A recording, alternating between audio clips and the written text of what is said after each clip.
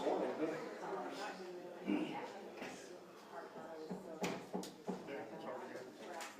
I'm just saying, I had a case of six spot truck.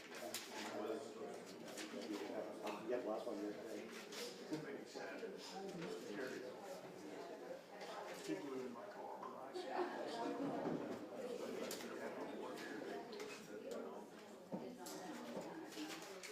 I may go back to that one.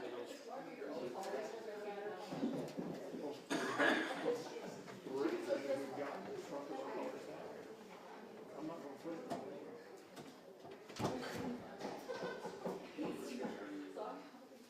Well, this one's okay. Okay.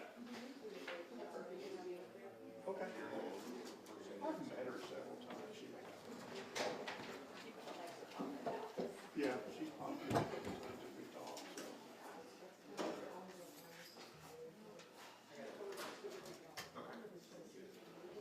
Okay. Okay.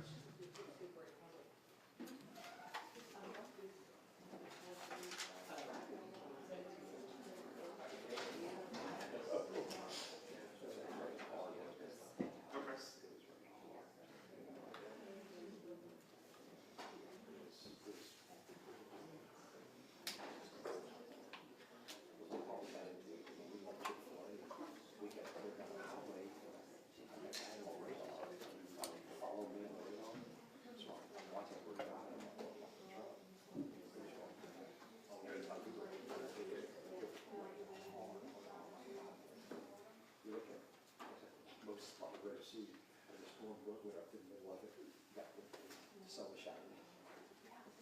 It's weird. It's strange. If you go on your app and layout, it's going to set your city, just be following. When you go on and watch it on the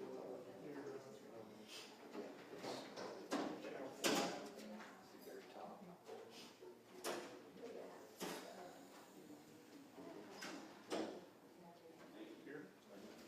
City, just follow me. These are places I've checked the weather, so it keeps it. If it falls in, you may have to check your.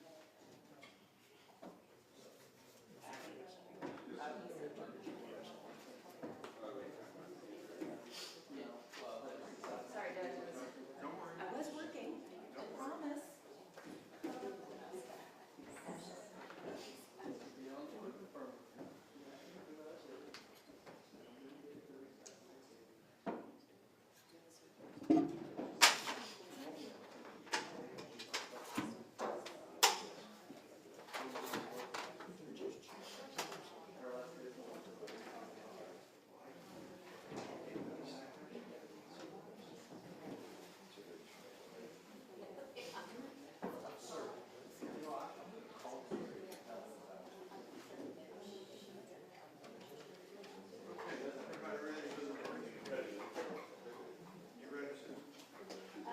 By the time it goes against him, I will be.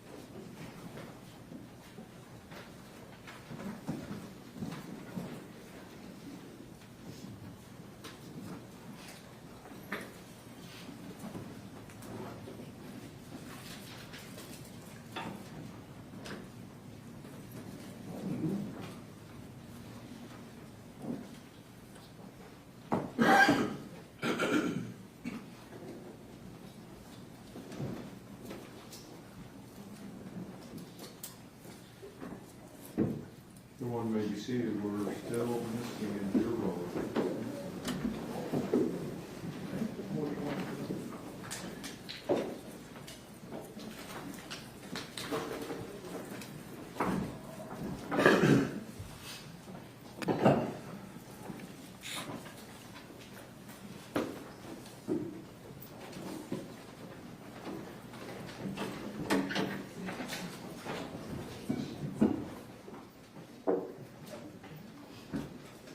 morning. Glad everybody's safe. Okay.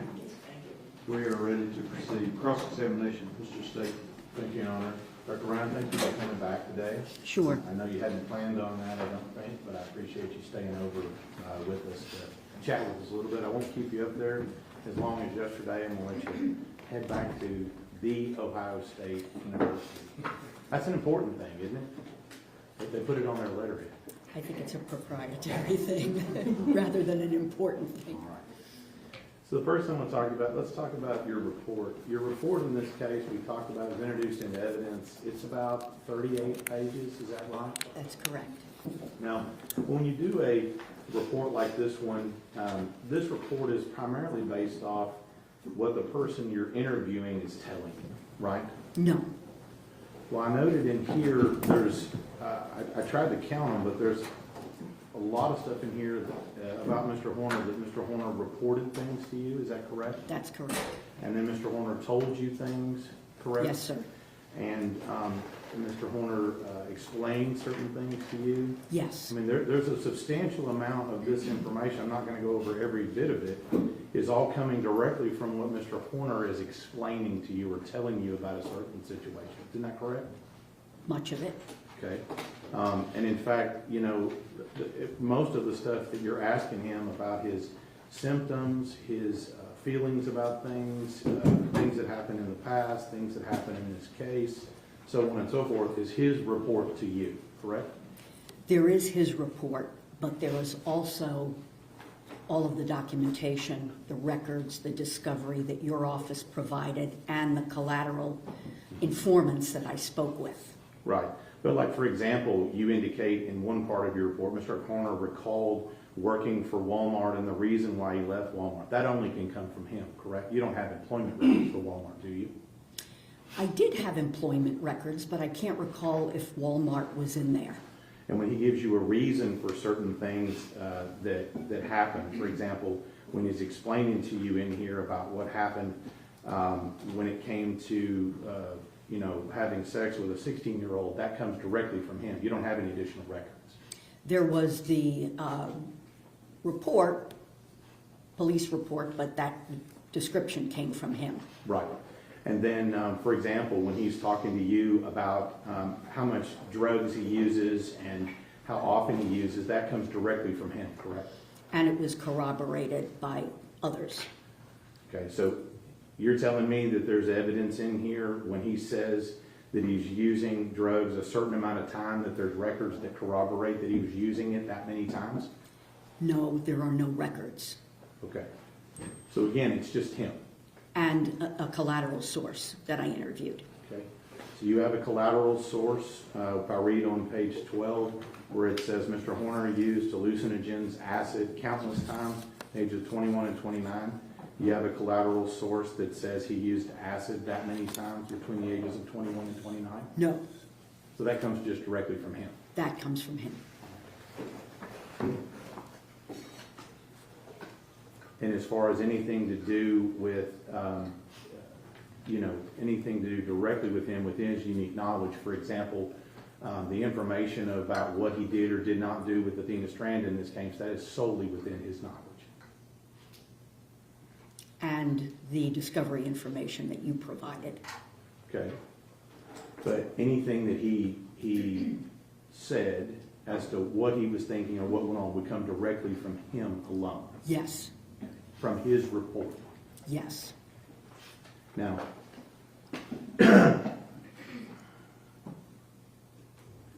and so you'll agree with me that from your perspective, it's important to be accurate with what information you reviewed in order to make certain assessments in this case. Would you agree with that? Yes, And so in this particular case, you would agree with me that whatever somebody you're interviewing is telling you, it's of critical importance that they're being truthful with you. Don't you agree? not necessarily. It's not of critical importance that the person you interview is telling you the truth? Depends on what the question is and what the issue is and what additional information one might have. So does it concern, I mean, I guess I'm trying to figure out, so they can lie about some things and not about others? And that's okay? It's not okay, but it is what it is. People do lie. It doesn't mean that everything that they're saying is untruthful. And that's where collateral sources, discovery information, all of that comes in to kind of be able to weigh, in my judgment, what is accurate and what's not. So when you ask somebody a direct question, you don't think it's important that what they're telling you is the truth? It's not a question of importance when you're doing this kind of evaluation. Okay, well, I'm confused. I mean, if they're lying to you and you're making diagnosis based on their lies. I'm not making diagnoses based on their lies. Okay. You're basing it on what they're telling you, right? No, the diagnoses that I made were based on not only what he told me, but on information from records, educational records, social history, collateral informants, medical records. So in a forensic evaluation, you never just rely on what the person is telling you. But you've told me there are certain things in here that you relied on that are solely within the knowledge of the defendant in this case.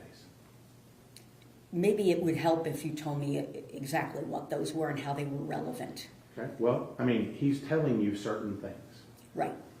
And you're telling me that his truthfulness as to those certain things that he's telling you really doesn't matter. It's not quite that simple. It's clear that he lied on several occasions. What you mentioned before, that he used acid multiple times between the ages of 20 and 29, that came from him. It wasn't really all that relevant to the diagnostic issues that I think were relevant to this particular case. But if you're making a diagnosis on someone and it's based on what they're telling you and what they're telling you is untrue, how can you rely on that diagnosis? I think we're probably on a different plane in terms of diagnoses. So, for example, if Mr. Horner had been the only person presenting me with information that he had autism spectrum disorder, I would not have relied on that. I would not have made that diagnosis. It's only because there was collateral information, there were many records, as well as my evaluation of him, that indicated that that was a legitimate diagnosis to make. But let me ask you this, since we're talking about truthfulness, you agree with me that if the person you're interviewing is not telling you the truth about certain things in that you're asking them, doesn't that call into question their truthfulness about other issues as well? Yes. So if they lie to you now, probably a liar later. I wouldn't say that. They could be lying later. And I would think, and you correct me if I'm wrong, it would be important for you to disclose to us in your report if somebody is being untruthful to you. You believe that's important, right? It depends. So how do you pick and choose what you tell us when somebody's being untruthful? Well, first of all, the report and what needs to be in the report is pretty much dictated by what has to be disclosed in the report. I didn't put the facts of the offense in the report. So that's not there, but I did disclose my notes to you. So you have those. Mm-hmm. All right.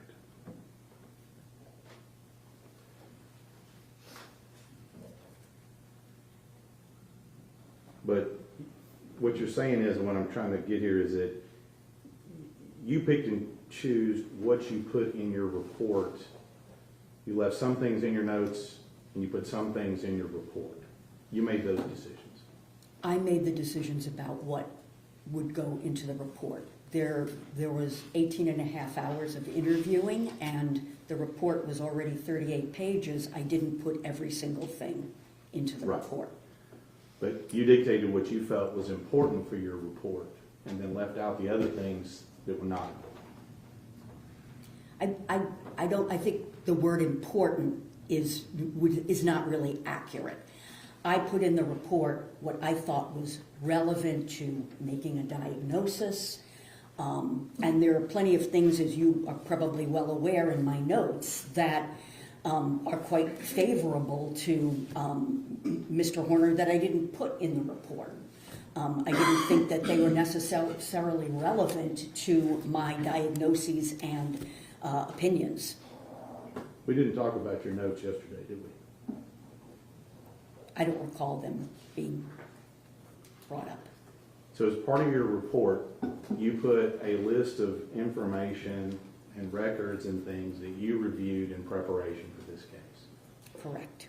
Up to and including today, is that a complete list of every piece of evidence, report, interview, everything that you've reviewed up until today? Is that a complete list? Except what I mentioned yesterday where I forgot to put the interview that I did with the in-home therapist as one of my collateral informants. So that's it. You haven't reviewed any additional evidence at any point up until and including today. I don't believe so.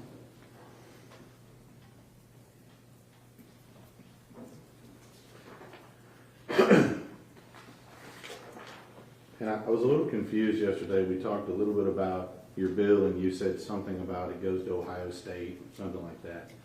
It sounds like if we add together today, your bill is close to $100,000. Would you agree with that? Yes.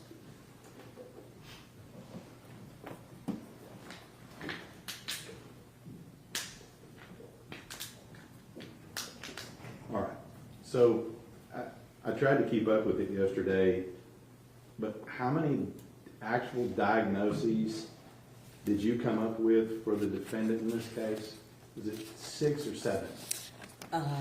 There were 10, actually. 10. I think one of those, and I'm just going to ask you this, one of those is something to do with PTSD. Did you make that diagnosis? I did. Have you read the report from Drs. Spence and Imhoff in this case?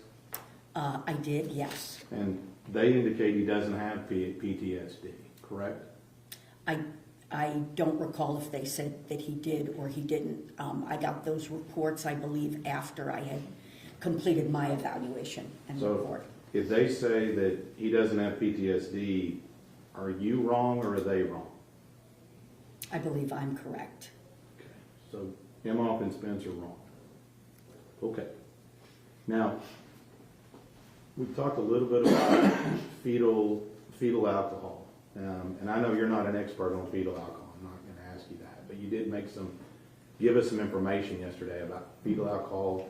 It's not syndrome. There's something else. It's alcohol exposed. Is that what you said yesterday? Fetal alcohol spectrum disorder, as opposed to fetal alcohol disorder. I'm going to write that down here. Now, what I'm confused about here is so you're not saying that every woman that doesn't know they're pregnant and parties or drinks a little bit is going to give birth to a child with fetal alcohol syndrome disorder. Spectrum disorder. Sorry, yes. spectrum disorder. Sorry. Correct. I'm not saying You're that. not saying that. No. So there's not an actual number of drinks or whatever. Some people party a lot and don't give birth to a child that has any type of fetal alcohol problems, correct? That's correct.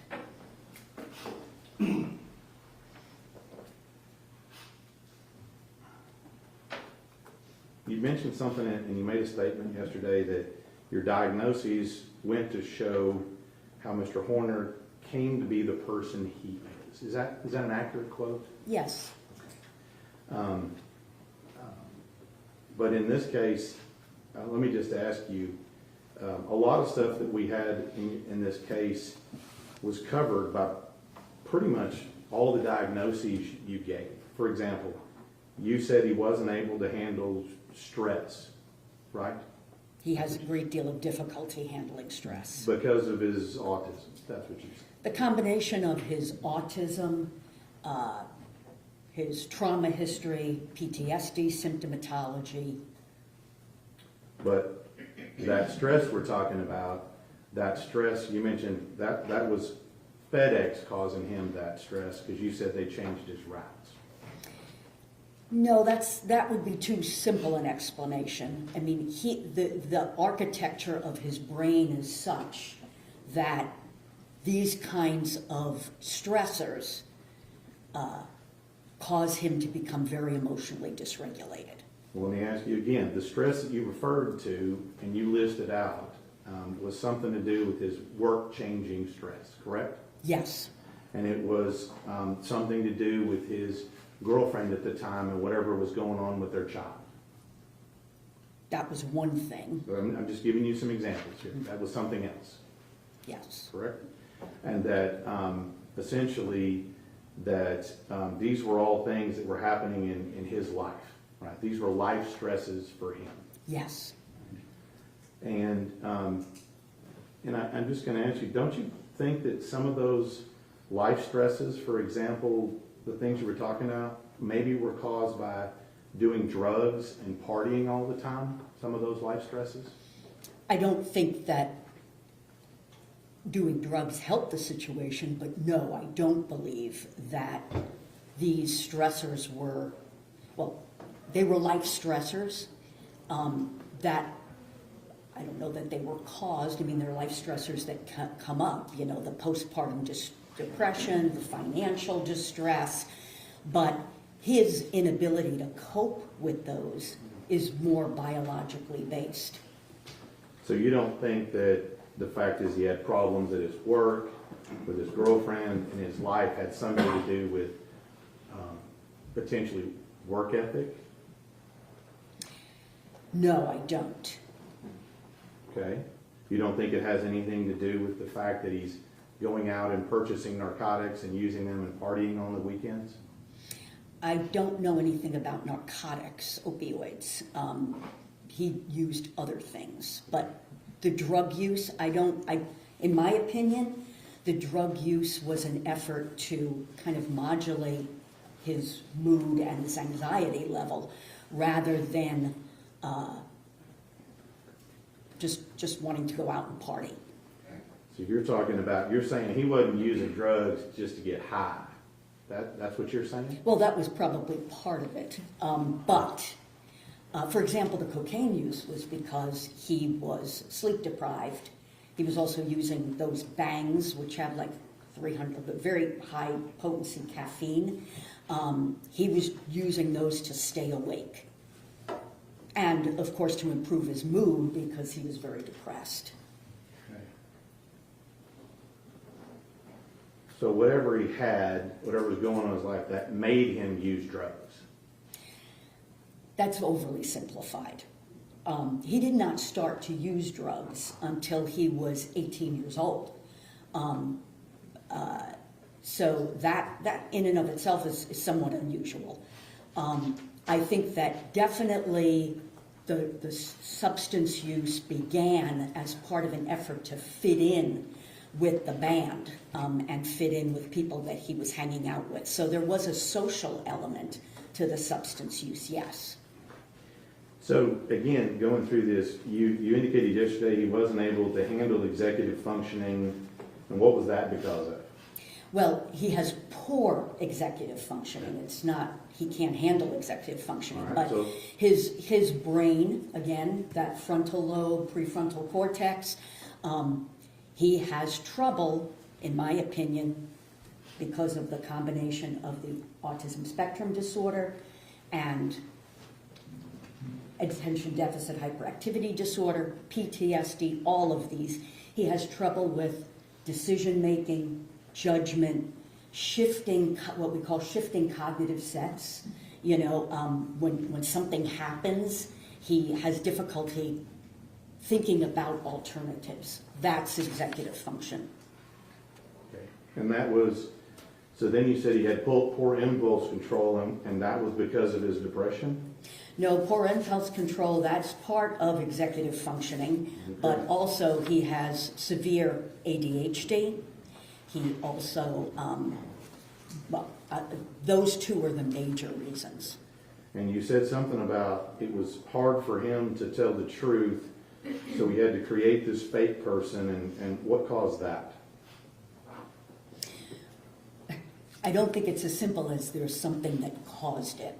As I said yesterday, I think that Zero gave him the ability to confess and distance himself from the horribleness that he had actually done. And you said something about, you mentioned that he lied a bunch during the investigation, and you attributed that to he was feeling pressured or overwhelmed or something like that. Is that right? And that's why he lied? That's part of it, yes. And then you said that if we don't see him showing remorse, it's this thing called alexithymia. Is that what you said yesterday? That's one of the things. Okay. Go ahead. So let's talk about this. You said you said severe depression. Yes. And I think you listed a whole, like a long set of symptoms or something that goes with that, right? Yes. That's on page 4 of your report, Yes. right? You said things like he had fatigue and low energy. Yes. And apparently it has something also to do with ability to concentrate. Right, that's what you said on here as well. That's one of the That's two? one of the criteria Okay. of depression that he exhibited or had problems But I with. mean, to be honest, ma'am, if he's out doing drugs, staying up all night, and he's fatigued and having all these problems, don't his own life choices cause these same symptoms? I took those into account, and he wasn't staying out partying all night. That was when he went with his fiance on weekends. But he was having trouble sleeping and was sleep deprived during the week also. So one has to, basically in my judgment, that the sleep deprivation was primarily related to his depression. It wasn't related to him playing video games all night, doing coke on the weekends, smoking weed, things like that. You don't think that was related to why he's got fatigue and low energy? I don't believe that was the cause, no.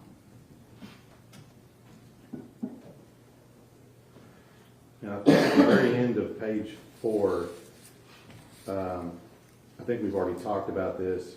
You said at the very end of page 4, he says, it led to the use of substances. My vernacular is not that good, but ameliorate means to somehow fix his distress. Lessen His distress. So he had all this distress, and that made him turn to drugs. Again, that's overly simplified, but he had that distress prior to using drugs. I guess what I'm trying to figure out, was he just powerless to resist doing coke and smoking weed and doing acid and doing Molly and all that other stuff? Was he just powerless to resist that? No, So he made a choice to do that. yes, You talked a little bit about having issues with his job, right? I think you had several paragraphs in here that talk about his work history and his occupation history. I think that's on page 9, is that correct? yes. And I'm just going to get a couple examples. There's a lot in here, a couple of examples. You said on page 9, I'll just go to the one about working at Outback, since you mentioned that yesterday. You said that whatever he does not appear to be from lack of motivation. That's what you said, right? Is that on page 9? Especially as he got older, yes. Right, doesn't appear lack of motivation, right? And then let me go to your notes here. How many pages were your notes? I don't know, I didn't number them. Okay, you didn't number them. Judge Mount approach? Yes. If I told you there were 140 pages, would you disagree with me? No, And I'm gonna show you, can you just look at those and see if that is a representative of your notes? Yes, they're mine. Okay, well, hang on to those, we're gonna look at those. Okay. I did put some tabs on here, those are not your notes, but I didn't wanna have you flipping through all, is that okay? That's fine. Okay, because they weren't page numbered, okay.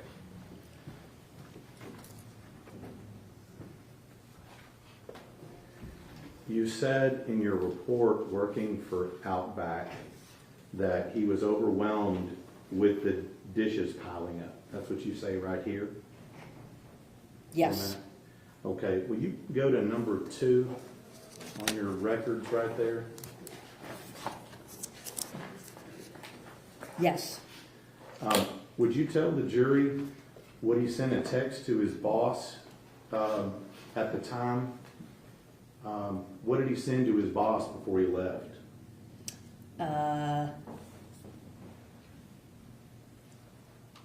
Job, Outback dishwasher, told boss, F off, extra dishes, go outside a little bit, left.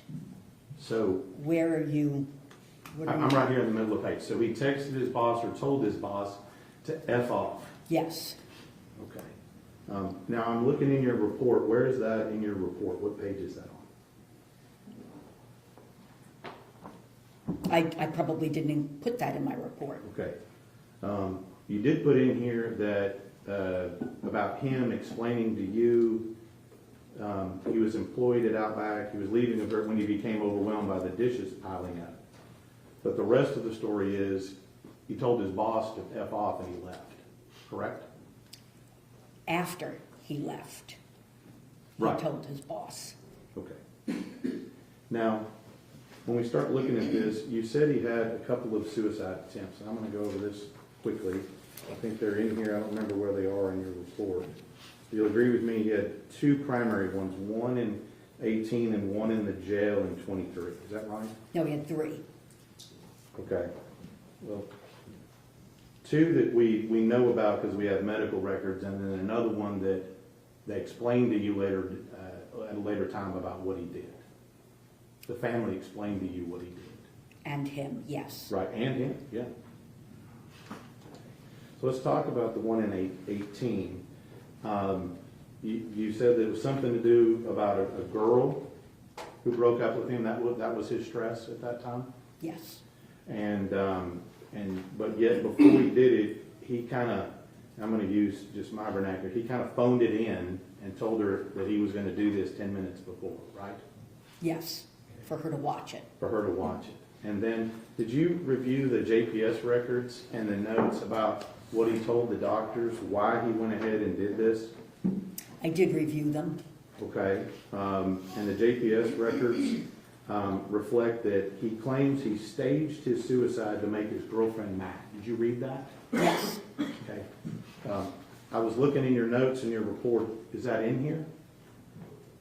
If it's not in there, then no. Okay. So he gave a reason of why he did whatever he did, that he staged it to make his girlfriend mad. That he was going to suicide to make his girlfriend mad, yes. Right, okay. And then the one in 23, you read the jail records, right? Yes. Okay. And you realize on that one, he kind of phoned that one in too, right? He hit the button, and then when did whatever he did, and when they didn't answer, they came to find him. That's what the record reflects. That he hit the button. Yeah, he hit the button Yes, and there was yes. call. And then when he didn't answer, they came running. Right? Yes, I think so. Okay. So we kind of phoned it in again the second time, right? I don't know that he phoned it in, but I believe he probably began to panic and press the button. Okay. So I'm going to go through a couple of quotes in your report here. I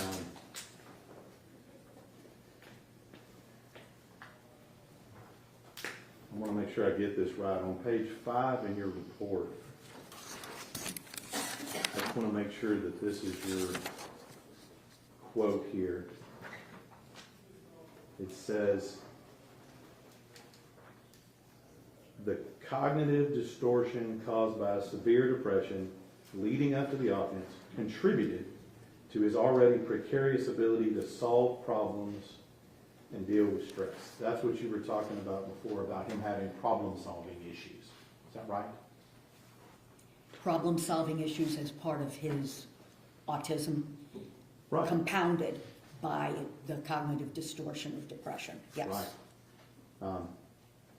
That's one of the things, he had a problem, an issue with problem solving, right? Yes, Okay. And then you said, and I think, I'm going to get this quote right here, you said his impulsivity combined with the core deficits of autism spectrum disorder, cognitive distortion, secondary to clinical depression, compromise his ability to deal with stress leading up to and during the offense, right? yes, And those are those stressors you were talking about the other day with life, work, car, finances, things of that nature. yes, Okay. Now those sound like things that most people deal with every day. Would you agree with that? yes, And even you, according to you, showing up unannounced, that threw him for a loop and caused him a bunch of stress. yes, So his reaction, due to his autism spectrum, I'm going to get this right here because it's not additive, it's compounding, right? That's the word you use? Am I getting Yes. that right? Okay.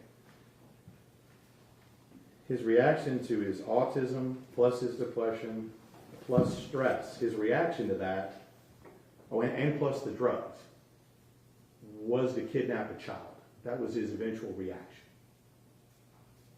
All those things put together, that was his reaction, was to kidnap Athena Strand. the precipitant was panicking because she saw him snorting cocaine. Okay. So that, when we talk about this, that precipitant, that is what you told us yesterday, that's the point of the spear, if you will. That's where this thing begins, according to you. Yes, That's where the catastrophe begins.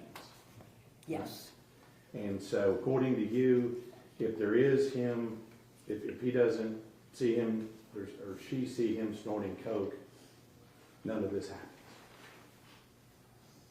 yes. That's what you're saying? my opinion, yes. Okay. Now, you said you used a term, and I want to get this correct here, a precarious ability to solve problems. That's what you wrote in here. Yes, Now, correct me if I'm wrong, but he didn't have any problem solving the issue of how to get rid of the body of the child he just murdered, did he? no, He didn't have any problem solving the issue of how he was going to keep access to his crime scene the next day, did he? I don't know what you mean by that. Okay, I'll tell you about that. You understand that he manipulated the scene and he manipulated other people so he could keep the van in which he murdered Athena in the next day. That wouldn't surprise me, but I didn't know about any manipulation. Well, I mean, you understand that, one, he was in the same truck the next day. Yes, And you understand that the reason why he was in the same truck the next day, because he called his boss, lied to his boss, and said he'd thrown up in the truck, oh, yes, and he needed that. You remember now? yes, So he manipulated people, his boss, family, and other people to keep his crime scene the next day, yes, and drove his crime scene around the next day, correct? yes, So he didn't have any problem solving the issue about how he was going to keep access to his crime scene the next day. He didn't have any problem solving issues with that. correct. And he didn't have any issue solving the problem about how to create this whole lie about backing into her and all the details about that. He didn't have any problem solving that issue, did he? I don't know, problem, but he lied about it, yes, Well, I mean, he created a very detailed scenario of exactly what he did, right? yes, To solve the problem and how to explain why she ended up in the truck in the first place, correct? correct. So he didn't have any problem-solving issues with that, did he? Well, how he solved the problem was obviously very disturbed and foolish, but that was how he problem solved. And did you notice that, whenever he shows up to the truck stop, he was able to manipulate the clerk into giving him free cleaning supplies? Did you hear that? Yes, but manipulate, he just asked. Well, in fact, he didn't just ask. He said, do you want me just to kick this out on your concrete, or do you want to give me free cleaning supplies? Mm-hmm. That's what he said. Uh-huh. So he manipulated the clerk to give him free things so he wouldn't have to purchase anything. Okay, Is that correct? yes. And purchasing things leaves a trail, doesn't it? I didn't think of that, but there were so many things that he did that left a trail, so I wouldn't see that as particularly critical. And you understand that he's doing these things, these problem-solving type actions, within 10 minutes of him tossing her body in the water. Yes. It sounds like, to me, that his problem-solving is working just fine at this point, correct? I would say it's not. Well, it sure didn't slow him down, did it? It did not.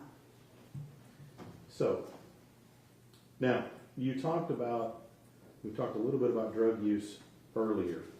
And if you'll go to number 1 in your notes there, I think it's on that.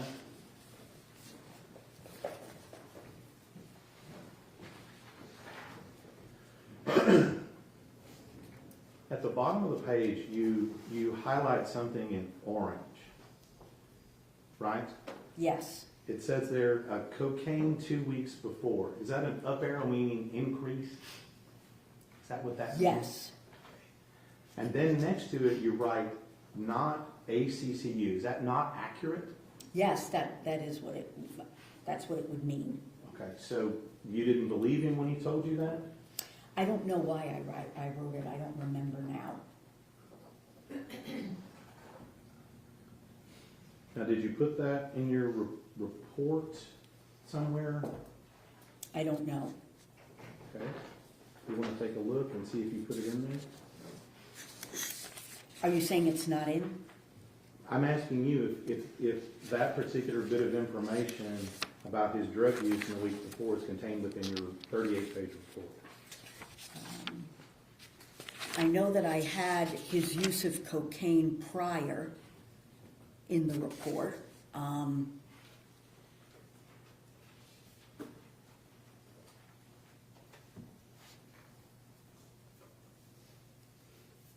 I have down Mr. Horner had not used cocaine for about a month prior to the offense, but on the day of the offense, he was exhausted and anxious and used cocaine several times in the hours leading up to the offense. So I'm not sure why I have down not accurate, if it may have been that I had a collateral source that said he didn't have access to it or what. I don't know. So you don't know and you don't remember? I don't. Now, the second thing you said here when you're talking about this cocaine story he told you was that you said where did he tell you he got the coke? Oh, I don't know. I don't even know that I asked. I don't believe I even asked. I wouldn't have been interested in where he got the coke. Well, would it surprise you if it's in your notes that he told you that he found the coke at home? Oh, that's the coke that he used prior to Athena's abduction. I thought you were asking me who his supplier was. No, I'm asking you, and I'll clarify here, on the day of the offense, what did he tell you where he found the coke on the day of the offense? He found it somewhere in the shed. He thought that it had been used up by someone else, and then he found it. All right. This was his story to you about this cocaine thing. This is what he told me, yes. Okay. Now, with regard to that, he just said he found a bag of coke in his house, essentially. Something like that. Okay. Now, in part of your report, you said that the intoxication on the coke at the time of the offense contributed to his impulsivity and his impaired problem solving. Is that what you said in your report? Yes, Does that sound accurate? yes. We've already talked about his problem solving. You'll agree with me that at or near or after the crime, his problem solving was working just fine. Right? Again, I don't think his problem solving was working just fine, but he was solving problems as he saw fit in the way that he solves problems. I mean, he was solving problems to cover his tracks. Yes, He was solving problems as to how he was going to explain things to everybody else. I don't know that he was doing that at the time, but clearly that was happening afterward, after he was brought in. Right. And so you talk about here his impulsivity. Yes, I'm going to take a little detour here. You talked a little bit about antisocial personality disorder yesterday. I'm not going to get too deep into that, but isn't impulsive behavior part of antisocial personality disorder? it can be, yes. Now, you watched the video of the abduction and the audio. Did you listen to the entire thing, the Yes. entire hour? Yes, Okay. And you'll agree with me, it wasn't impulsive when he covered up the camera an hour before he arrived at a delivery the day before. That's not impulsive, is it? no, I wouldn't call that. And you'll agree with me that his decision to cover up the camera again approximately an hour before he kidnapped Athena, also not impulsive. No, I wouldn't call that particular act impulsive. That's planning, is what that is, right? In that moment, yes. That's planning and covering it up before you do something. He was covering it up because he was using cocaine and cannabis, marijuana. That's why he covered the camera. Oh, that's what he told you. Yes. You don't have any collateral source on that, do you? No, other than he had covered up the camera prior to that also, when he had been using. Right. So you're Smoking making or the whatever. assumption that that's what he's doing. And And- you don't have any information to prove that one way or the other. I don't.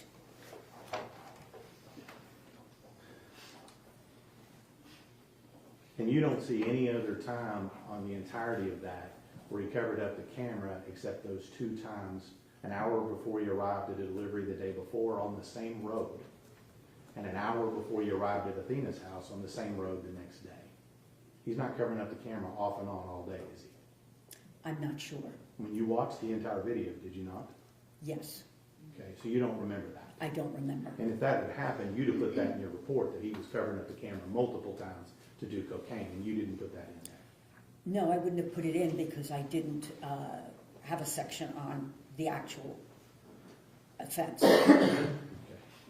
Now, when we're talking about impulsivity here, when he puts her in that vehicle, and the first thing he says is, "Don't scream or I'll hurt you," that's not impulsive. I would say it's neither impulsive or non-impulsive. Well, it's a plan and an indication of what somebody wants at that immediate point. Yes. Objection, Your Honor, to counsel testifying. Yes, And when he goes to a secluded location to sexually assault her, that's not impulsive. He drove 20 minutes to get over there. Correct? correct. And it wasn't impulsive when he calmly tells her and talks to her about her family, school, and other things. That's not impulsive either, is it? I wouldn't call that impulsive. And you would call that him trying to keep her calm in the vehicle, right? Yes, and himself calm. We'll talk about that in a minute, but with regard to her, he's telling her that so she stays calm for what's coming. That may have been the reason. Not for what's coming. I don't know that I would agree with that. I think he's trying to keep her calm. Well, you know what happened next, right? Exactly. He sexually assaulted her. Yes. But that's why he's keeping her calm. I don't know that that was the reason. Did you ask him why he was having these calming conversations with her before he sexually assaulted her? I wouldn't call them calming conversations. I think he was just asking her questions. I don't know what his motivation for certain questions were. You didn't ask. No, I did not. Now,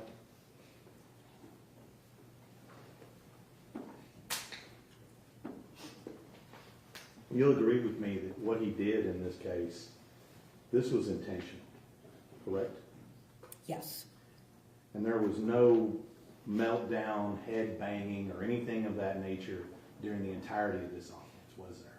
I think he was emotionally dysregulated, but I didn't see any evidence of head banging or anything like that.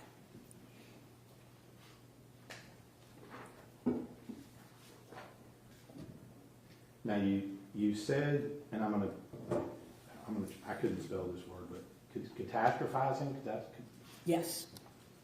my vernacular doesn't allow me to do that. All right. So basically, this was something that you said when she saw him doing coke, it was all over, and essentially what you're saying is she was dead and she didn't know it yet. That's Those what would you not mean. be my words. No, but I mean, you said once that thing happened, it was all a catastrophe. No, I think that when he saw her having seen him snorting the cocaine, that was when he decided that he needed to do something to stop her from telling anybody. When he put her in the truck, in my opinion, he didn't plan on killing her. It wasn't until he recognized, now it's so much worse because I've put her in the truck, and now what am I going to do? I think it may be in my notes. It was when she asked him, "Are you a kidnapper?" That he thought, now I'm really done, something to that effect. And that's when he made that decision, not when she saw him snorting the cocaine. So we have the end result, but what you missed was what happened in the middle. Which Right. is what? Sexual assault. That happened in the middle. No. I think that maybe I'm misunderstanding your He question. kidnapped her, he sexually assaulted her, then he killed her. That's how this goes together. Actually, that's not what he told me, and that's not my opinion. Okay, well, you listened to the audio, right? Yes. And at some point you recognize that he said, take off your shirt, take off your clothes. Yes. That was prior to the time that he's killing her, correct? Yes. Okay, so in the middle of this, when he's having this catastrophe, in the middle between when he kidnaps her and when he kills her, he takes the time to sexually assault her in the middle. Yes.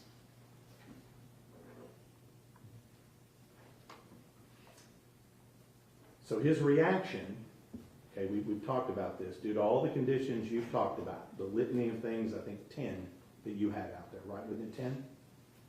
10 things that he has wrong with him? Yes. Okay. His reaction to that, because of what's wrong with him, was to go straight to murder with a sexual assault in the middle. No, those disorders are not causative of what he did to Athena. They, again, contribute to the way that he thinks and the way he behaves. But it's not simple cause and effect. I'm not saying that his autism, PTSD, major depression, and ADHD caused him to do this. So let's talk a little bit, you talked a little bit about antisocial personality disorder. You said he doesn't have that. Correct. Okay. But that's something that you said it has to be before he's age 15. No, the criteria are that someone has to meet the criteria for conduct disorder Okay. before age 15. And I think you said some of the things that go with antisocial are callousness, lack of concern, deceitfulness, irresponsibility. I think you've said that. A persistent pattern of that. Pattern of that. But in this case, you have a pattern of him being deceitful, do you not? Within the context of this crime, yes, but that would not, in and of itself, qualify for that diagnosis. Well, you understand that he's also told lies about other things he's done in his past as Yes. well. So that's a pattern of deceitfulness. In my opinion, it was not sufficient, especially understanding why individuals with autism spectrum disorder lie. It's typically fear-based and driven by their cognitive difficulties, and in my opinion, I saw that in the kinds of lies that he had told in the past. Right. The second thing you said is that there's some form of irresponsibility, right? So deceitful, irresponsible behavior, pattern. Pattern of that, yes. Looking through your report and your 140 pages of notes, you'll agree with me that he has a pattern of irresponsible behavior leading up to, before, and after this offense. I did not think that he had a pattern of irresponsible behavior that would qualify for this diagnosis. Okay, so, I mean, purchasing drugs and narcotics and things and doing that on the weekends not irresponsible? Yes, it is irresponsible, but again, doing that in and of itself, or even in combination with certain things, again, it doesn't meet the criteria for antisocial personality disorder. You also said lack of concern.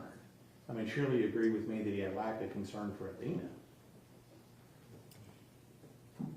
In the offense, while he was, I think that he was, yes, I will agree with that. But again, it's a persistent pattern, and it's very clear with respect to the diagnosis that these things can't be attributed to some other major mental disorder.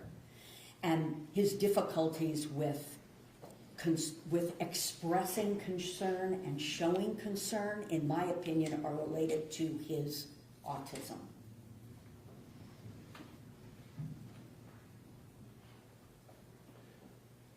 Now, the last thing on here is some form of, you said, callousness, right? Yes. I mean, you'll agree with me that he was extremely callous with the way he treated Athena. I mean, after all, he was singing Jingle Bell Rock during this assault while he's screaming at her. You'll agree with me that that's callous, isn't it? Yes. I mean, doesn't some form of antisocial personality explain why he has such a clear disdain and lack of regard for this child? In my opinion, no. You relate it to these other conditions. Yes. Now, you talked a little bit about, I'm going to get the terminology right, pedophilia disorder, pedophilic disorder? What's the right word? Pedophilia, or either way, pedophilia. All right, I'm going to use your word. I think it's pedophilic disorder in DSM-5, same thing. If I say one or the other, you'll understand what I'm talking about, right? Yes. Okay. And so what evidence did you review in this particular case to make that decision? He does not have a persistent pattern of a sexual interest in prepubescent children, which is what pedophilia is. Okay. What evidence did you review to make that conclusion? The discovery information that was sent. Apparently his cell phone was looked at in terms of what was on there.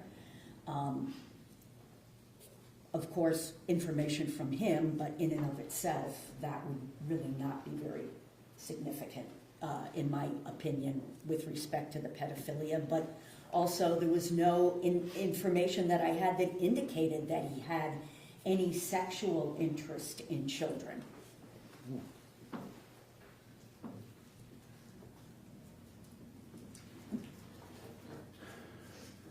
Now, you understand that there's allegations that in his early to mid-20s, he had sex with two 16-year-old girls, correct? Allegations, yes. Okay. And one of those, I think you put in your reports, something about her being drunk at a party. Is that correct? What page are you? I'm asking you. Do you remember that being in your Yes, I report? remember that him telling me about that. And this comes directly from him. There's no other collateral sources. This is just directly from him. I believe it was directly from him, yes. All right. And what I'm going to, let me just guess here. He told you that he didn't know that she was 16.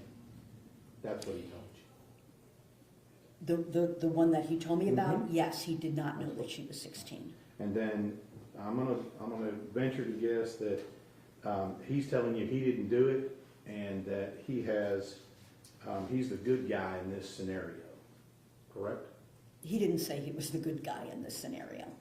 Well, he said he didn't do it, right? Yes, And that when he found out about it, he immediately distanced himself from the situation and didn't want any part of it. That's what he told you. I know, can you be more specific? He said that he got real mad about it. I mean, his reaction was inappropriate. It was very, I think, typical of the way in which he overreacts to situations.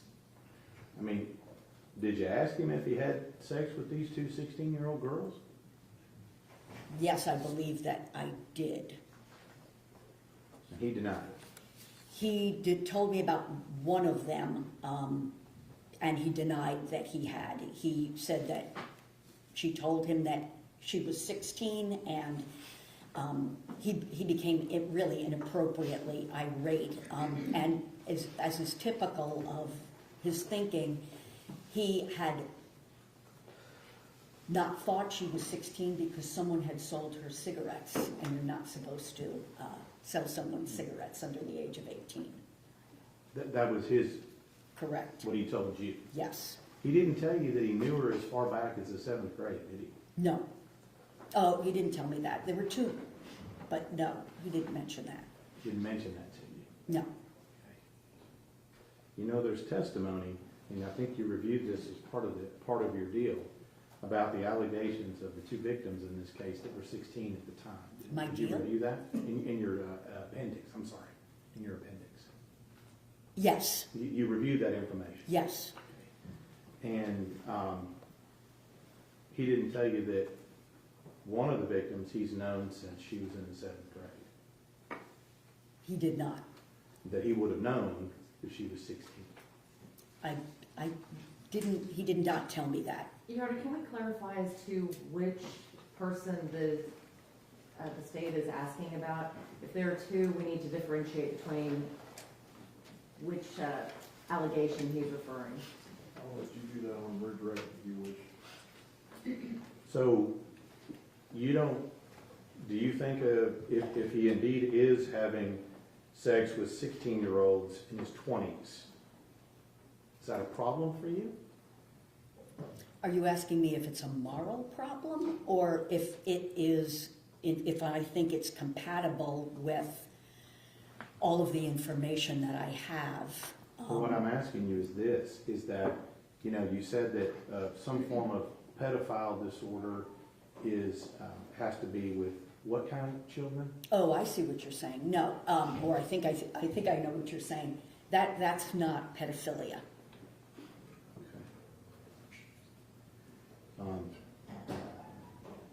Does gratifying himself on a 7-year-old child, that screams pedophilia, doesn't it? No, it's disgusting, but it's not pedophilia.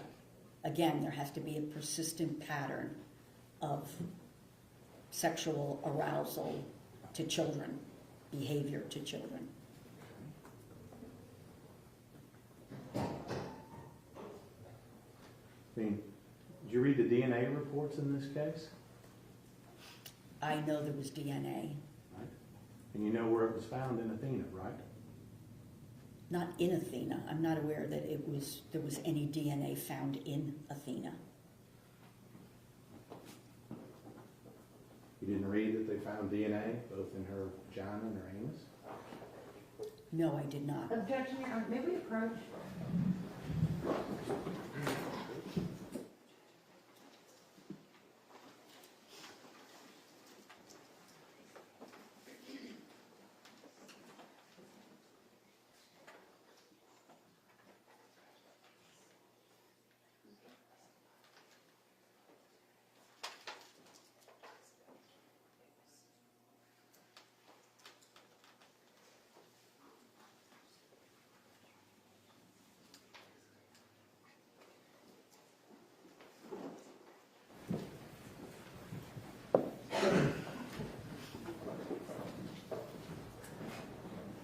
Mr. Taylor, you may proceed.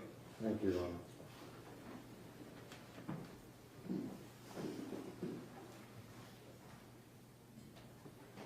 So I guess what I'm trying to clarify here, because you say it only happened just the one time, that doesn't relate to pedophilic disorder.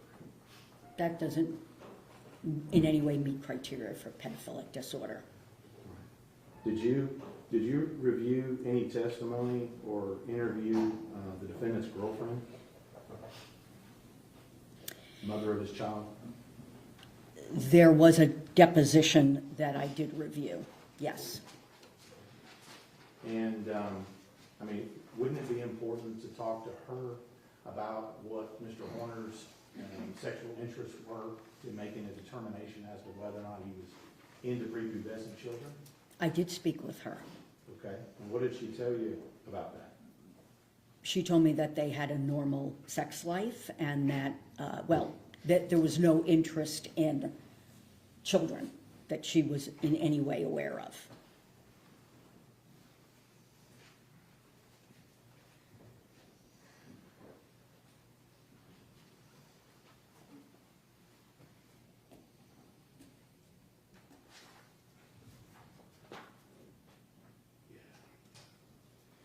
Now, I want to make sure I get this accurate here. You indicate that we've talked about his difficulty in planning, and I think you also said he had difficulty linking actions to consequences. Is that right? That's what's in your report? Yes. Okay. And that he had impaired moral reasoning. Yes. Okay. But I think we've already talked about, he knew enough about linking actions to consequences to cover up the camera on the day of the murder, right? Yes. And he knew enough about linking actions to consequences to cover up the inside camera when he was going to sexually assault her. I'm not sure why he covered up the camera at that point, but he did. I mean, objectively, the inside camera, when he covers it up, prevented us from seeing exactly what he was doing, correct? Yes. So that's actions and consequences. Could be. I mean, he covered up the camera before assaulting her. Same with him cleaning up afterwards, right? That's actions and consequences. Yes. So he understands that. Now,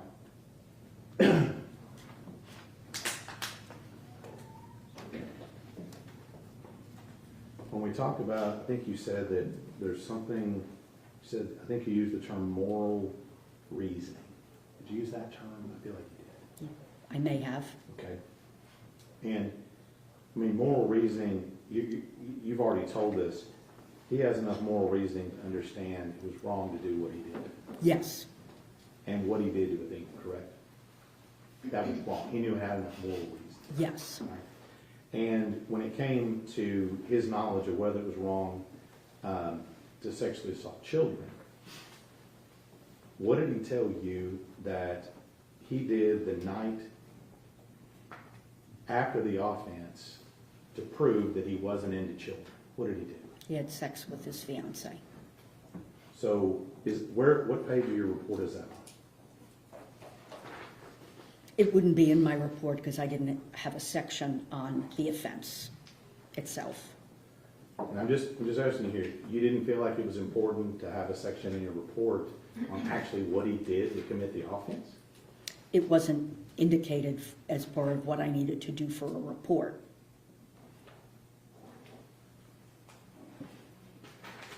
So in your notes, if I remember correctly, if you're turning to number 10 in your notes, I think it's towards the back, man. On my little tabs there. Am I right? Yes?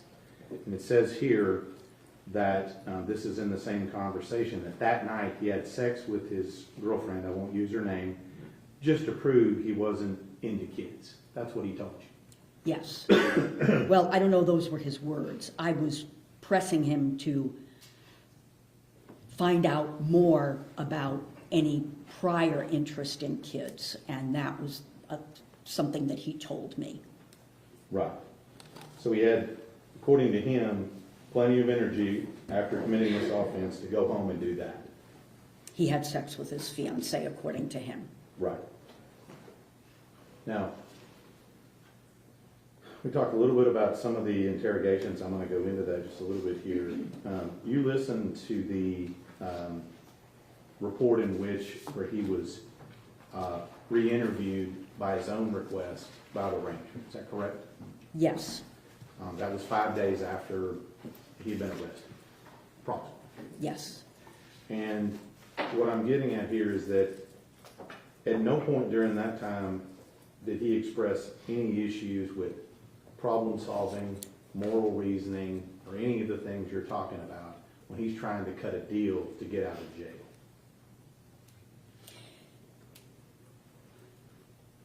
Cut a deal? Yeah. What do you mean? Meaning that he went to them and he said, Oh, I see. let me out and I'll tell you what you want to know, essentially. But I want to see my kid for Christmas. He was fully aware of what he was doing at that point. He didn't have any problems with impulsivity, problem solving, or any of that when he's trying to cut that deal. Clearly problem solving. I mean, there's absolutely no way that someone who had just done what he did was going to get out on Christmas furlough. He sure thought he could. That's the whole problem. Yeah. I mean, his ability to think through in a reasoned way is really impaired. Now, despite all of this, despite everything that's gone on, despite murder, sexual assault, all that's gone on, I want you to go to page 29 of your report.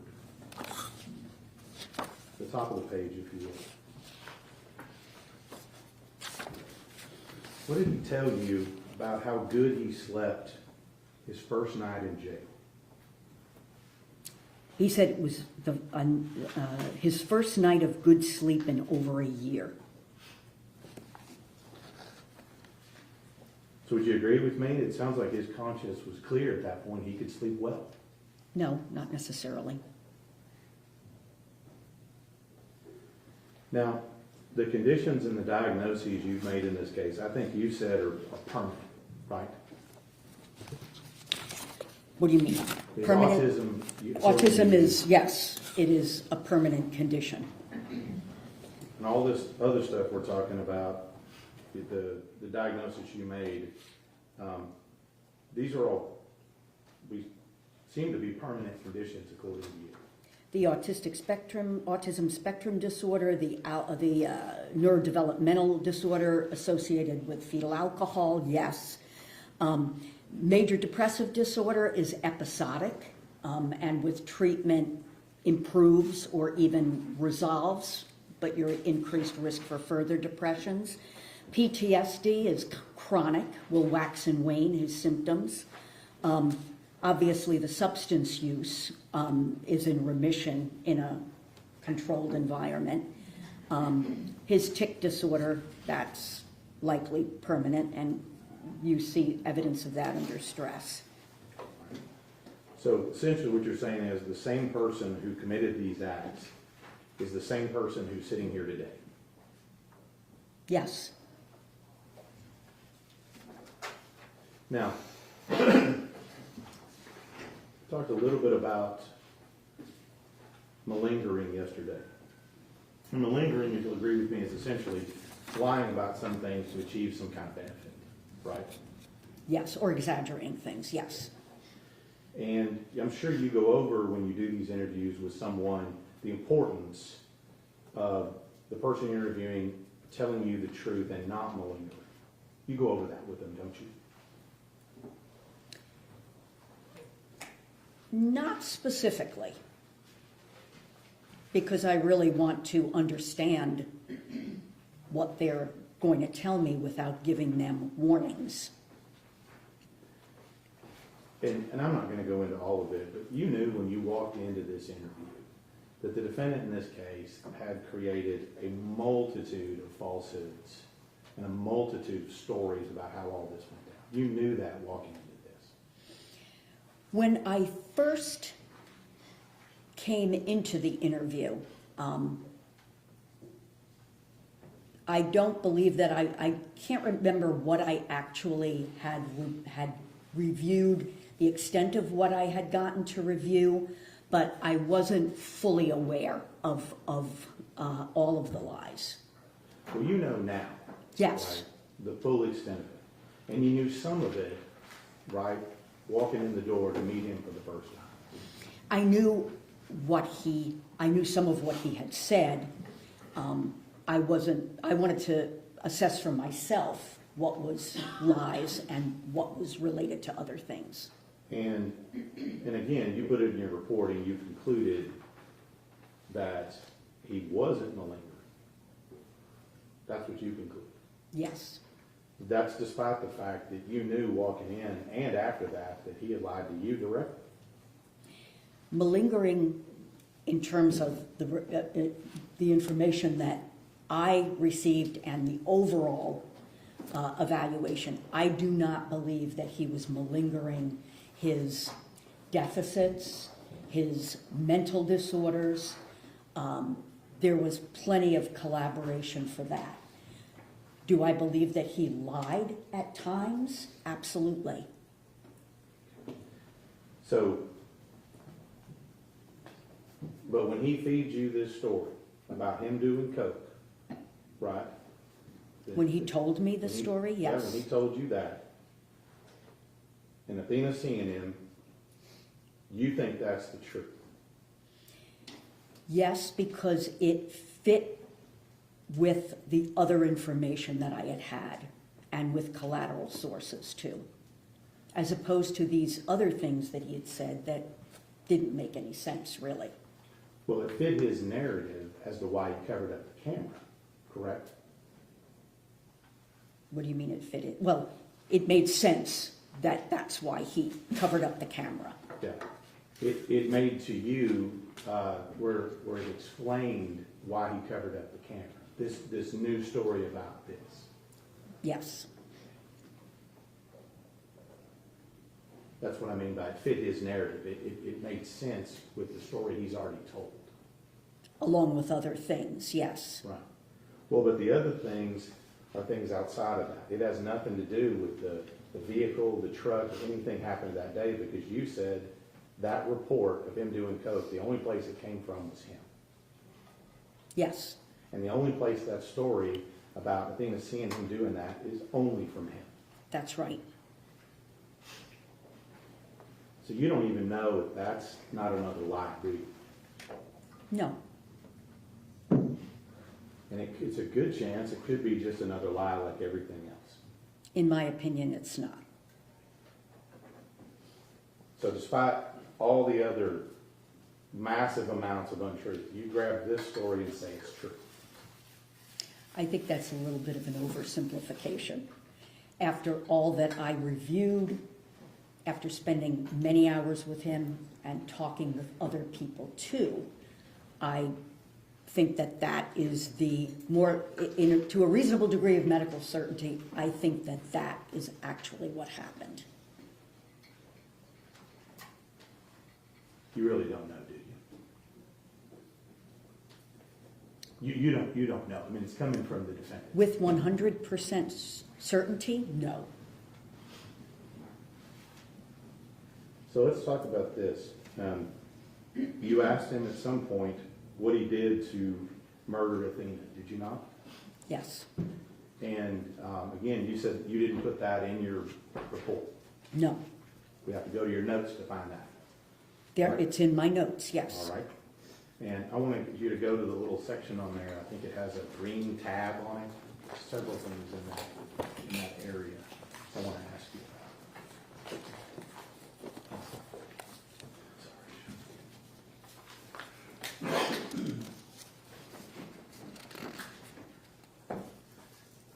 The bottom of that first page has got a little star next to it where it says, "She saw me doing cocaine." That's the beginning of him telling you that story, correct?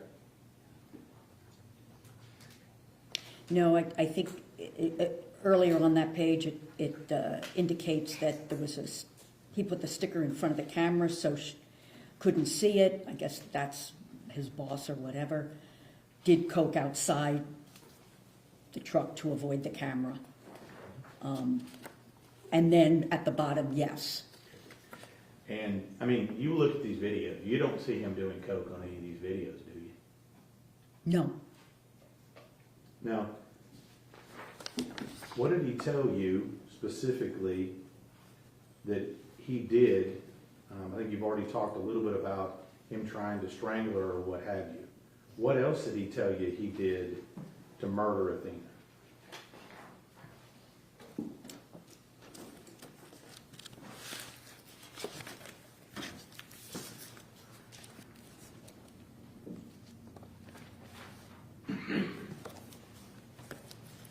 Can you give me a minute?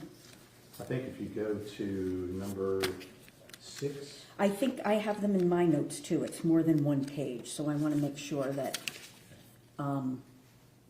Just to clarify, do you have a different set of notes? no, than I have the same notes. Same notes. I'm hoping that you copied them exactly. Let's see. Okay. I've marked it as number 6 on mine. Number 6, Number it's 6. not the green? No, I had Okay. actually marked the specific section I'm going to ask you about. Okay, so number 6. 2, 5, 1, 4.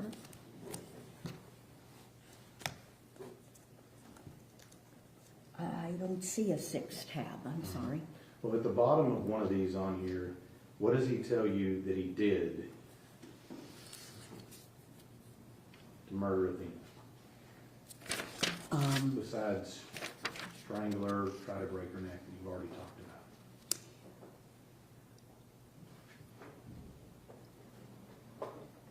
Okay, he tried to kill her by breaking her neck, Right? then he choked her. Right. She was still alive after he choked her. He could hear her breathing. He did another line of coke. Okay. I'm going to move you to the bottom of that page. Where it says, does it say something like he stopped by her cheek? Was that where that begins, at the bottom of that page? Is that your words? Or creek. Stop by creek. I'm not sure. Could be cheek. I don't think so. That doesn't make a whole lot of sense. Okay. Stop by creek, and he didn't use this term, I did, physical blows to the head with his fist and feet. Okay. So he told you that he used physical blows, whatever his description was, with his fists and his feet Yes, to Athena. yes. So what specifically did he say he did with his fists? I don't know. I don't recall. I mean, you understand this is the first time he's mentioned and admitted to using his fists and his feet. I don't know about that. I mean, you read all the documentation, right? Yes, Do you find it anywhere else in there besides right here? no. Okay. So with that, did you ask him what he did with his fists? I don't think I needed to. I don't know if I did or not. I mean, you don't think it's important to know what exactly he did with his fists to beat somebody to death? No, I don't. I mean, you're making an assessment of all of this stuff and giving us a report But what he actually did in the offense, I mean, are you telling us that's not important? I think there's sufficient information to know what he did in the offense. We know what he's lied about doing in the offense, right? In terms of the interrogation and these other things you mentioned, yes. But you didn't ask him, or you don't remember what he said he did with his fists, He beat her with his fists. okay? Is that what he said? Yes, that's these are my words. Okay, well, what are his words? I don't recall, but what it came down to was that he beat her with his fists. Okay. Now, what did he tell you he did with his feet? Kicked her. Kicked her. That's what he said? Yes. Specifically? You've seen the autopsy photos in this case, have you not? Yes. Doesn't that explain why we have a tread-like pattern on her face? Objection, Your Honor, that calls for speculation and is outside of her expertise. Sustained.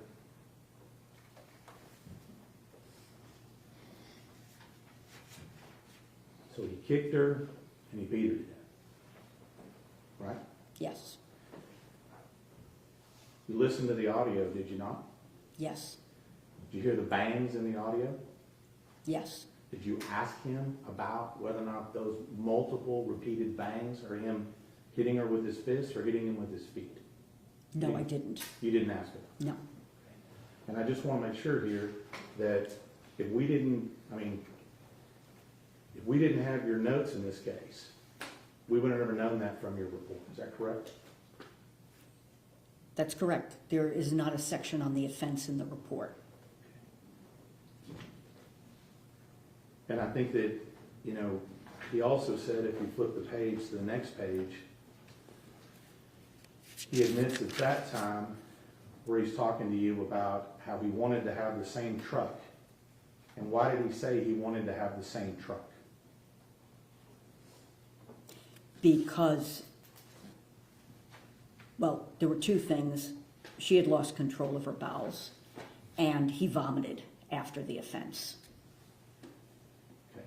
And I think your notes say wanted the same truck because there was blood, urine, and feces in the truck. Is that correct? Yes. Goes back to what I asked you about planning. That sounds like planning, doesn't it? What does? The truck, getting the same truck. Keeping the same truck. Yes. Now, let me just ask you this from an objective perspective.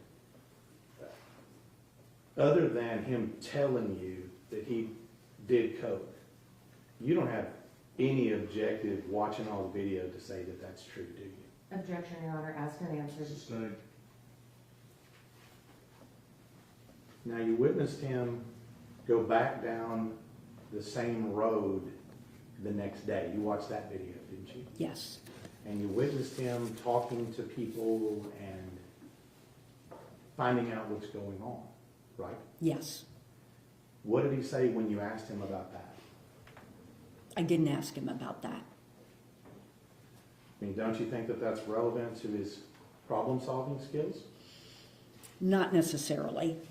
I didn't have, number one, I didn't have that. I don't believe I had that at the time that I interviewed him, and I don't think that that's not incompatible with his autism combined with his trauma history. I mean, doesn't that explain his knowledge of the consequences of this particular act? Driving back through the crime scene? Oh, I don't know why he drove back through the crime scene. Oh, you didn't ask? No.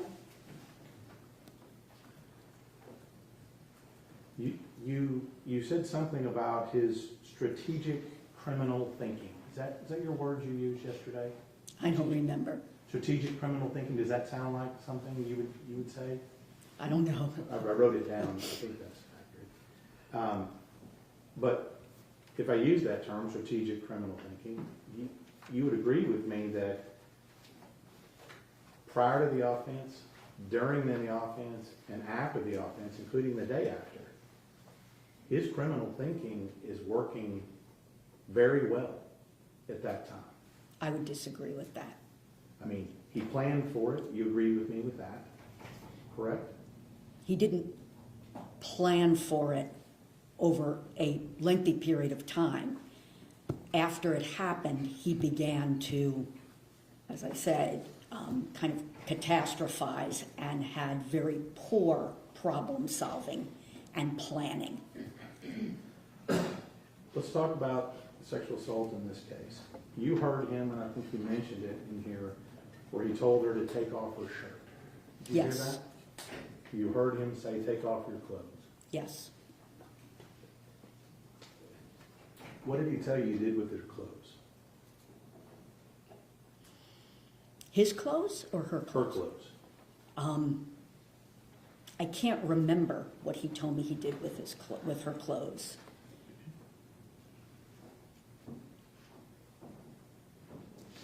So up until this point, and including with you, he denied doing anything sexual to her multiple times. I don't know about multiple times, at least once he denied it. And now I think you, if you go to number 7, I think it's number 7 on my notes here. In your notes, you indicate 7. Sure, yeah, 7. Sorry about my handwriting on the notes there.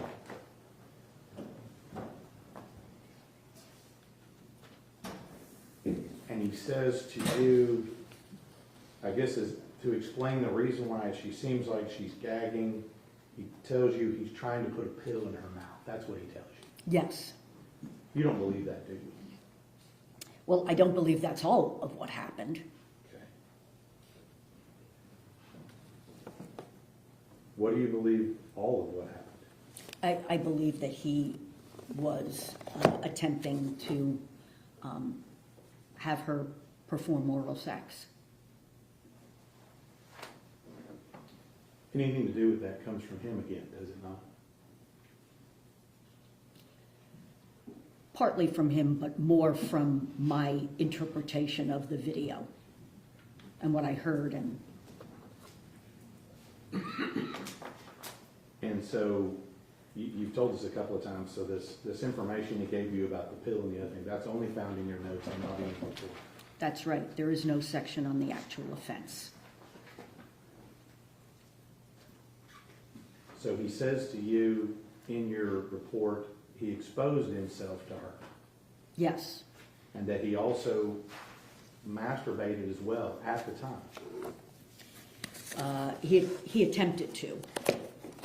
according to him. Yes. And when you challenged him with all that and said, hey, I don't believe you, what did he say? I don't remember exactly what he said in that moment. At some point, he admitted to what he had done. But his statement is he tried, but he didn't actually do anything. He couldn't get an erection.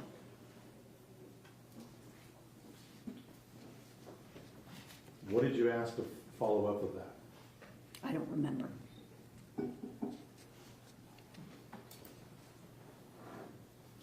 Now, you had a little bit, you talked about future danger yesterday. Remember talking about that? Yes. I mean, when we talk about prison is really the definition of chaos, isn't it? It can be.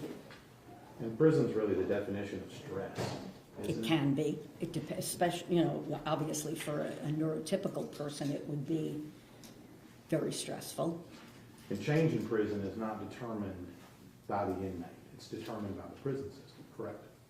Change. Any changes as far as location, cellmate, any of that is all determined outside of the inmate's consent. Yes. And Matt, let me just ask you, you don't really think that there's no drugs in prison, do you? No. And in this particular case, you realize that prison, I think you said, offers some structure. They eliminate certain weapons and things like that in prison, right? Yes. But in this case, you'll agree with me that Mr. Horner, he carries his preferred weapons with him everywhere he goes, doesn't His preferred weapons, Well, he beat her to death with his fists. Those go with him, don't they?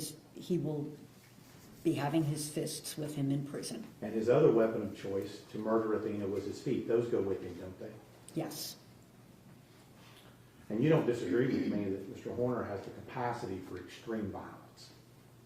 in that situation, that was the only situation that I'm aware of that he exhibited extreme violence. So he has the capacity for it. You Yes. just haven't seen it again. Yes, And he also has the capacity to victimize someone sexually, doesn't he? a child, A child. yes. Potentially 16-year-old girls as well.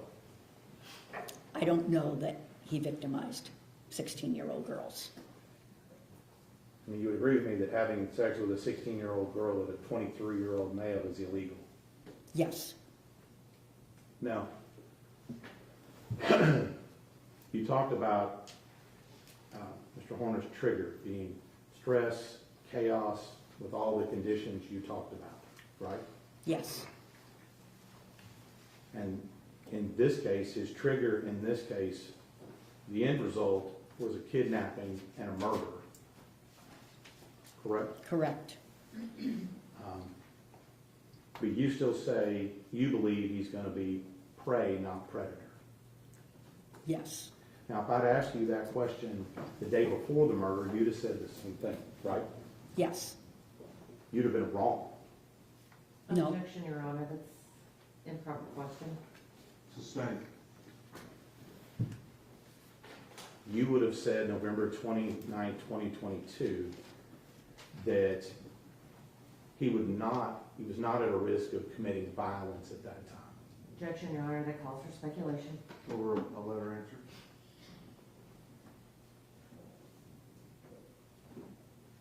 Could you rephrase the question? On November 29, 2022, the day before the murder, you would have come in and said that he's not a risk to murder someone, correct?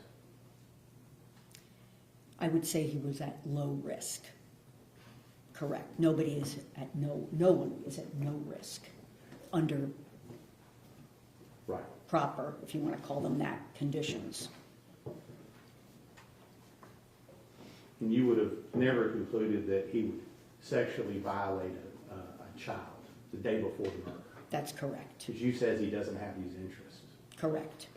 That assessment, if you made that November 29, 2022, would have been incorrect, based on the facts of this case, wouldn't it? If I made a prediction that he would not sexually assault a child, yes, that would have been correct. Same thing with any prediction you would have made about him committing a murder. That would have been incorrect, correct? Correct.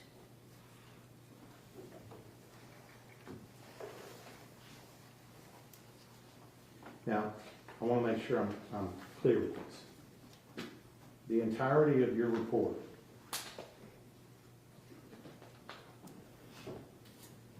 about him catastrophizing, did I get that word right again? Catastrophizing? Yes. Is based on the presumption of this single act of him seeing Athena, or Athena seeing him doing coke. The entirety of your assessment is based upon that particular act. I wouldn't simplify it like that. Well, let me help you. In this case, anything that has to do with the catastrophe starts with that one single thing. In this case, his belief, somebody had seen him doing cocaine. And everything else that would follow from that. Right. But if that act, what he's telling you, the story he's telling you about her seeing him is untrue, and that is false, then everything below that is also false, correct? I don't know that everything below that would be false, but it would certainly change things. The entirety of your theory that he catastrophized, if that particular story he told you is untrue, like all the other lies he told you, then the whole thing about catastrophizing, all of that fails as well. No, not about catastrophizing. No. Okay. That is something that he has exhibited long before the offense. So the But in fact that he this does, case, your theory in this case, though, about what happened on the day of the event is dependent upon that one event. that set it off.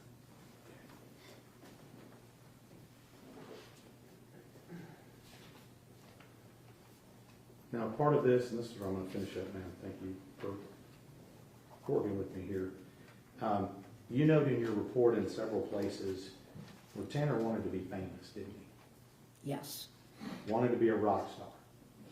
yes, And in fact, you said that was he told you it was his only goal in life.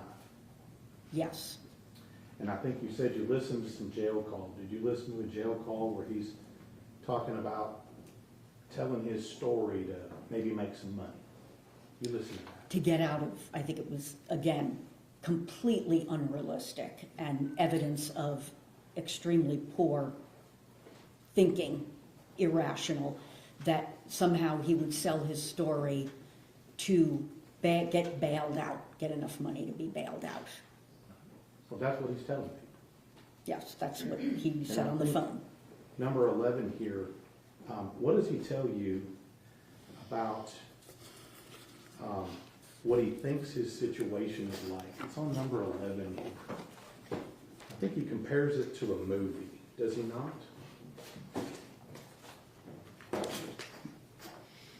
All right, we're gonna take 10 minutes, and Jerry needs a break, but we are gonna finish with this witness.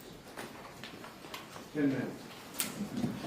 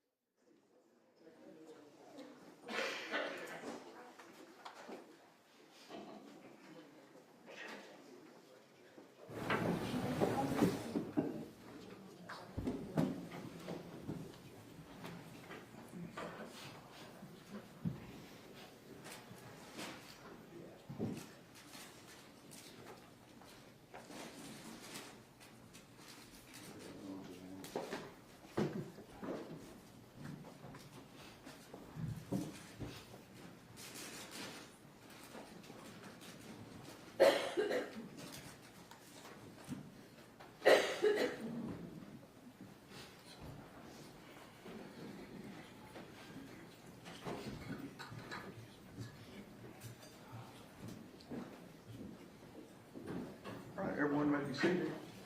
Mr. Stapleton may continue. Thank you, Your Honor.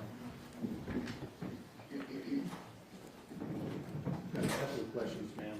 Thank you for bearing with us today. Something I wanted to ask you about when it comes to, you made some testimony the other day about future danger in prison. We talked a little bit about that earlier.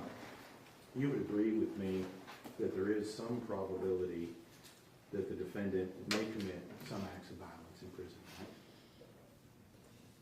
Yes, there's a probability that anyone will commit acts in prison. Including the defendant. Correct.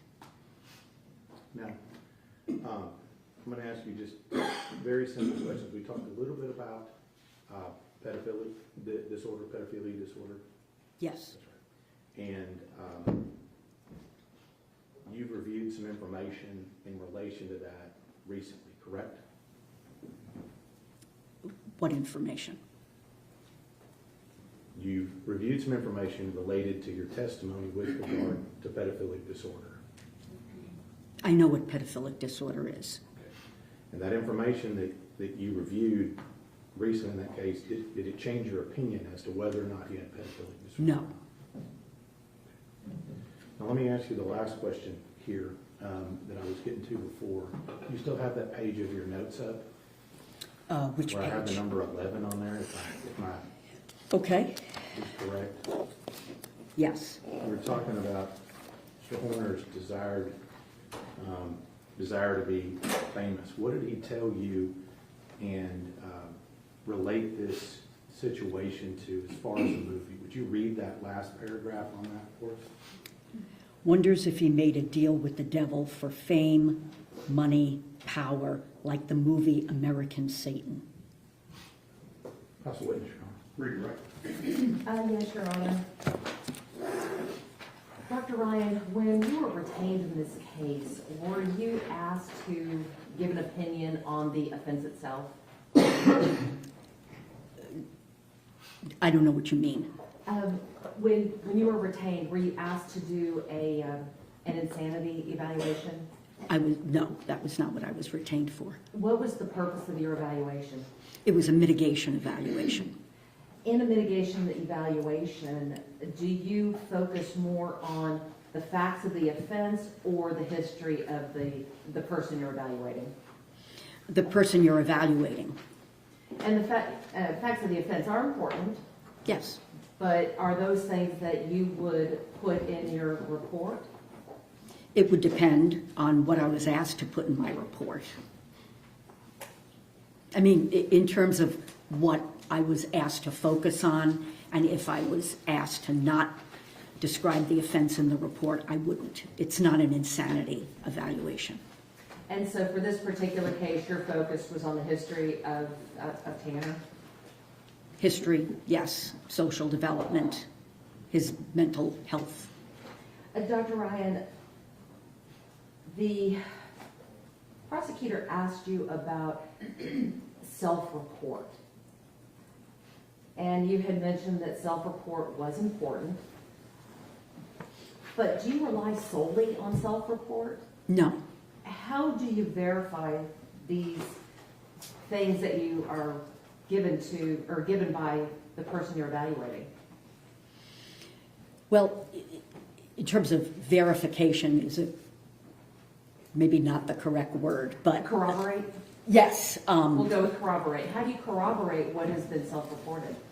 Just within the context of the evaluation itself, to be able to weigh inconsistencies and what they mean, and what they indicate, and how they fit into what I've already determined or am determining about the person's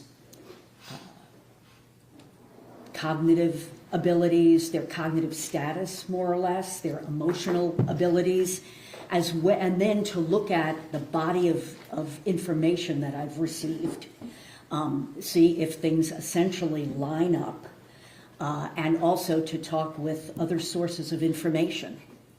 In this particular case, in reviewing all of the records, in reviewing all of the discovery that you were provided, and the almost 20 hours that you spent with Tanner Horner evaluating him, the collateral witnesses that you interviewed, and you interviewed quite a few of them, did all of that line up with the self-report?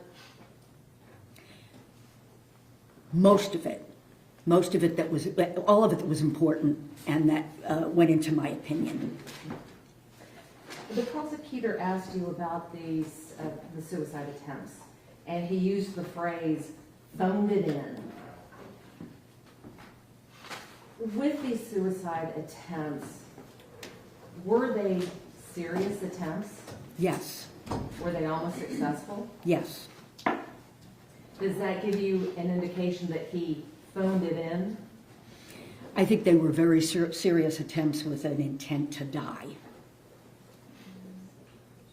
The prosecutor also talked to you about Dr. Imhoff's report and that you did not agree with him on the diagnosis of PTSD. Is it uncommon for different doctors to have different opinions on very specific symptomology? Well, if the doctors are working with the same body of information, there should be that's called reliability. They should be coming to the same conclusion, but especially in a forensic case, this kind of situation, people have access to different types of information. They may not have met with the person for as long a period of time. They may not have spoken with other collateral sources.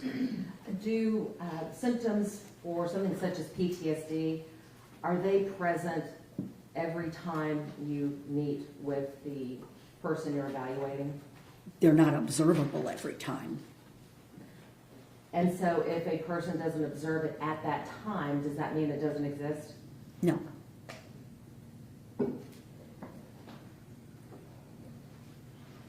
With regards to your report, do you put every detail that you have into the report? No. How do you determine what is relevant and what is not? Well, I think it's important not to cherry pick, for example, and if there's information that goes against my diagnosis, I would indicate why I discounted that, for example.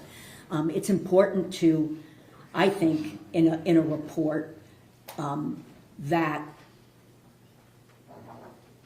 it's very clear why I made the diagnoses that I made and why I came to the conclusions that I came to, why I have the opinions that I do.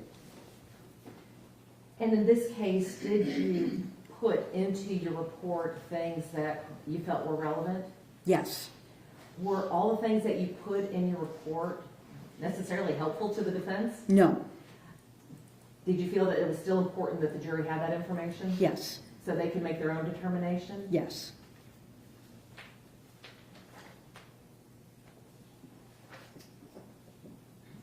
There was a lot of talk about problem solving.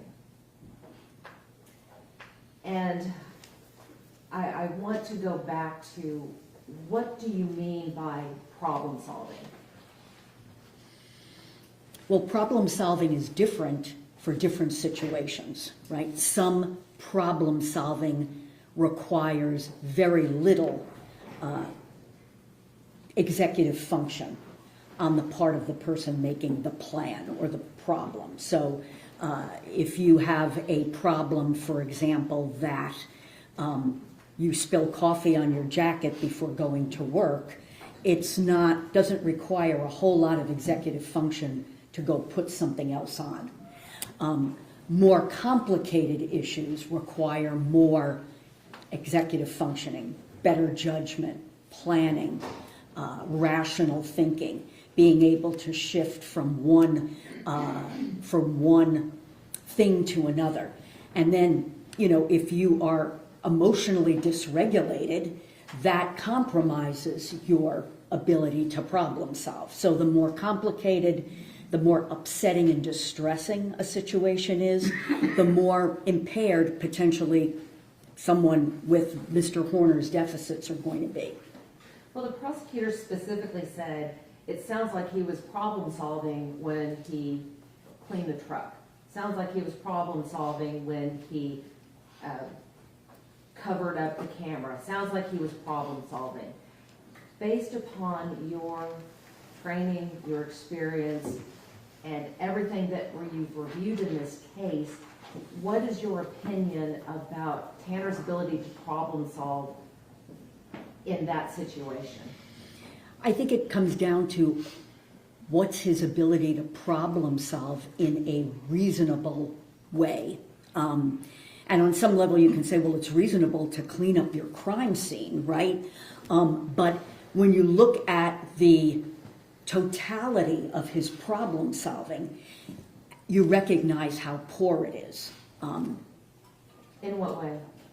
Well, for example, he was aware that his boss has access to these cameras. That's why he covered up the camera when he's snorting cocaine.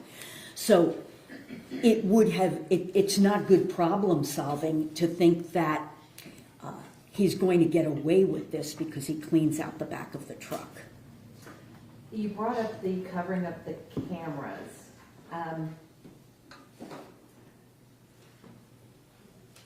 There were a lot of assumptions that were being made about why this may or may have happened. I mean, covering up the cameras. So the question I have is covering up a camera after a kidnapping indicative of planning to kidnap? No. Tell me more about that. Well, I think it's an indication of his poor planning and problem solving. There really wasn't planning involved, right? So if he had planned it, he would, I mean, we talked yesterday about the difference between IQ and some of the other deficits that he has. He would not have done this in the way he did if he had planned to kidnap Athena. The other thing that the state had asked was about actions and consequences. Would it make sense to uncover a camera while you were trying to clean up the evidence of a crime? No.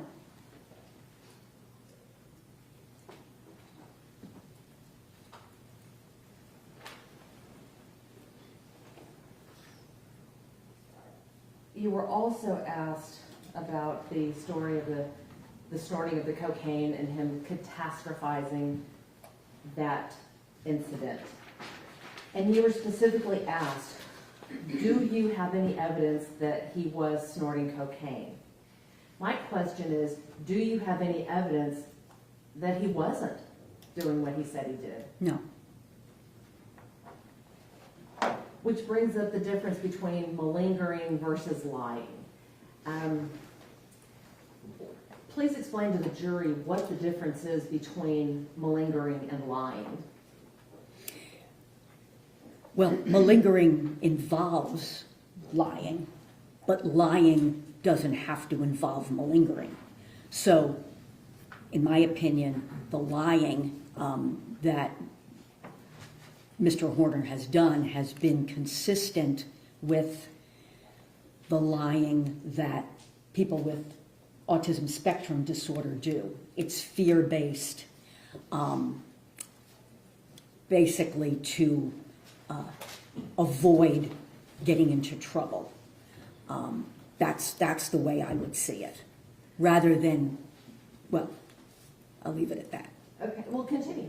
No, I think it's cognitively driven by his poor problem solving and his difficulties with executive functioning. But fear is a major driver, emotional dysregulation by being afraid. Do you take into account the deficits that a person exhibits when determining whether they are malingering versus lying? Yes. And in Tanner's case, did you detect that he was malingering in any way? No, and malingering has to do with fabricating or grossly exaggerating a disorder, for example, a physical or psychological disorder.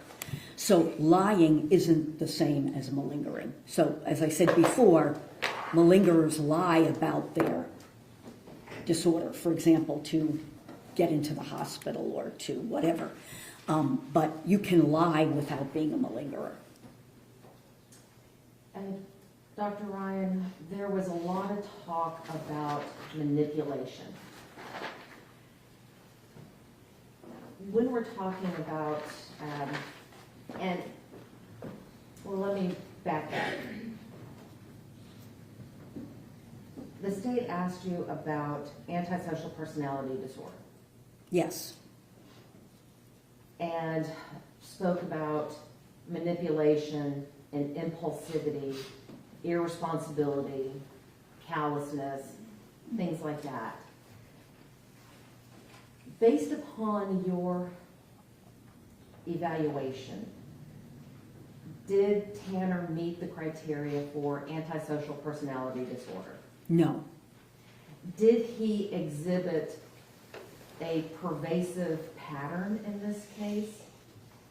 no. And I'm going to ask you to explain to the jury, what do we mean by a pervasive pattern?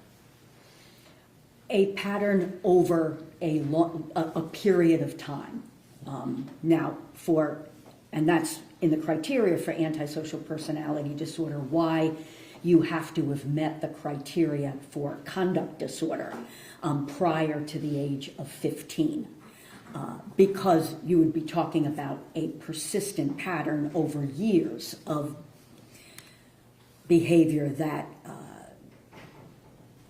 is not only illegal, but is not, defies the rights of others, doesn't take into account the rights of others. So when we're talking about a pervasive pattern, does that mean that it's a one and done? Or if somebody snaps and they do something, does that qualify in and of itself as being a pervasive pattern? It's not a one and done, it's not even a five and done. I mean, you have to have a persistent pattern of this kind of behavior across antisocial behavior, across numerous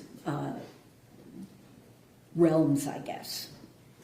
Now, with regards to the diagnostic criteria for antisocial personality, does one have to fail to conform to societal norms with respect to lawful behaviors? Yes, And would that be indicated by repeatedly performing acts that are grounds for arrest? yes, Did you find that in this case? no, Another part of the criteria relates to deceitfulness, such as using aliases or conning others for personal profit or pleasure. no, Did you find that in this case? no, With regards to impulsivity and failure to plan, is that something that was present in this incident? yes, and he has been impulsive in the past, too. We talked about irritability and aggression indicated by repeated fights or assaults. Were you able to determine whether or not Tanner meets that criteria in this case? Yes, and he doesn't. What about reckless disregard for the safety of himself or others? No, What about consistent irresponsibility as indicated by repeated failure to sustain consistent work behavior or honor financial obligations? again, in the criteria for antisocial personality disorder, those things can't be related to another disorder. He does have the failure to sustain employment, but in my opinion, that's due to his autism spectrum disorder. What about lack of remorse? No, So you mentioned that the criteria for ASPD, it sounds like it can't occur in a vacuum. That if it can be attributed to something else, you have to consider that something else as well? Yes, now you can have both antisocial personality disorder and autism spectrum disorder. Mr. Horner doesn't, in my opinion. Explain to the jury what is meant by differential diagnoses. It's the procedure by which physicians, for example, would gradually, they would take into account the symptoms that someone comes in with and then gradually distill it down based on symptoms, lab tests, for example, to what they think is a group of likely diagnoses. For example, if someone comes in with a cough, that could be a lot of different things causing a cough, right? So then the person tells you that they have blood in their sputum. That narrows it down.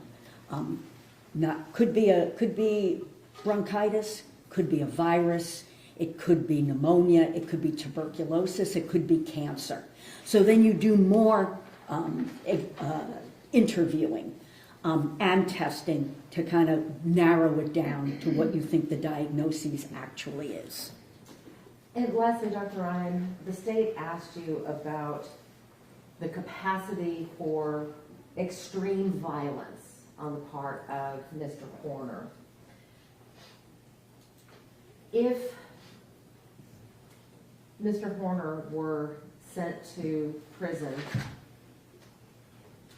in your opinion, what level of risk of violence would he be assessed?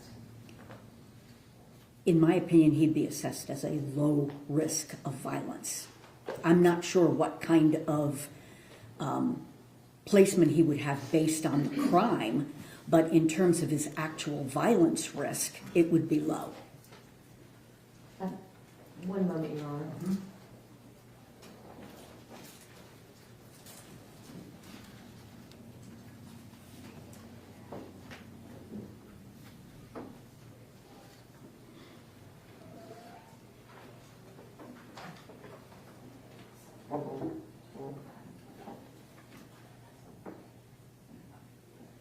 Nothing further, Your Honor. Mr. State?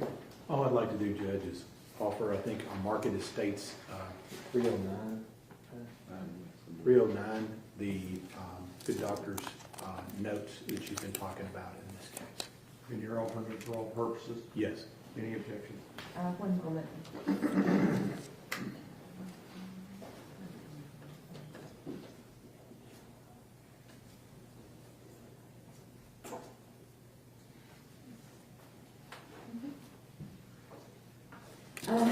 No objection, Your Honor. State's Exhibits 309 will be admitted. Nothing further. Will Dr. Ryan be finally excused? Yes, Your Honor. Yes, sir. Safe trip. Thank you, Your Honor.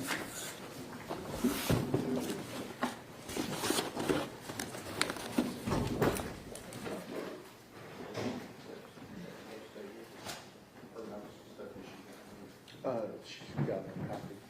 Yeah. Who do you have next? She should be in the Okay. waiting room.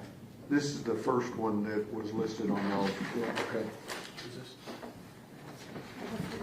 Your Honor, if you want me to step out, grab her. I'm sorry? Okay, that'd be great. Never mind. Go get her.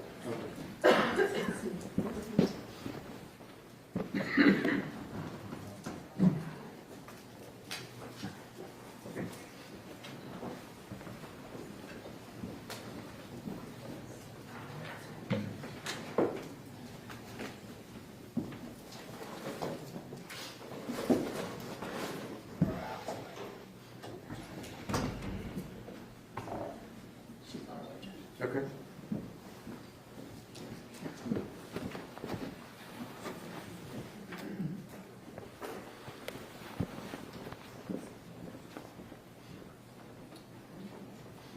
Good morning. Good morning.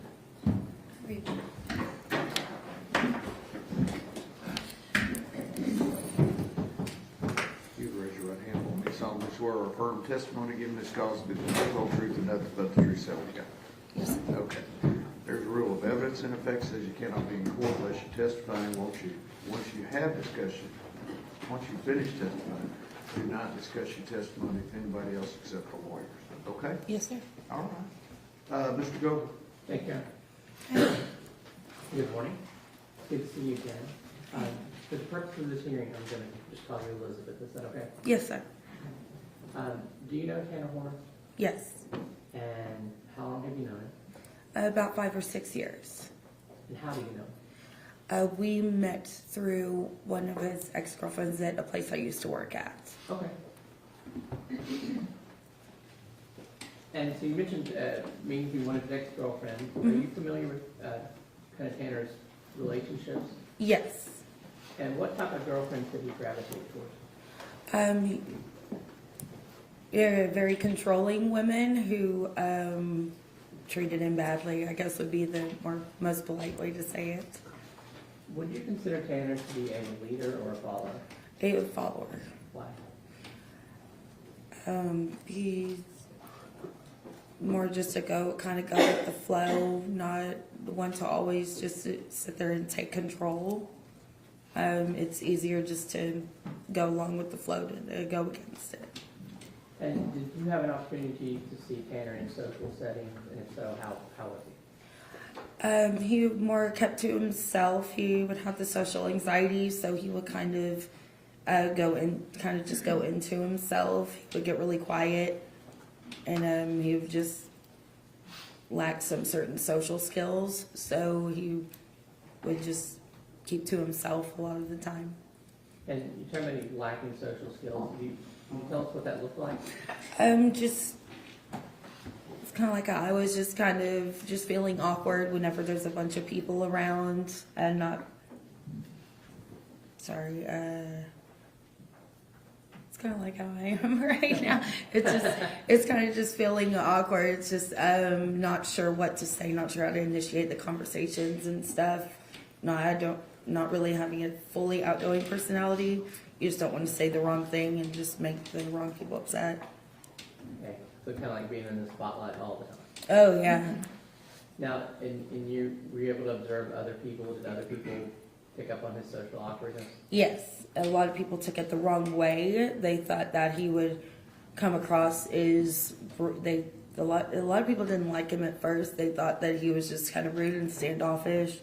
But then once they got to actually know him, then they're like, that's just him. You actually have to give him an opportunity to open up, and then you see that he's fine. What were Tanner's interests as far as you know? Definitely music. He loved to play the guitar. He liked to sing as well. One of his favorite bands were Linkin Park. He enjoyed video games. He did like reading as well. Mostly talking about movies and music for sure. Now, in your experience with Tanner, was he ever violent? No, not at all.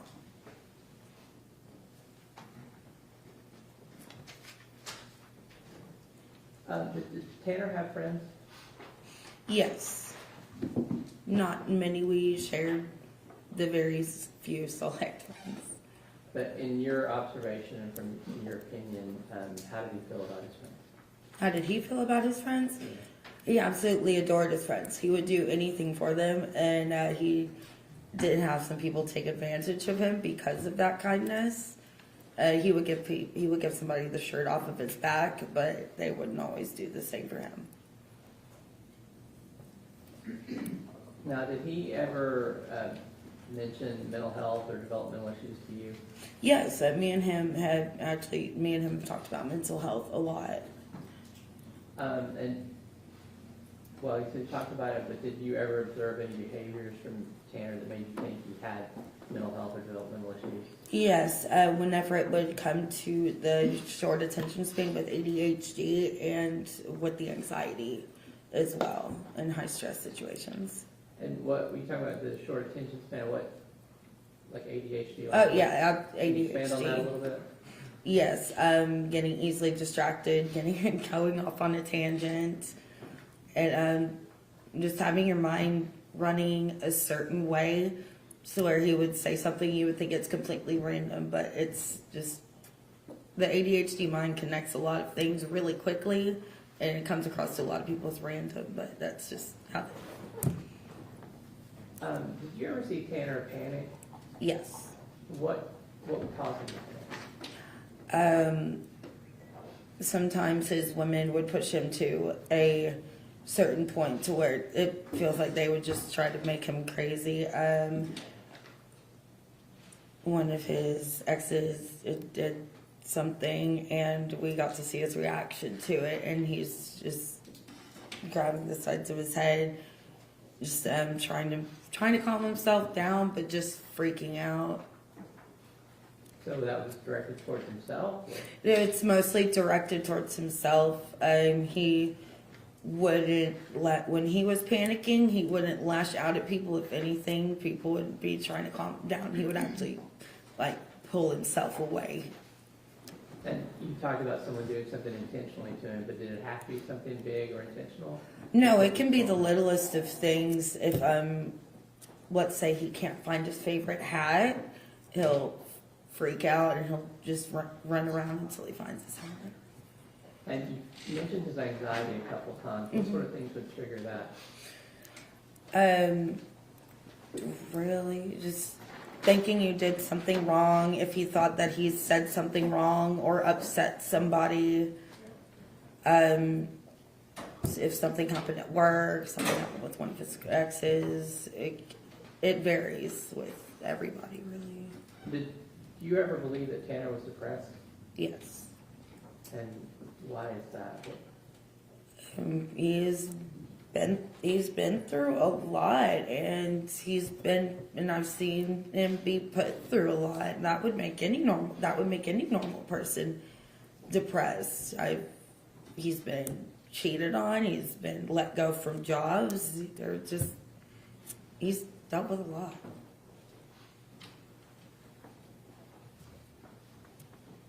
And to your knowledge, was Tanner ever on medication?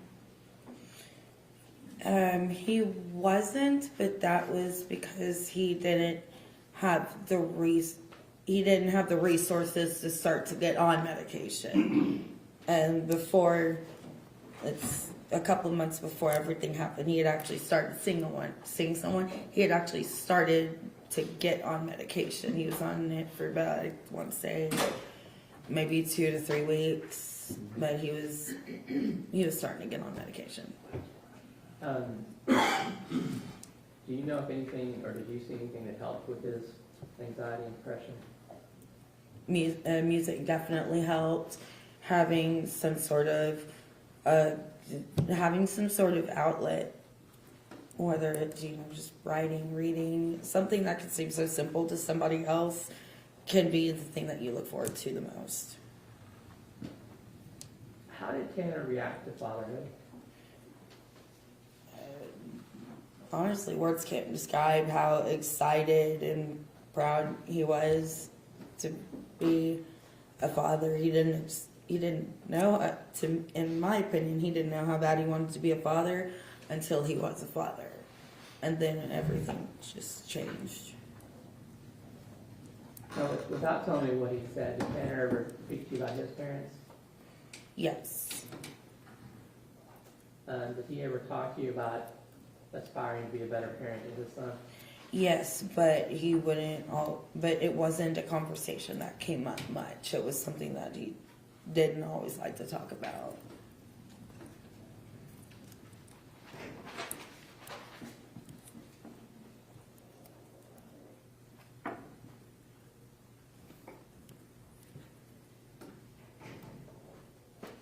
Now,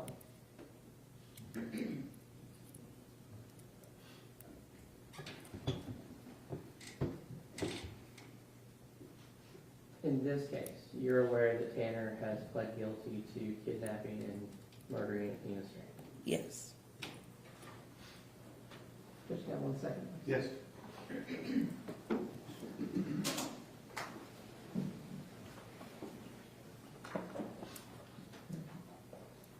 Judge, I'll pass the list. Cross-examination.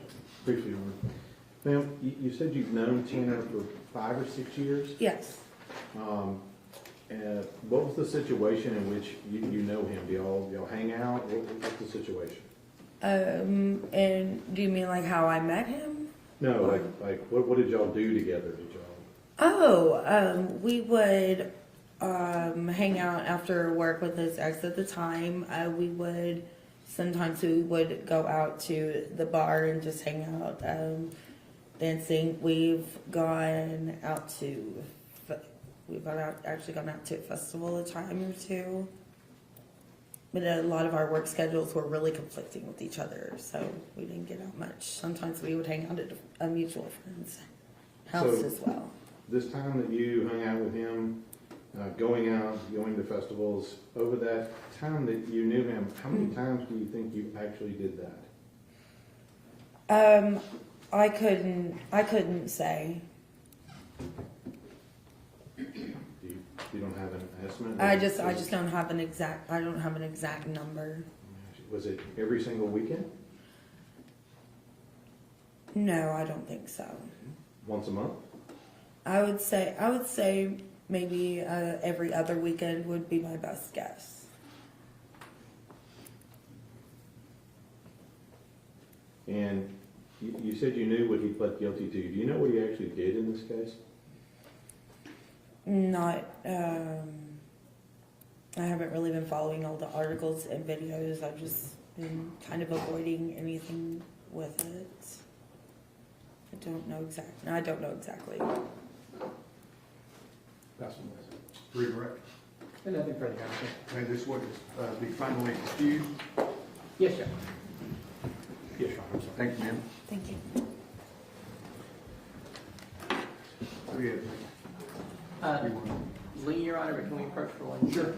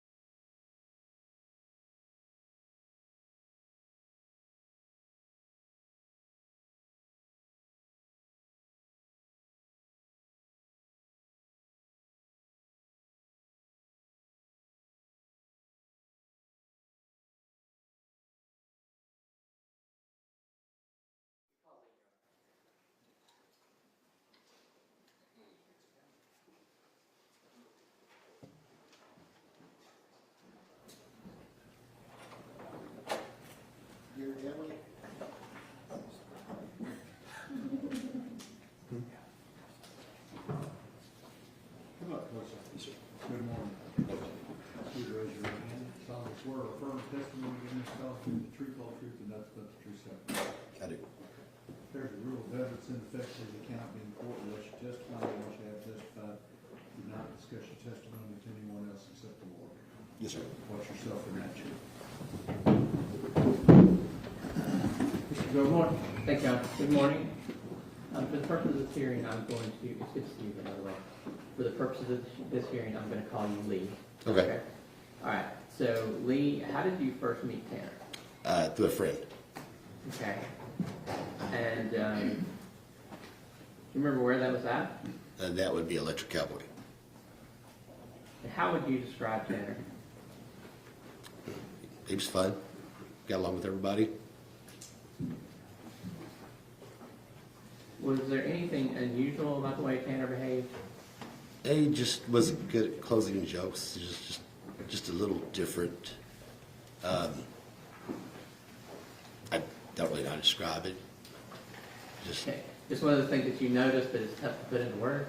right. Yeah, it's just a little different. Well, and you said he struggled to tell a joke. Like if he was telling a joke and like the timing when you finish it, the laughter thing, it would be like an awkward pause. Didn't quite finish off. It kind of leave a weird, silent awkwardness. And did you ever know him to kind of be lacking in common sense sometimes? Yes. Now, did you have a chance to actually work with Tanner? Yes. Was that at a glass company? Yes. And how long have you been in the glass business? 35 years. 33, sorry. What was Tanner's job title at the glass company? Installer. And what does that mean? What would the job be? They would be out there in the job field, residential, installing mirrors, showers, anything that needs to be done on the job site. And was that like mostly manual labor, or Yes, sir. is there any kind of specialized training or a class that's required to do that? Not to start out, you develop that as you go. And how long does it typically take someone to learn that trade? You're always learning, but to go from like a helper, I hate to say that, to a lead man, usually a year and a half. Okay, he would have started out as the helper, and in a year and a half, you'd expect him to work his way up to a lead man? Yes, sir. And how was Tanner's work performance? A little bit slower than most. He did show up on time. He just was retaining stuff was hard for him. Like retaining Knowledge. the knowledge, the skills.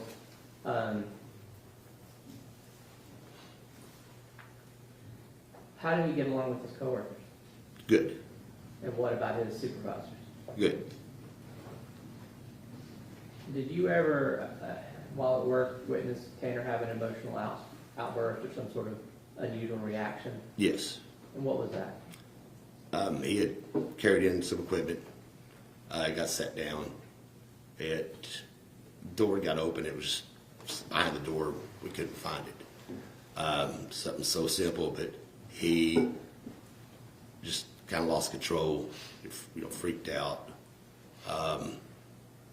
Like he couldn't handle himself. It was kind of like not really screaming, but almost crying, and slapped himself in the head and such. So that was kind of directed towards himself. Yes. And was it expensive equipment or just? No, it's just simple stuff. But you just couldn't do the job without it. And did you also have social interactions with Tanner? You said you met Yes. at the Electric Cowboy. Is that Yes. what is that? It's just a nightclub. Okay. And did you have a chance to observe his interactions with people in that social setting? Yes, sir. Was that in any way unusual? Hadn't been, no. Was it easy for him to make friends? And you said he was a little awkward on jokes. Was there other awkwardness? No, it's just, he seemed like he could make friends. He didn't really go inside much. He more or less stayed outside, smoking cigarettes and such.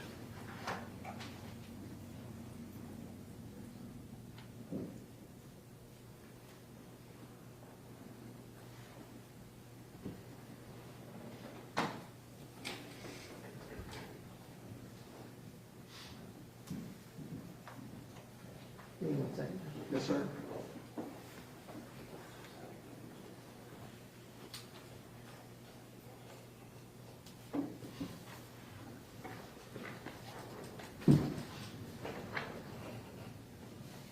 Now, you're aware that he has pled guilty to kidnapping and killing Athena Strand, correct? I guess so, yes.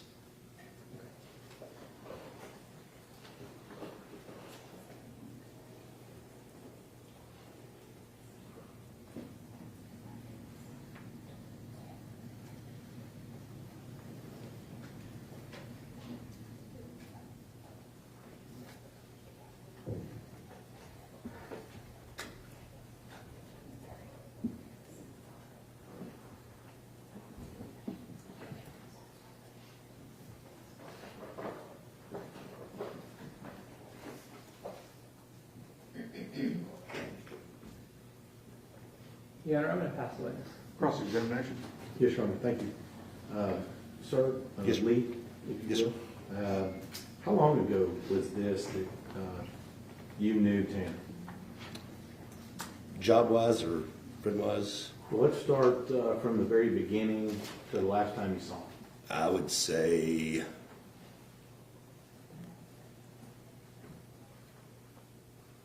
2000, no, not 2000, sorry. 2000, 2019. This is probably when I first met him. Last time I'd seen him would probably be right there around 2021, 22. Okay. And was it during that time that he worked for your business? Yes, sir. And how long did he work for your business? From November 20 to December 21. And so at that time he was a helper. Yes, sir. This wasn't the first helper you had that didn't get the job and you had to let go. Oh, no, there's been many.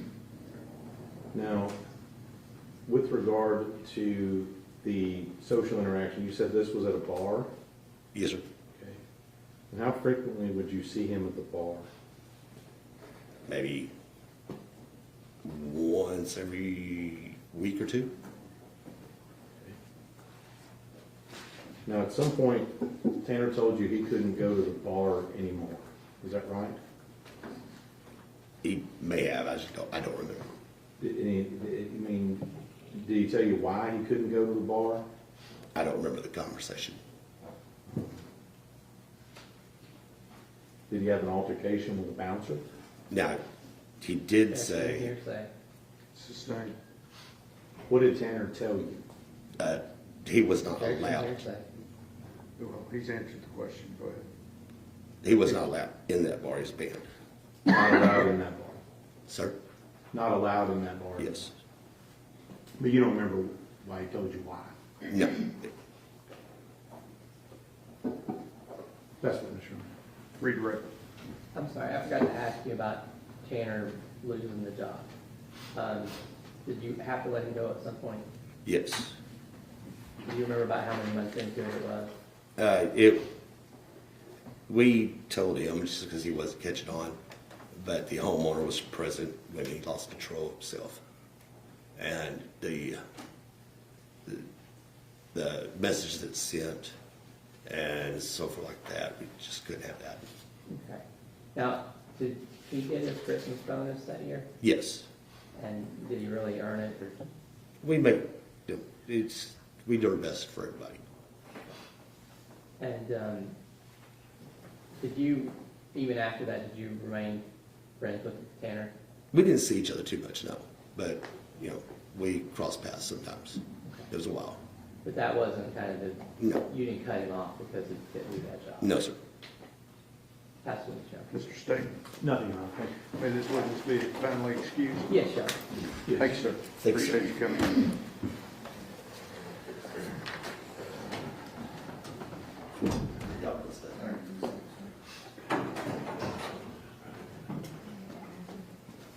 Next witness up on the list. Yes. Give me one second, that's Ms. Anderson. Okay. May we approach? Yes.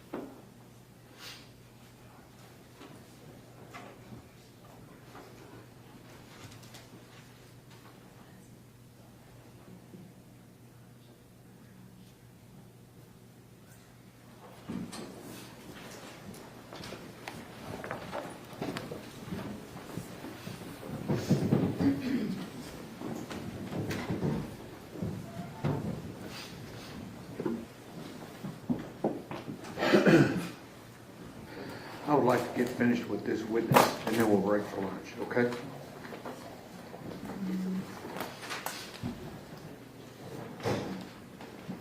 Come in, please, sir. Raise your right hand for me. I solemnly swear or affirm testimony given this cause to be the truth, whole truth, and nothing but the truth, self to God. Okay, have a seat. There's a rule of evidence in effect says you cannot be in court unless you're testifying. Once you have testified, don't discuss your testimony with anybody else except the lawyers. Okay? Yes, Your Honor. All right, very good. Ms. Anderson? Yes, Your Honor. Sir, how are you doing today? Okay, thank you. We have agreed to refer to you just as Jason for these proceedings. Is that okay? Yes. All right, so Jason, if you'll just go ahead and introduce yourself to the jury. Hi, my name's Jason. I was a contractor at FedEx. Okay, pull that microphone a little bit closer. You know, the silver bar. Okay. Jason, you said that you were a contractor over at FedEx. What does that mean?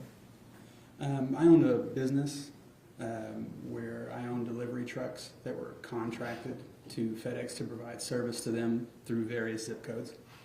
Oh, was Tanner Horner one of your employees? He was. How long did he work for you at your company?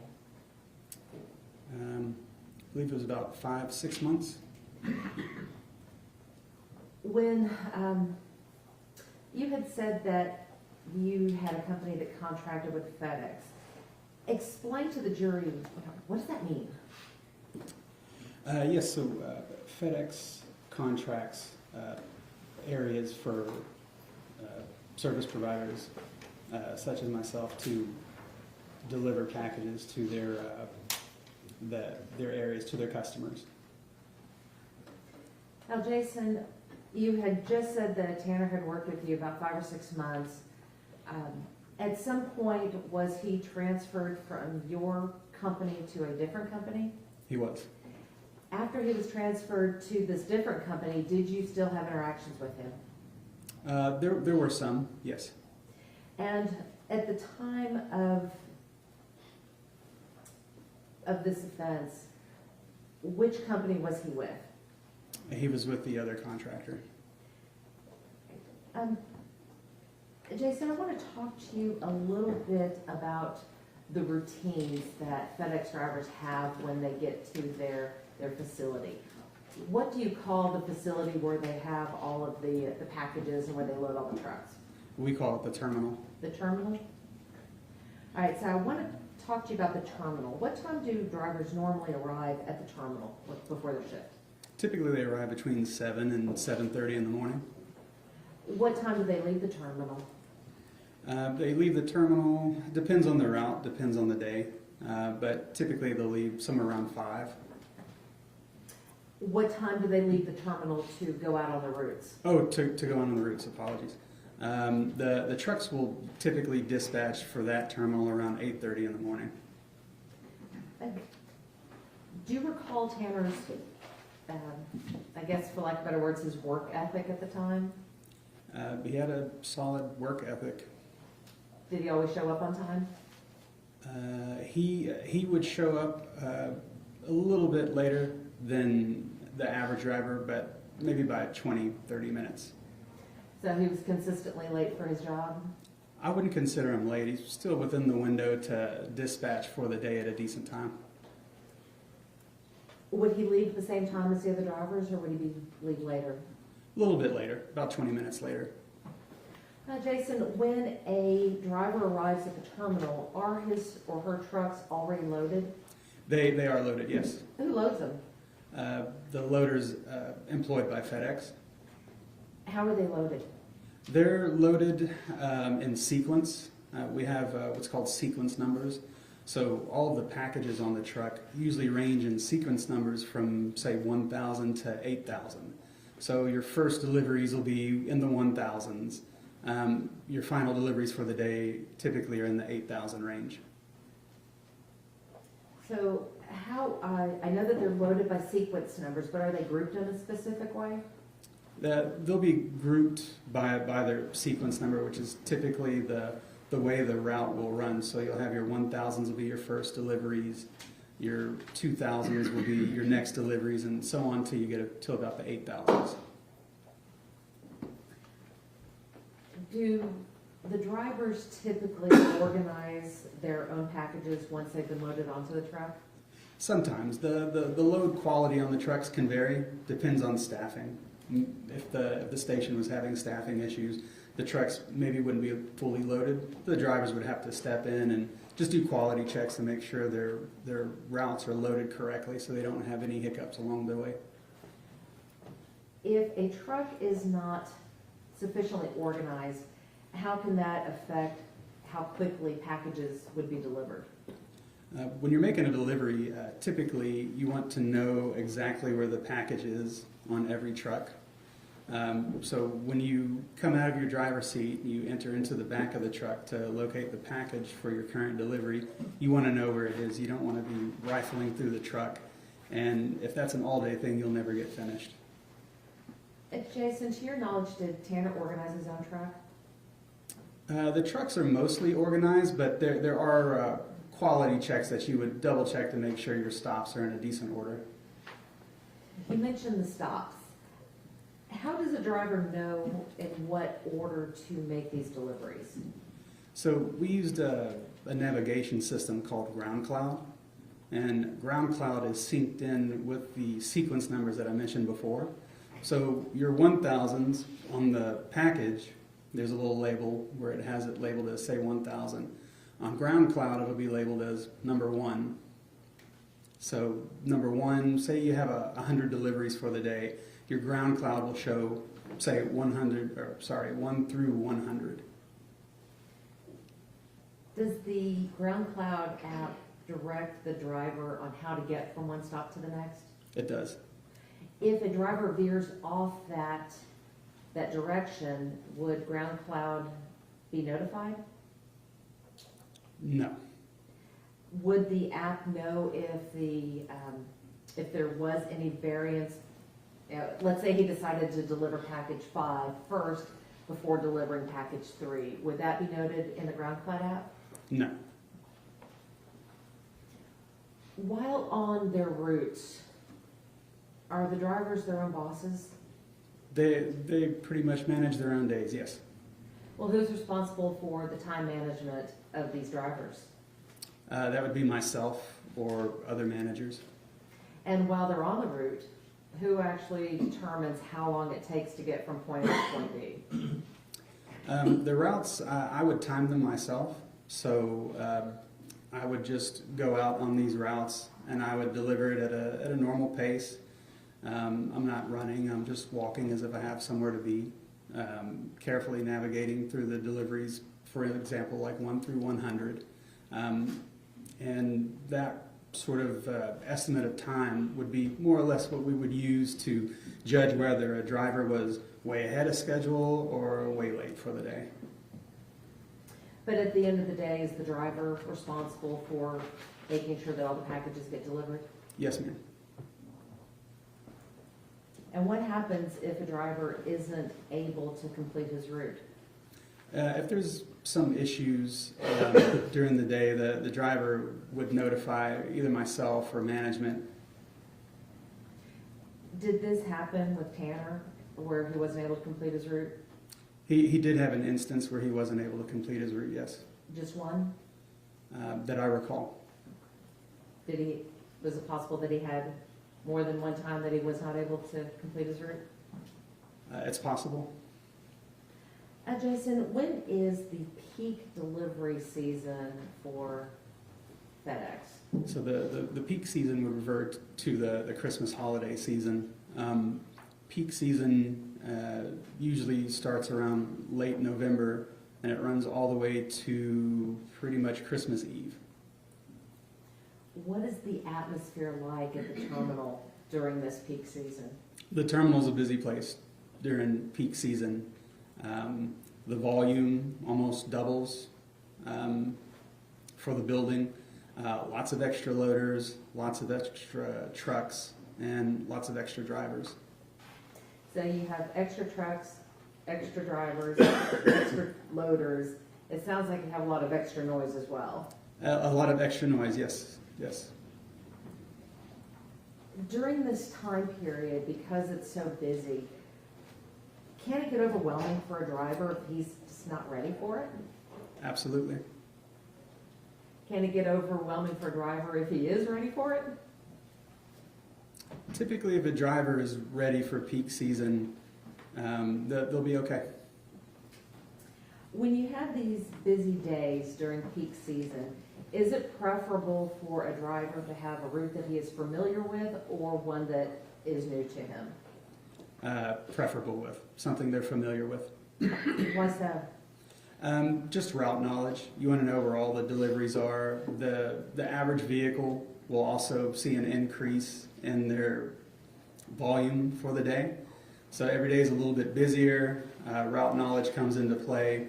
Their areas do shrink during peak season because the volume is so heavy. So they wouldn't normally cover the same amount of mileage that they normally would outside of peak season. So do the routes change a little bit during peak season? Yes, they do. While Tanner was with your company, did he stay on the same route the entire time?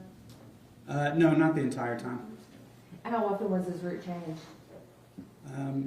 I wouldn't say very often.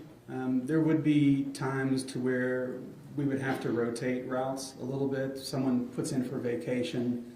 We also have flu season comes around, people get sick, so we would have to shuffle the routes around a little bit to make up for that absence.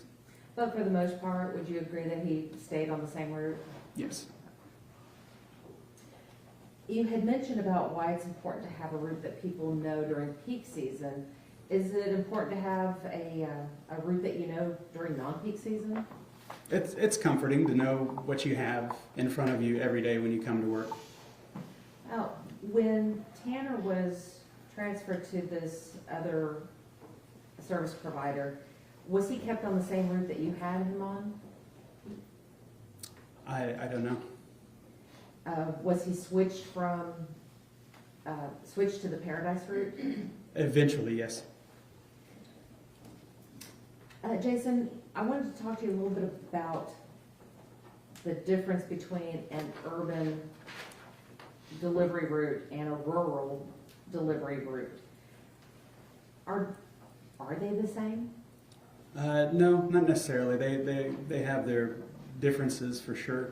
Rural routes usually have less deliveries to make because they have more mileage to cover, whereas urban routes they have less mileage and more density within the route, so they would have more packages to deliver because they have less mileage to cover. Well, Jason, do you believe that you should put a city driver on a rural route? No, it wouldn't be advisable, but it does happen. Why is it not advisable? That's not what they're used to. There's big differences.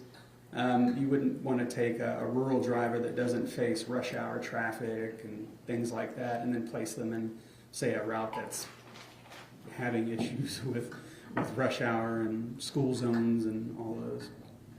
And Jason, the last thing I want to talk to you about is your relationship with Tanner Horner. Yes. When Tanner was working for you, did you get to know him at all? I did. I was there quite frequently, 5, 6, sometimes 7 days a week. I made sure to touch base with everybody, get to know them, their personal lives. They are driving my vehicle, but it's labeled with another company's name, and it's full of other people's property. So I wanted to get to know the drivers for sure. During the time that Tanner worked with you, did he talk to you about his life? He did. And based upon your interactions with Tanner, and again, without telling us what may have been said, did you get the feeling that he was struggling with things at home? Financially, yes. Did you know whether or not he had just become a new father? I did know that, yes. Now, you mentioned the financial difficulties. Did you try to help Tanner with his financial difficulties? Yes, ma'am. I gave him a loan. Do you remember how much of a loan you gave him? I believe I gave him about $1,100 to help him with his family, his living situation. He had car troubles. I just wanted to help him. He needed help. He didn't have anyone else to go to. And he seemed like a good enough person. Jason, do you remember a time in May of 2022 when Tanner had to take a leave of absence? I do. Do you recall how long he was gone? He was gone for approximately 1 week. And to your recollection, was that due to a medical issue? Yes. I'll pass the witness. Cross-examination? Yes, Your Honor, quickly. All these, it sounds to me like, Jason, that, and just given your statements today, that you seem to get to know all your workers. Is that right? Yes, sir, that's true. And I get the vibe from you, just talking with you today, that you'd loan money to just about anyone if they needed. Am I right? If they needed help, I was in a position to help, and I would do so. Right. And I'm betting your employees appreciate that and value that in you as a boss, don't they? They do. Now, in this particular case, you only knew Tanner 5 or 6 months, right? Yes, sir. And during that time, with all the other drivers that are going on, how many other drivers did you have at that time? At that time, I had close to 20 delivery routes. All right. Each route has a driver, I'm assuming. Yes, sir. And then you probably have a couple of extra to help out. I do. And in that particular situation, the routes for all the drivers can change at different times, can't they? It happens sometimes, yes. It's not preferred, obviously, but it does happen. It does happen. And those drivers, they understand that that's part of working for you and getting paid, is that sometimes they might have to go on a little different route. Yes, sir. All right. And also, when they go on these different routes, you talked about peak season. Even during peak season, do you make accommodations to provide help or assistance? In other words, would you yourself actually go out and help one of your drivers deliver packages? Yes, I was on the road just as much as the drivers would be. So even during peak season, the drivers during that time, those that are behind, would you have the other ones who are maybe ahead go help them? Yes, sir. During peak season, the holiday Christmas season, we would set up buddy plans. So you would have a route, and the route closest to it would be their buddy. So sometimes I would have to ask the buddy to go help out another route, and otherwise I would be on the road myself. Right.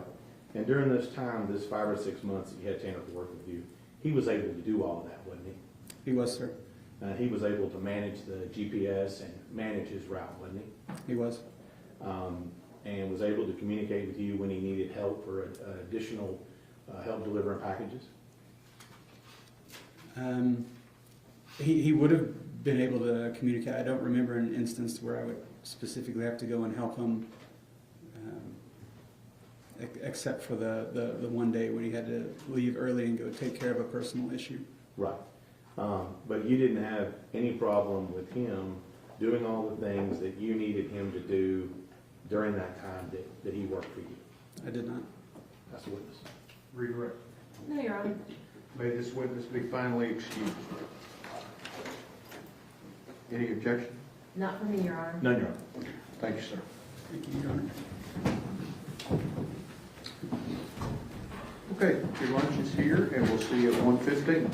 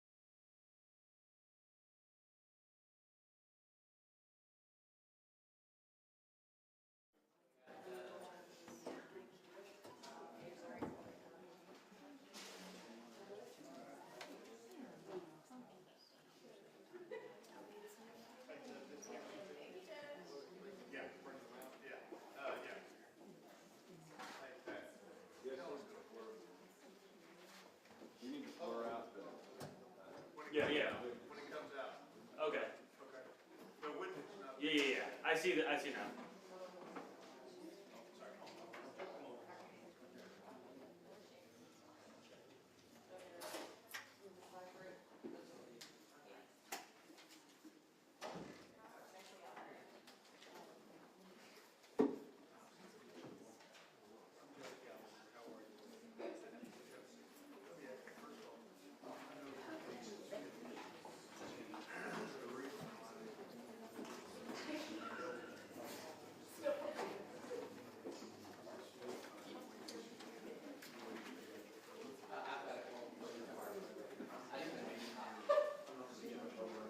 I was gonna say it's the majority.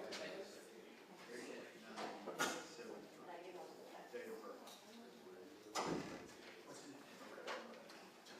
Because what I'll do is after you finish here, I'll go on further through the procedure, because I'll listen to you, you know, down and then you'll say, okay. Raise the water. Raise your right hand.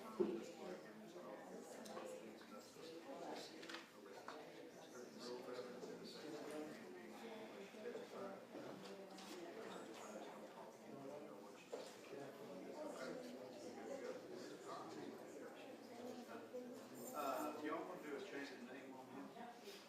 We're just gonna use this first name, I think, Marius. Or do you want to do a different name? It doesn't matter? Okay, I'll just call you by your first name. Okay.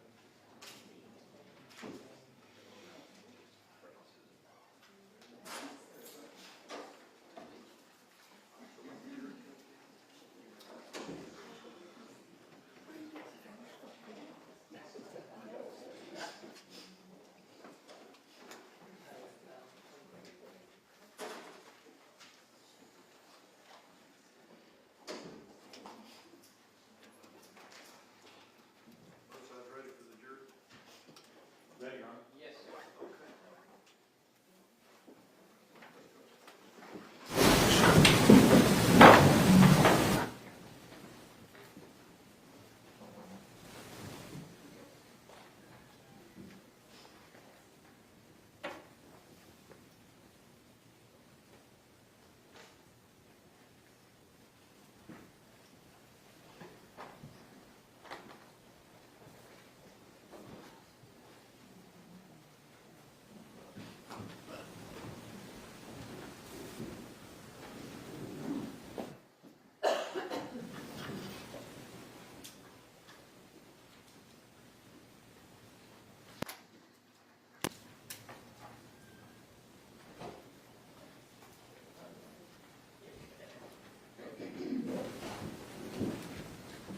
Everyone may be seated. Good afternoon. We are ready to proceed, ladies and gentlemen. This witness has been previously sworn to testify truthfully. Mr. Goebel. Yes, sir.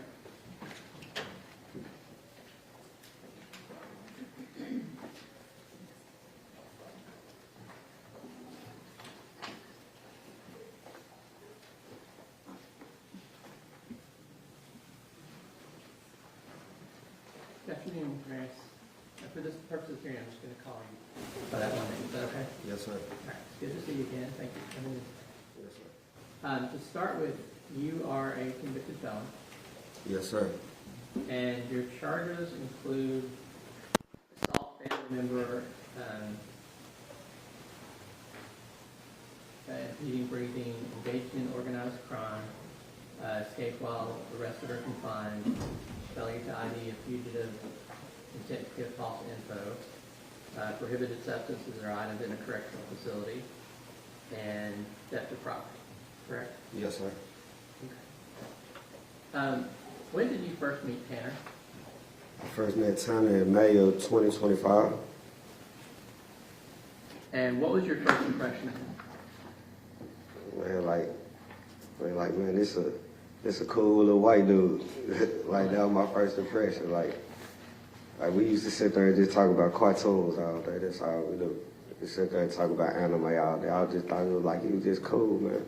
Just a cool vibe, just to get the stress off of being back there 24 hours confined in this cell. You give a dude a laugh. And Okay, hang when on. you first Hang on. need for you to enunciate a little better, because the court reporter's having a hard time understanding what you're saying, okay? I mean, I just thought he was a cool gentleman. Yes. Like, yeah, he just. Hold on, let him ask you a question. Let me just clarify what we've already gone over. You said he was a cool little white dude. Yep. And you all taught anime and cartoons, things like that. Yes, sir. Did you notice anything kind of different or unusual about him when you first saw him? I mean, like he just didn't get what was going on around him. Like, he just get it. You didn't get what was going on around him? Yeah. Mr. Fellow, I'll let you lead if you need to. Thank you, sir. So, did you, we talked to some other witnesses, and I don't know if you've seen this or not. Did you see any kind of physical reactions to him being in a new place? Just speaking from my past experience of being around men in jail, I don't think he gonna be. People will take advantage of time if he don't know no better. Yeah, people will take advantage of him. Okay. And let's go ahead and talk about that a little bit. You spent already a big chunk of time in prison, right? Yes, sir. I spent 13 years flat in prison, day for day. 13 years flat. Yes, sir. And you've got, you signed already for another how many years? 7 years. When Tanner found out that you were about to head out, how did he react? Like, bro, really was like, you could see it in his face. He was like, bro, you gonna leave me? Like, it's like, you know, like how your puppy look? Yeah. Like, or like, just like somebody you just lost your friend. Like, he looked at me like, bro, you gonna leave me?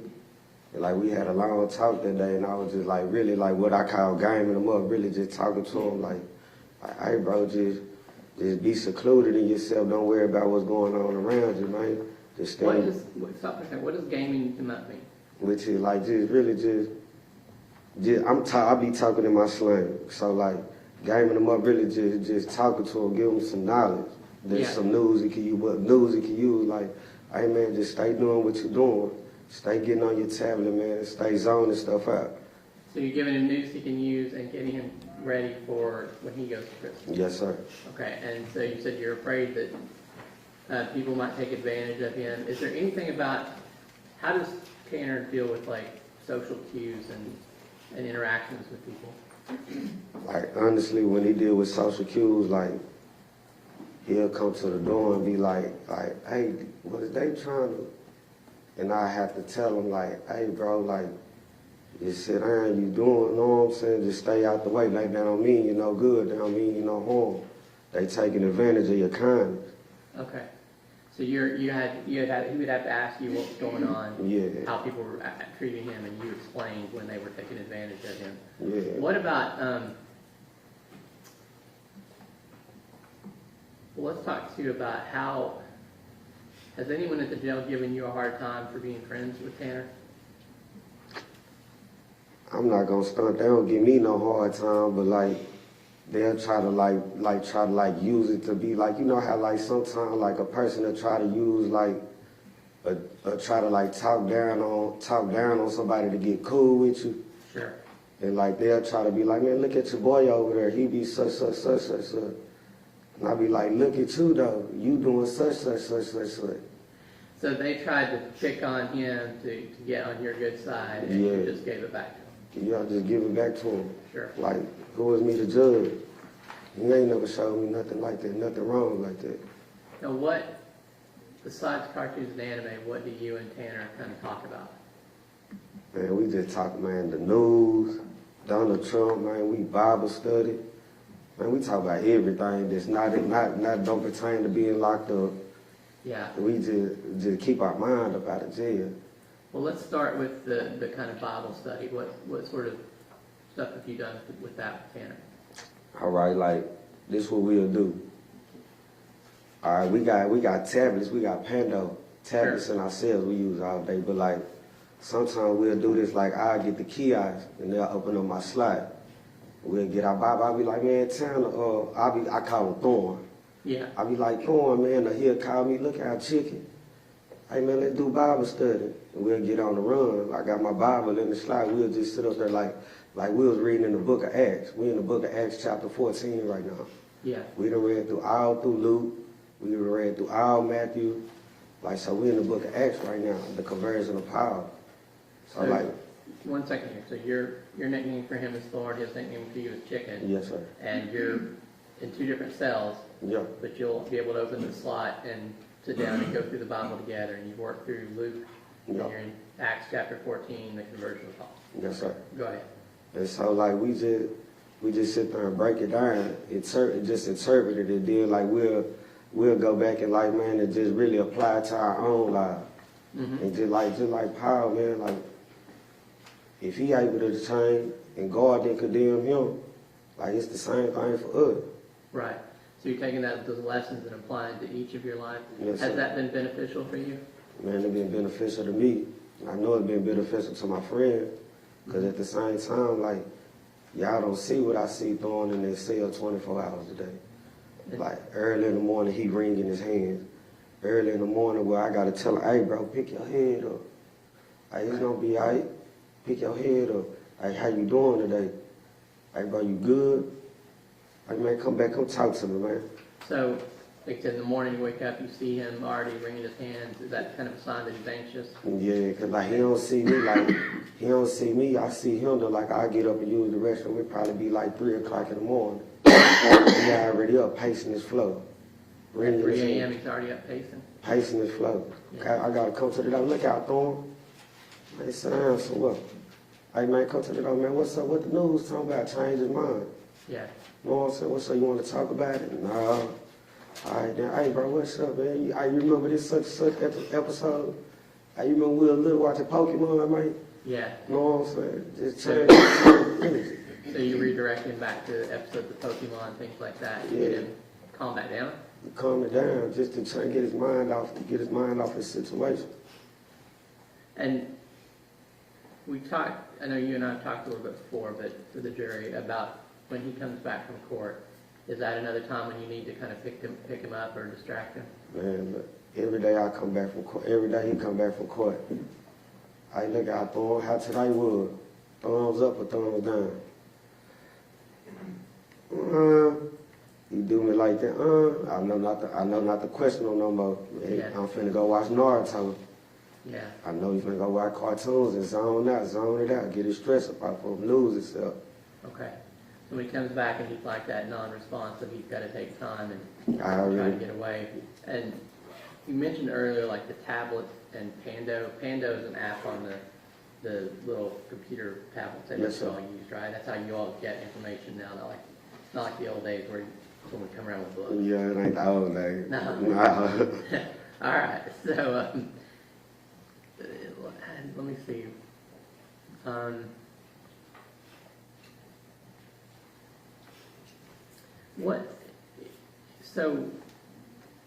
What's Tanner's kind of defense mechanism that you've seen?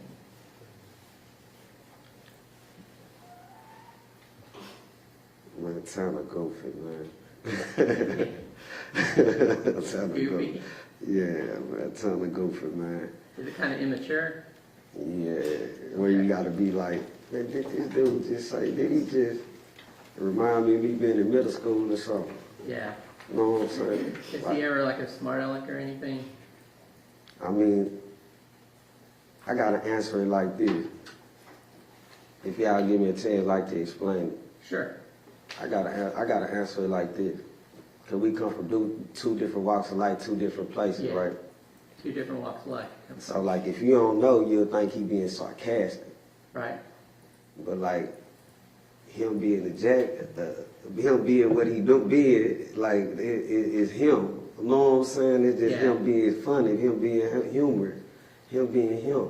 So it's not him being sarcastic or mean, it's just him trying to be funny. Funny, he's That's trying to. his way of telling a joke. That's, you know what I'm saying? That's his way of socializing. Sure. You know what I'm saying? That's his way of trying to like fit into the environment. That's him trying to find a way of being friendly. So like, if the next person don't know, or like just take the time out to understand him, like they'll think like he being sarcastic or he's being pompous. And you said you started out with 2 different walks of life, but you've kind of taken that time to get to know him and like you said, do the Bible study, talk about things he likes to talk about the news, Yes, sir. music. Yes, sir. Okay.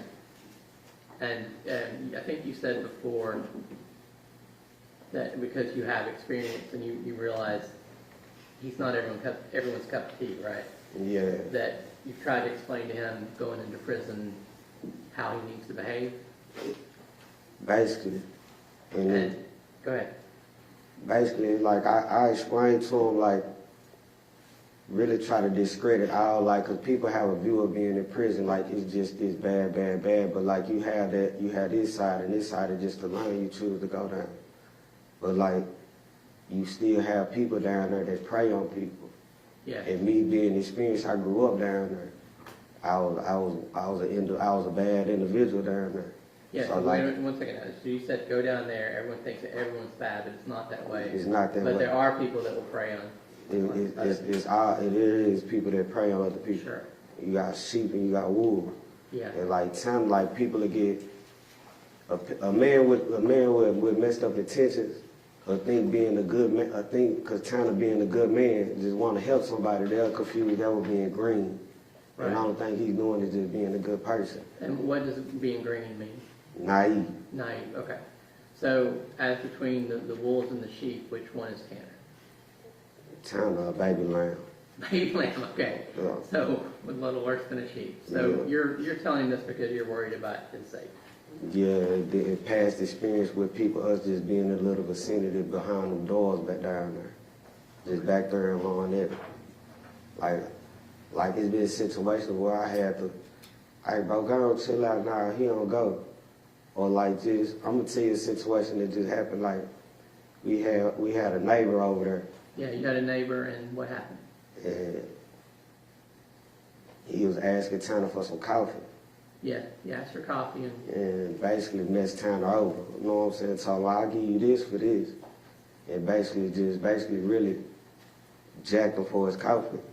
And then Jacking for me, basically stole it from him. Yeah, basically stole his coffee. And Yeah. like just to make it good, I gave it back to Tanner. You know what I'm saying? And let bro know, like, nah, you really out of line. You know what I'm saying? Yeah, so you kind of tried to stand up for it. Yeah, you know what I'm saying? Really, you don't do that, man. Sir, if I can explain, like, sir, you don't do that to no person that's naive. Cause like when you being down there in prison or just man in general, a grown man, you don't bully nobody that don't know no better. Yeah. You know what I'm saying? So in prison, you're not supposed to bully people that don't know any better. That you were trying to tell that guy that. Exactly. And you've also tried to tell Tanner that he trying to teach him Like not to get taken advantage of. Yeah, like everybody don't go. Sometimes you gotta say no. But it's okay to be nice to people. It's alright to be respectful. I would be respect get you everywhere with a grown man. I'm gonna approach this, Josh. Yes, sir. I want to show you a copy of the letter that's been marked with this exhibit 88. Yes, sir. You recognize that? Yes, sir. That's my handwriting. That's your handwriting, and who is that letter to? That's the form.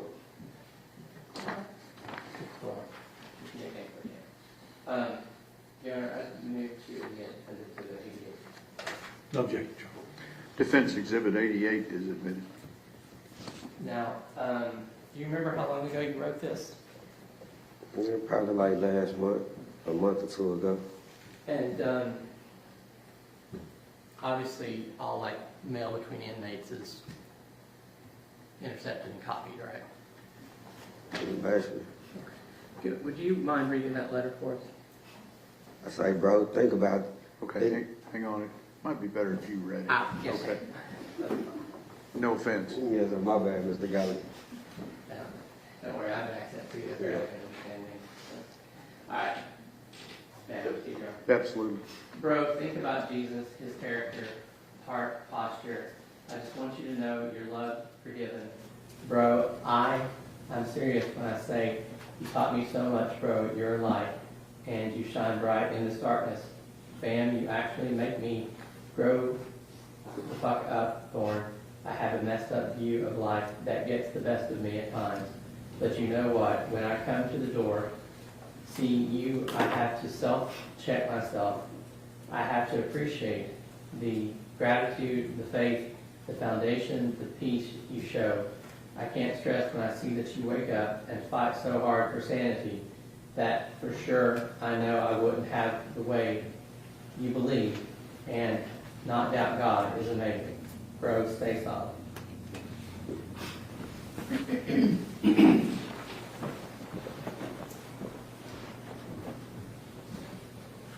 Now, Jamaris, have the guards been going out of their way to tell you about Tanner's case?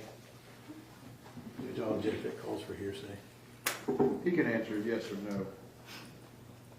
Tell the truth. Just a yes or no? Yes, sir. Okay. So at this point, you know that Tanner pled guilty to kidnapping and murdering Athena Strand. I know we pleaded guilty, but I just didn't know the extent of the charge Until now, or until? until the proceedings and stuff started. Oh yeah, yes. So you once it started, you knew what it was. Until then, you did. Yes, sir. Is Tanner still your friend? Of course. Are you still trying to help prepare him?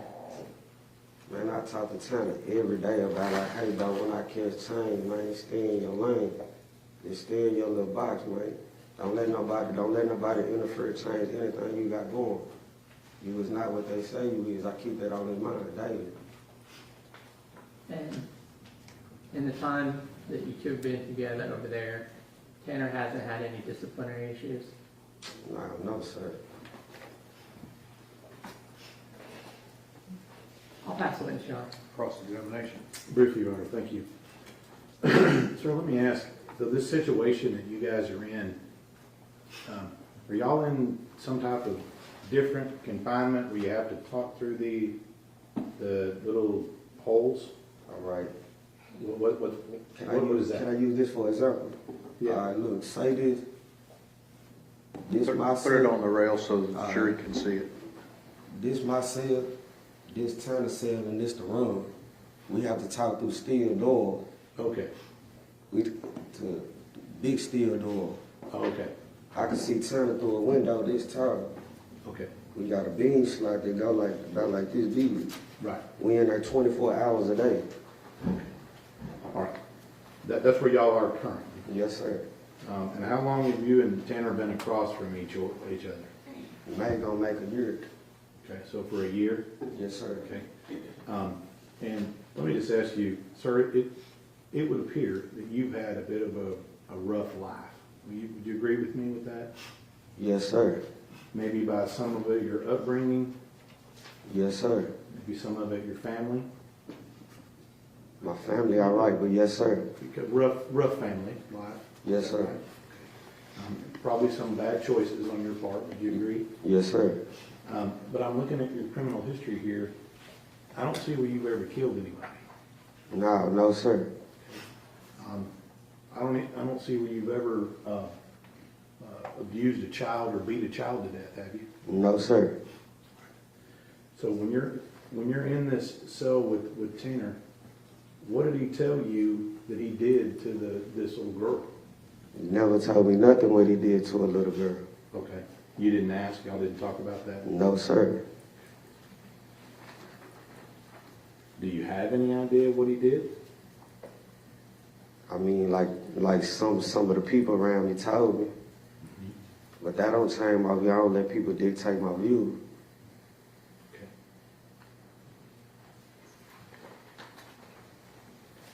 Even despite that, you still think he's a good man? He ain't never showed me nothing different. His character good. Pass it, Mr. Chairman. Regret. Nothing for him. I give you finally excuse. Yes, Your Honor. Thank you, sir.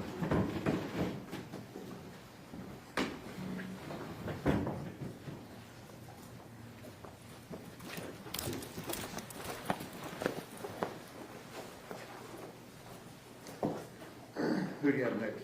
Dr. Davies, Your Honor. Dr. Davies.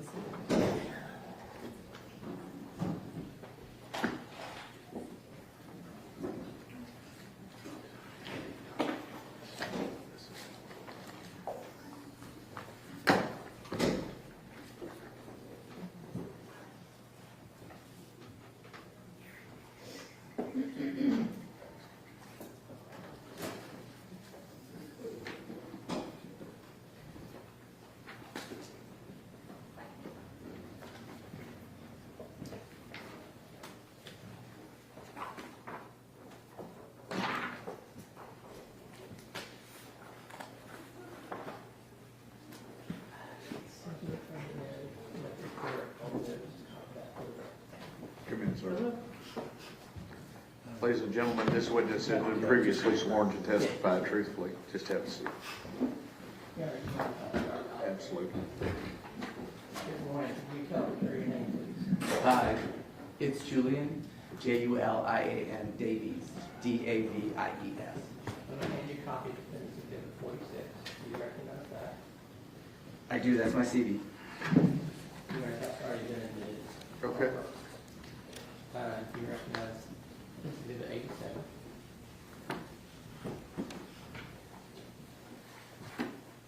Yes, that's my report.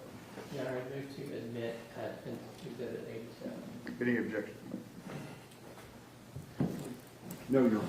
Okay. Defense 87 is admitted. Sure. And could you look at Defendant's Exhibit 85? Sure, and that's the PowerPoint. Sir, that's the Defendant's Exhibit 85, hard copy under the launch report, and I think that the introduction to the record of Any objection to 85 for purposes of the record? No, Your Honor. 85 is admitted for purposes of the record.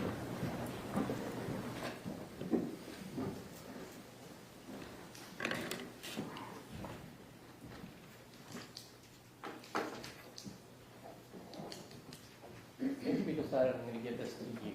Sounds good. And we need it. Great.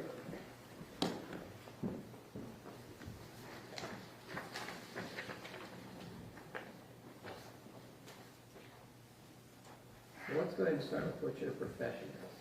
Sure, I'm a clinical professor of pediatrics, medical doctor. Okay.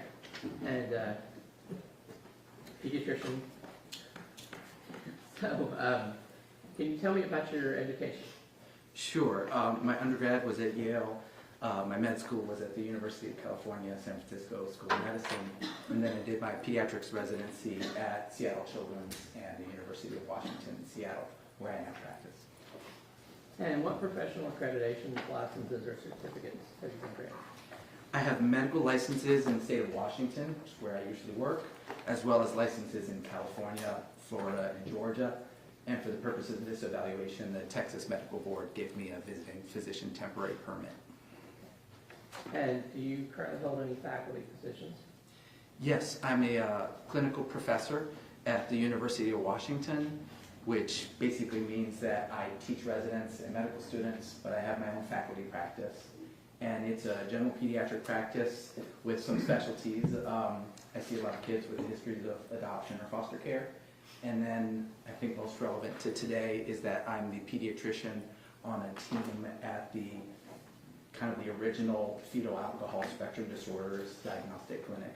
And so I've been working in that clinic diagnosing children and adults with fetal alcohol spectrum disorders for about 22 years. And are you giving any hospital positions right now? Hospital, I don't do hospital work. Seattle Children's Hospital has me on staff, but I'm an outpatient guy. Okay. And do you say your current teaching responsibilities do include fetal alcohol spectrum disorder? Yes, and so at that diagnostic clinic, we do diagnostic evaluations, but we're also a training center. So we have teams coming in from around the country and actually teams from other countries who come in to learn about FASD diagnosis. And do you have any affiliations or memberships in any professional organizations? Yes, I'm a fellow of the American Academy of Pediatrics, and I'm board certified by the American Board of Pediatrics. And your responsibilities include any organizations that address FASD? Yes, I'm involved in planning conferences and teaching. There have been some conferences held in Seattle that I've spoken at, if that's what you're asking. Sure, and well, on that same vein, have you given presentations on FASD? Yes. What about, have you been published in that area? Yes, as well. And have you been qualified by courts to give testimony on FASD before? Yes, in about 9 states I've been qualified as an expert in FASD, including Texas. And FASD, is that a recognized diagnosis? It depends who you ask and what country you ask. FASD, or fetal alcohol spectrum disorders, our clinic uses as an umbrella term that describes the full spectrum of birth defects and brain injuries caused by maternal drinking. The diagnoses that we use are under that umbrella term, and there's a couple that you might be diagnosed with if you come to our clinic. Sure. And there's actually, I'm not going to try to confuse people, but if you look this up, there might be some different terms for diagnoses than what you use, but they're the same category, right? Yes. Okay. And familiar with the other doctors too. So, Yeah. let's talk about, but there are generally accepted methods that you rely on to determine if someone has FASD. Yes, at the University of Washington, we developed something called the 4-digit diagnostic code, and a lot of clinics around the country and the world use that, and it was developed in the mid-90s, and it's currently in its 4th edition. Now, did you examine Tanner? Yes, And did you review records pertaining to him? a lot of records, yes. Did you review reports of other experts? Yes, And it's the ones that have been testifying so far, and they're coming up. yes. Are you being paid for your work in this case? Yes, And what is your hourly rate? it's $450. Do you know approximately how many total hours you anticipate billing in this case? I think I've already billed about 30 to 40 hours, and I haven't added up my recent work, but it could add another 10 to 20. Okay. Now, you kind of talked about FASD being an umbrella term, but can you talk about why is prenatal alcohol exposure important? Sure. Kind of an interesting topic. You'll hear a lot of different things about what amounts of alcohol might be safe and whatnot. So I like to start out before we get to diagnosis about what alcohol can do. So alcohol is a teratogen, and that means it causes birth defects, and in particular can cause brain damage. One thing that's tough about alcohol is that the placenta protects the developing child from many things, but alcohol goes right through it. So the mother's blood alcohol level is the fetus's blood alcohol level. And unfortunately, once it gets in there, the mother has a liver that can detox, but the fetus doesn't have a liver that can detox the alcohol in the same way. So while it's in there, unfortunately, we know that alcohol affects the developing brain on a lot of different levels. It can kill nerve cells, it can send them to the wrong place in the brain, it can make brain structures smaller or deformed. It can really interrupt the really important connections between different parts of your brain. It can affect the signaling, the chemicals between nerve cells, and it can even do lasting damage after the pregnancy by setting up inflammation or locking or unlocking certain genes in the brain. So, yeah. Does it matter like when during the pregnancy the alcohol is consumed? It does. There isn't a safe time to drink, but we know that the riskiest time to drink is in that first trimester. In those first 8 to 10 weeks, you're dealing with an embryo, meaning that the organs are being formed and the foundation is being laid. And in those first 8 to 10 weeks, we see more brain damage resulting from alcohol. It's great to stop as soon as you can because there's continued harm in the second and third trimester. Well, let's talk a little bit about what's under that umbrella of FASD. What specific diagnoses are there? Sure. The original diagnosis, and this was called out in 1973, is fetal alcohol syndrome, FAS. A lot of folks have heard of that.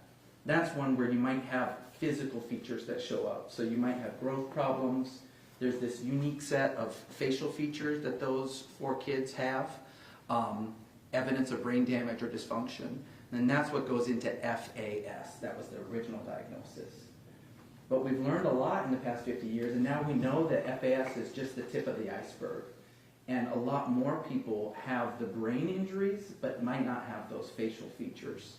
And so there are other diagnoses under that FASD umbrella where you're talking about brain damage from alcohol, but you might not have those physical features. Can you kind of walk us through those? This one kind of breaks it down. So we talked about FAS, and again, that's only 11% of the folks we see in clinic. So the next one down is called static encephalopathy, alcohol exposed. That's where the brain damage is essentially the same as FAS. It's just that you don't have all those physical features. That's about a third of the folks we see. But over half of the people we see, and it's the same amount from the animal studies that we did, half of our patients end up with neurodevelopmental disorder / alcohol exposed. And that's where the brain injuries are in the more mild to moderate range, and you have that prenatal alcohol exposure. And just so the people who are really detail-oriented aren't asking, you've kind of done a ampersand showing a couple of the names for these correct? Right, so if you hear those from other experts, it's because there's different diagnostic systems that kind of alphabet soup, people have their preferred terminology. So if you've heard about ARND, alcohol-related neurodevelopmental disorder, or you might have a psychologist that's using the DSM book, and in there they say neurodevelopmental disorder associated with prenatal alcohol exposure, or NDPAE. Now, tell me about the diagnostic criteria. What are you looking for when you evaluate someone for FAS? So essentially, you're looking for those columns. You're looking for evidence of prenatal alcohol. You're looking to see if there's any growth impairments. You're looking for those facial features, and you're looking at the brain. And with the brain, you're looking at brain structure, and you're looking at brain function. And are there other considerations? Very much. You know, those are the things that make up an FASD diagnosis. But we also really like to do what's called differential diagnosis. And that's where you're thinking about, okay, but what are the other risk factors, maybe in the family history or other things that went on during pregnancy or problems at birth or things that happened in that person's life that could have led to similar problems. Now, when you're looking at those other things, is it possible to have what they call, like, I guess it's comorbidity, or to have more than one thing, or is this kind of, does this exclude other diagnoses? No, in fact, we expect other diagnoses, and the research at our clinic suggests that if you come see us for an FASD diagnosis, you're 3 to 7 times more likely to have other major risk factors that could be impacting your brain. And so sometimes we say that FASD is like a adversity magnet, or the hits keep coming, which is that unfortunately we see high rates of other comorbid, meaning co-occurring diagnoses. So it's really common to have more than just an FASD diagnosis. What type of professionals are involved in diagnosing FASD? Is that an individual or a group, or how does that work?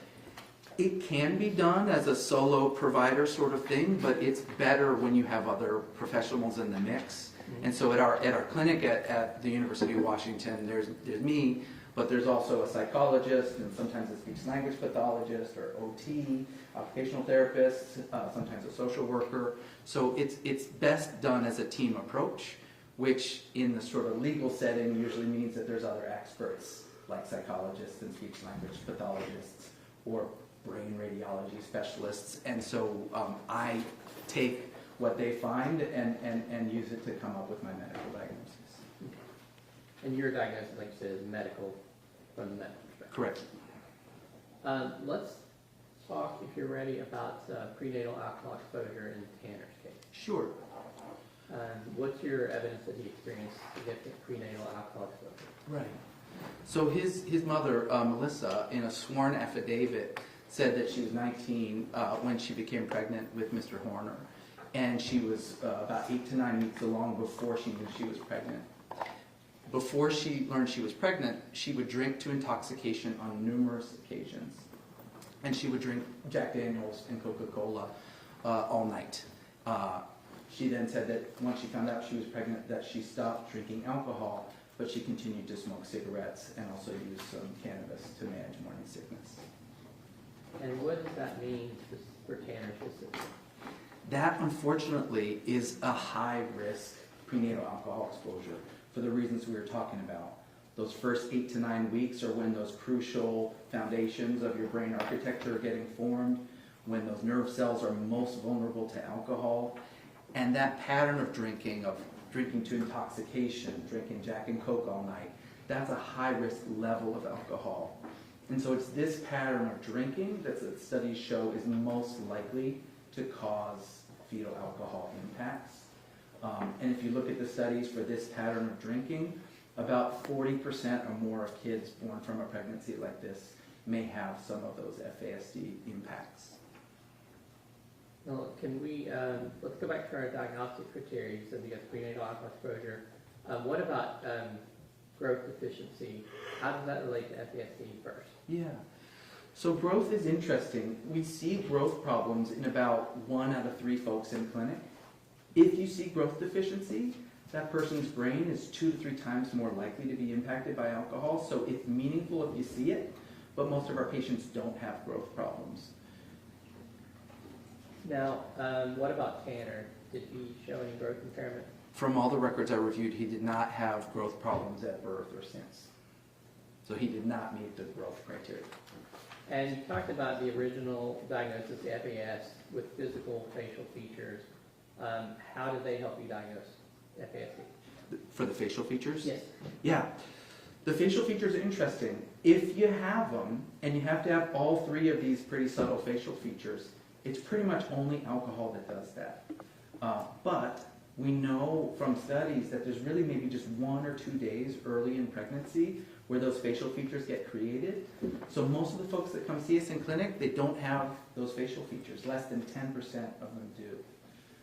So basically, it can matter specifically what day you drank on. Pretty much, it's day 19 or 20 of a human pregnancy.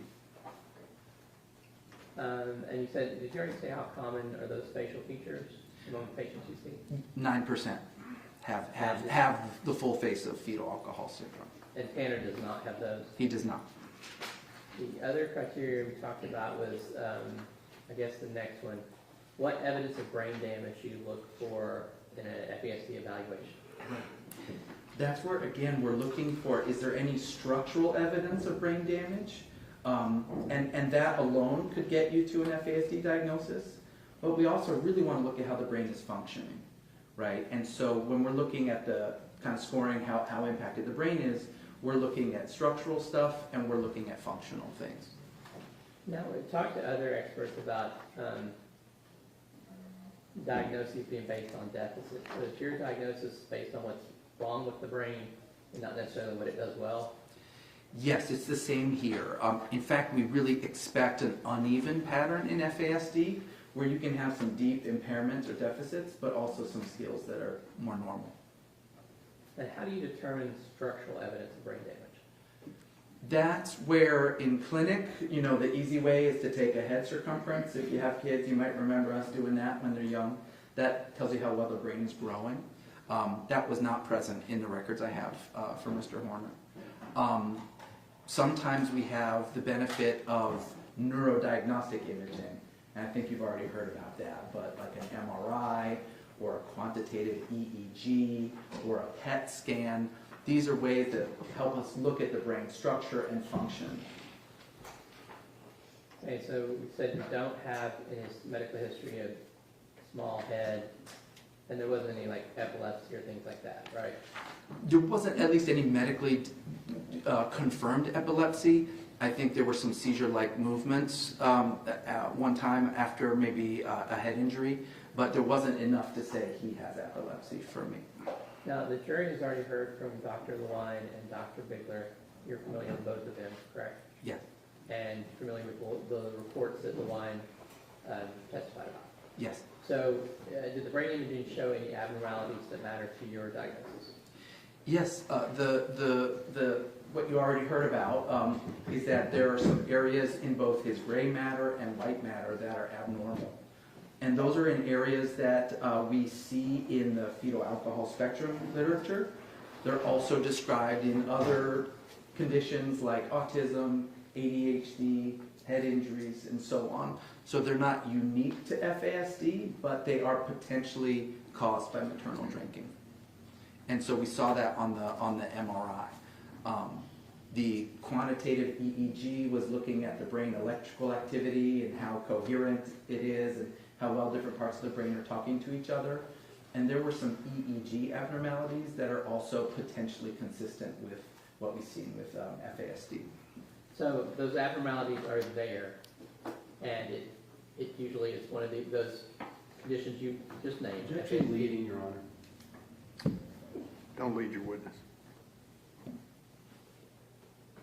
So the brain abnormalities are real. Yes. And you're giving the jury, would you give the jury that list of things it could be? Sure. You know, again, on the imaging, there are multiple possible causes, right? So FASD or maternal drinking is one possible cause.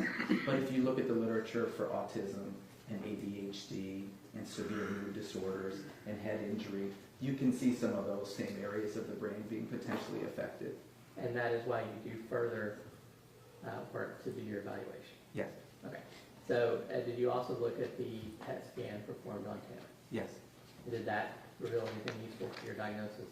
He did have abnormal brain metabolism where some areas were working too hard and some areas were not working well enough. And those were areas that support memory and attention and the emotional regulation of your behavior and social understanding. And in fact, a lot of those other areas that we just talked about influence how well you do with those skills too. So what I found striking about the neurodiagnostic evidence was it lined up quite neatly with the things that have been challenging for Mr. Horner in his life and on the sort of functional testing that he's had. Let's move on to that. And what functional evidence of brain damage do you look for in an FASD evaluation? Sure. There are levels. You might remember that there's a severe brain dysfunction and then there's a mild to moderate range. And so what we're looking for when we're looking at scores, and these are when people see a psychologist and have a day or two of testing and get a lot of standardized test scores. If you have scores that are below the 3rd percentile, meaning that like 97% of people do that better than you, we call that a significant impairment. If you have skills that maybe 85% of the population does better than you, we might call that an area of concern. So in our FASD clinic, that's what we're looking for, is how many domains or areas of brain function are significantly impaired, and then how many are more areas of concern, and then to make it a little bit more complicated, sometimes something will be borderline, which is very close to a significant impairment, but not quite. So borderline means between severe and mild moderate? Yes. Okay, so it's not below it. Yes, exactly. All right, so have you identified areas of brain dysfunction for Tanner? Yes. Can you tell me about let's start with the brain domain of significant impairment. The significant impairments, the first one is ADHD. He was diagnosed with it when he was quite young, about age 5, had a lot of visits, was on a lot of medications for ADHD. To me, that's a well-established diagnosis for Mr. Horner. And it sticks out to us because we see a ton of ADHD in our clinic. We know that half of kids born to moms who drink heavily end up with ADHD, but it's usually ADHD plus. ADHD is the first stop on the diagnostic train that sometimes leads folks to come see us. And so ADHD is definitely considered an area of significant impairment for now, us. if you have a patient who's on the FASD under that umbrella and has ADHD, is that more difficult to treat? Yes, we still use some of the same medications and treatment approaches, but they're not as successful as if you have more garden variety or genetic type of ADHD. And whereas folks with more routine ADHD, often things kind of get better as you get older, with folks with FASD, things often get more challenging in adulthood. And what other area of significant impairment for Tanner did you identify? He has a diagnosis of autism spectrum disorder, and I think you'll be hearing from some experts about that, but he was diagnosed young with that and continues to have it. And so we consider that the domain of social communication. He's also had some testing by a speech-language pathologist who's done testing of his language and found that he also has some severe impairments in his higher level use of language. So I put language and social communication together as an area of significant impairment. Now we had, I think Dr. DeWine and Dr. Bigwood both talked on about the neural networks that affect language, and then the jury has heard from Dr. Fritz already too. Oh, great. And that's kind of what you're talking Exactly. about. Dr. Fritz's evaluation, yes, Sure. led to that. And would you agree with them that the brain basically controls behavior? Yes. Now, what about areas that are borderline? Right. So one is that on his IQ scores, he has what we call significant splits, which is when you have a big gap between one type of intelligence and another. And in our clinic, if we see an unusual difference between those intelligence skills, we'll sometimes call that an area of significant impairment. And his splits were significant, and they were between his verbal abilities and his nonverbal abilities, as well as his verbal and nonverbal intelligence and his processing speed. So some big gaps there, a very uneven pattern on his IQ. Sometimes in clinic we would call that a significant impairment, but I was cautious and labeled it borderline because I essentially didn't want to double dip, and I knew that his ADHD could affect those gaps, and I also knew that his language impairments might explain some of those splits. So that's why I called it borderline. Now, the IQ testing, that's not testing that a pediatrician performs either? No, that's a psychologist. Okay, and so you relied on data from a neuropsychologist for that? Yes. All right. And I just want to clarify too, you put your original report into the record, and then after you received Fritz's report, did you do an addendum?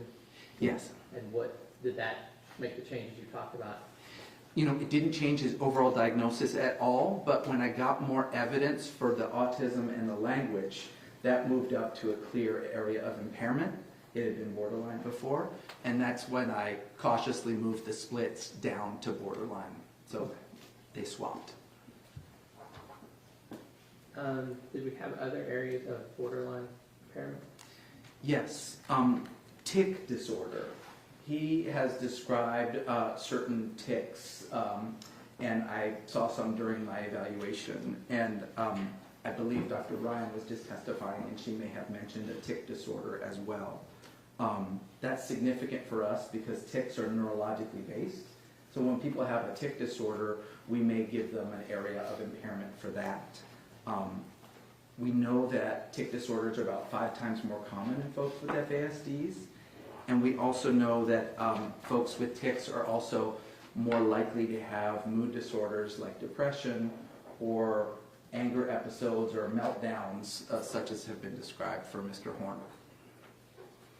And I apologize, if you have a slide you wanted to show on the IQ splits first. It's hard to see here. Is this what you're thinking about? That's what I'm thinking of. Yeah. And can you tell us who prepared that slide? So the neuropsychological testing was done by Dr. Kaufman, and the graphing was done by a colleague, Dr. Connor, who does a lot of FASD psychology work. And I'm not asking you to go to detail because it's hard to read like you said, but basically, what does the green line represent there? Sure. The green line is average for the general population. And then what's the red line representing? That represents more than one standard deviation below the mean. That gets you into the area of concern range. That's at about 80, when you're in the 16th percentile or below.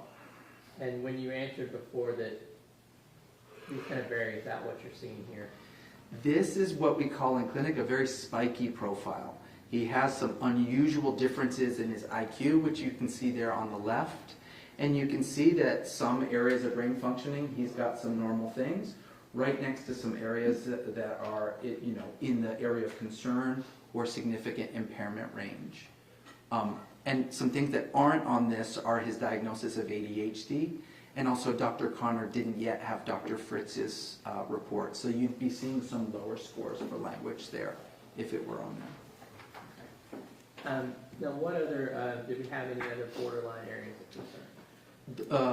The IQ splits and the tic disorder are the borderline domain.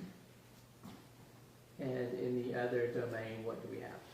So for areas of concern, and again, that's generally if you're in the bottom 16% of ability, there were some of his executive skills that were lowered.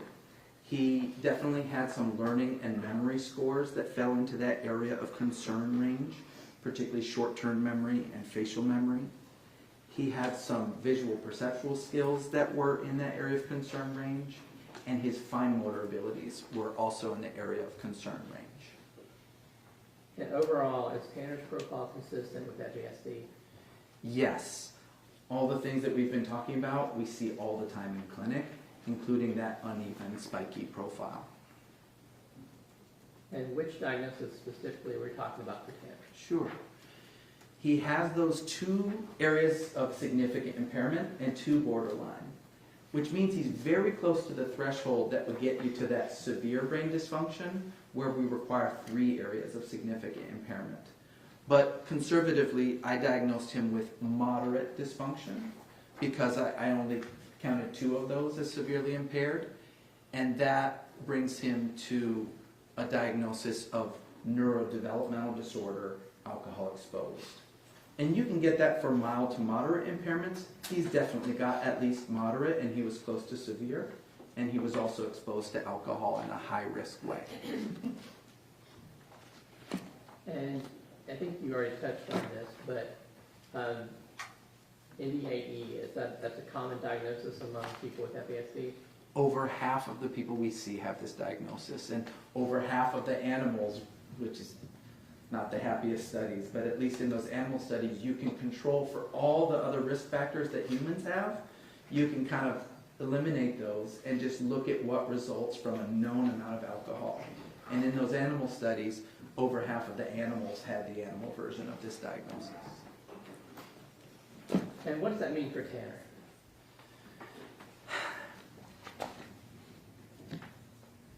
Neurodevelopmental disorder, alcohol exposed, is a tough diagnosis to have. You don't have the physical features that might flag the attention of a pediatrician early on, right? So he wasn't tiny at birth. He doesn't have those facial features. So folks who don't have those facial features have later diagnosis. You might also be thinking, well, moderate, that sounds pretty good. He's going to do fine. But when we followed folks with this moderate brain dysfunction over time, we actually find that they're less likely to get appropriate diagnoses. They don't get often the supports they need, especially when they're trying to transition to adulthood and leave the nest and so on. And yet, they're people that need those supports. And we've kind of looked at, we generate a lot of recommendations from clinic. And when we look at folks with this diagnosis, they get the same amount of recommendations as folks with more severe brain dysfunction. You also, might think that mild to moderate, that brain's probably okay. But when we do similar imaging studies, like Mr. Horner's had, we see that over 40% of people with this moderate diagnosis do have evidence of brain damage. So it is brain damage, and it does need help.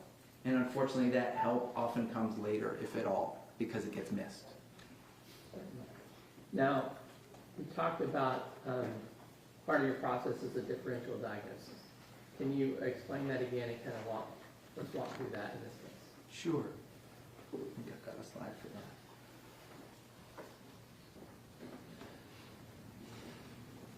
Mr. Horner had a lot of risks and has a lot of diagnoses, and you're probably hearing from a lot of experts, so I appreciate your patience on that. As I said, folks that come to see us in FASD clinic have 3 to 7 times the number of these risks that folks in the general population do. And so when I looked at Mr. Horner's history, a couple things popped out. Sure. Tell me about the family history. So we know that he's got a strong family history of substance use disorders. And that, together with being exposed to substances while you're in the womb, really increases your own risk to have substance use problems when you get to adulthood. We also know that there is a family history of psychiatric disorders and suicidality, and Mr. Horner has suffered from similar things. Because of that family history and because of his autism, I did do some genetic testing because I was curious to see could we find a difference in his genes that would explain his outcome. And we did pretty comprehensive genetic testing, and we didn't find a clear, aha, it's this gene that caused all of this sort of thing. Did you talk about other potential prenatal exposures or things like that? Did you consider those in your differential diagnosis? Not yet. You saw his mother's statement that she smoked and used cannabis as well. And when you look at all the things you could use during pregnancy, unfortunately, alcohol is common and legal, and it's the worst thing you could be exposed to. But those other things have risks too. So if you smoke during pregnancy, it can increase the risk for ADHD or antisocial behaviors. If you use cannabis or weed during pregnancy, it can affect your executive skills like planning and organizing. Also can affect your academic achievement and your risk for using substances yourself. But they are present, but not generally as dangerous as alcohol is here. And what other differential diagnoses did you consider? Sure. Another one that really jumped out as a prominent risk factor is that Mr. Horner's, and may I ask, has the jury heard about lead yet? Yes, Dr. Speck has testified already, so that they'll be familiar with that. If you just want to, Sure. act as if you had a conversation about it already. Right, great. So you heard about lead. You know that his bone lead level was 24 times higher than other folks his age. And if you calculate back to what that would have been when he was a kid, that looks like a level of almost 30. That's really high. The lab flags a level of 3 for me. So his level as a kid is estimated to be about 10 times that. And I can tell you, I've been doing pediatrics for 23 years. I can think of only, and I order a lot of lead levels, I've only seen one result that high. And that was a child adopted internationally where there was a lot more lead. So for me, that was a significant risk factor because that amount of lead can impact your IQ, can impact ADHD-like symptoms, and unfortunately is linked to delinquency, aggression, and explosive tempers. So lead was a significant feature of his history for me.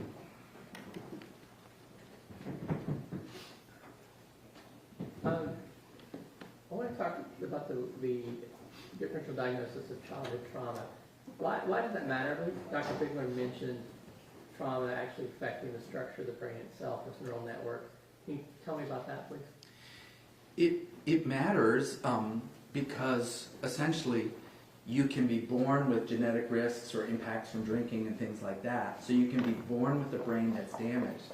But then there's further damage from neglect, abuse, and other adversity or other traumatic experiences in childhood. And we've looked at that because we see so much childhood adversity in our clinic. And we've tried to weigh what does more damage.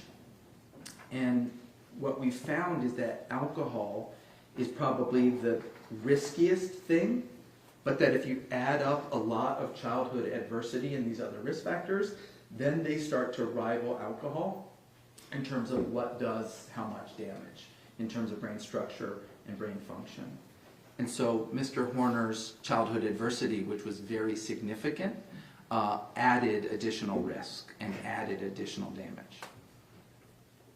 Okay, now next I want you to talk about ASD and FASD because I've asked you about you have both, and I guess there's different ways of identifying them, different ages they get identified, and maybe different support you could give for those.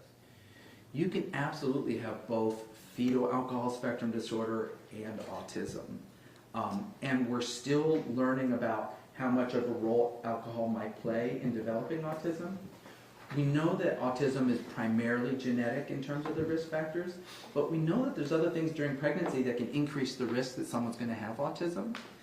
And what I can say is that from our clinic stats, if autism is about 1 to 3% of the population, well, folks that come see us, 10% already have an autism diagnosis, and 10% get referred for further evaluation. So it does seem like there might be some impact of maternal drinking, and there's also certainly some overlap in symptoms between autism and FASD. Did you also look at potential brain injuries in Tanner's case? Yes. And how did you factor that into your differential diagnosis? He's definitely had some head injuries. He got stitches at age 4. He unfortunately tended to hit himself in the head when he got really upset or was having a meltdown as both a child and an adult. He's reported that at times he knocked himself unconscious from punching himself in the head. He was knocked out in his mid-20s, passed out, and then there was a suicide attempt that involved strangulation where he was unconscious for some amount of time. So he's had a number of head injuries that could have added, harm to his developing or young adult brain. And did you consider Tanner's substance use in your differential diagnosis? I did, and when I do these forensic legal evaluations, we hear about a lot of substance use that often starts very early, middle school or before. And so Mr. Horner did use substances, but for me it was lower risk compared to other legal cases like this. He tended to prefer cannabis or weed and did use a lot of that. He also used K2 or synthetic weed from about 18 to 23, and also has used some other things, but maybe not as much. So MDMA and psychedelics were things that he used sometimes, and more recently, before the instant offense, there was use of cocaine as well. Did you have a chance to review mental health records for Tanner? Yes. And how did that factor into your differential diagnosis? There was a lot there. There's depression, there's anxiety, concerns for bipolar, self-harm, suicidality, suicide attempts. And we know, unfortunately, that when you're going through life with disabilities and the risk factors that he's had, and the childhood that he had, and the family history that he's got, that we really unfortunately expect to see a lot of that. So in young adults with FASD, with his kind of risk factors, we expect to see those. But I don't think that those mental health diagnoses better explain, what we see on his testing. So what was your ultimate conclusion from that differential diagnosis? Right. So there's a lot on that slide. There's a lot we just talked about. When I weigh those, I know that the research tells us that alcohol is a dominant risk factor that in our clinics explains a lot of the brain damage and dysfunction. So we'll usually put that near the top of the list of culprits. But in Mr. Horner's case, we've got that really high lead level. We've also got autism. We've got a lot of childhood trauma. And so in terms of weighting those, this is one of those situations where you can't scientifically say 100%, I know what this risk factor did, right? I can tell you with my clinical and research experience that I do think that the high risk drinking caused at least some of what we're seeing. And in particular, I'd point at ADHD as a common result of maternal drinking. I'd point at those language difficulties and those IQ splits. I'd point at some of those behavioral and mental health challenges. But that's not me saying alcohol is the only thing that did those. I think we've got a mix of risk factors here, and I think his FASD diagnosis is part of a broader picture where his brain has had a lot of hits from before he was born to now. And I know we brought you in here to help give us a why and how Tanner's brain works. But ultimately, those abnormalities are there, there's structural, there's functional issues, and all that's present, and you are just trying to tell us kind of a root cause of it. Yes. That approach, Sean? Yes.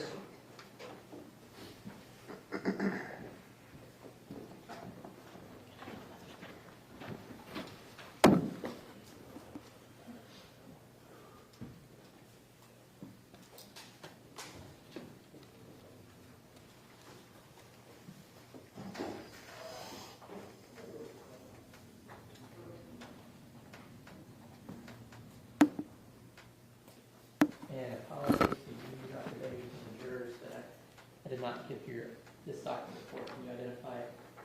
This is the 50th of 8. Yes, that's the addendum. And I would wish to admit this. Let me check. No objection. Thank you. Defendant's Exhibit 89 is admitted.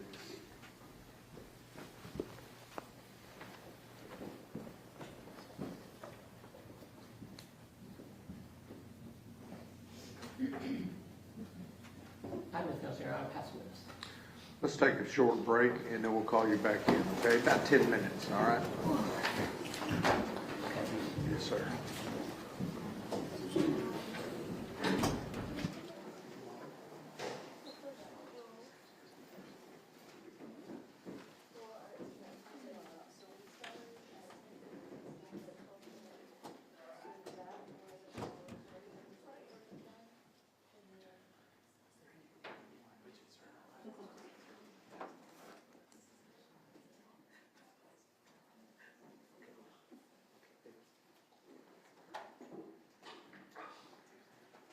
All right, 10 till 3, everybody, 10 till 3.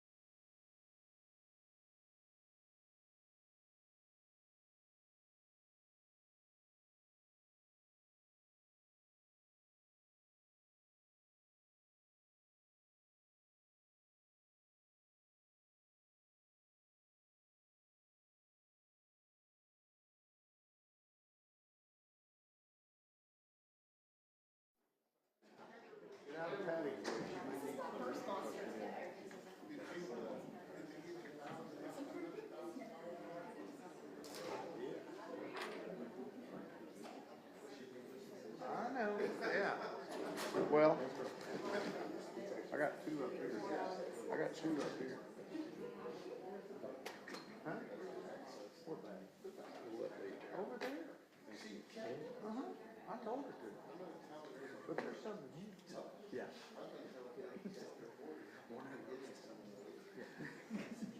Go, yeah, do that. See if she does. All right. Both sides ready for the jury? Well, I lost Carrie.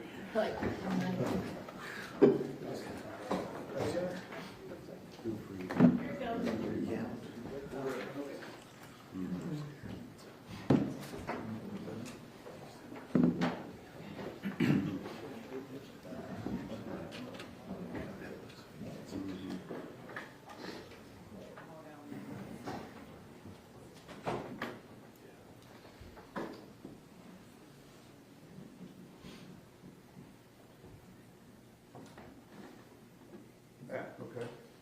Yes, sir.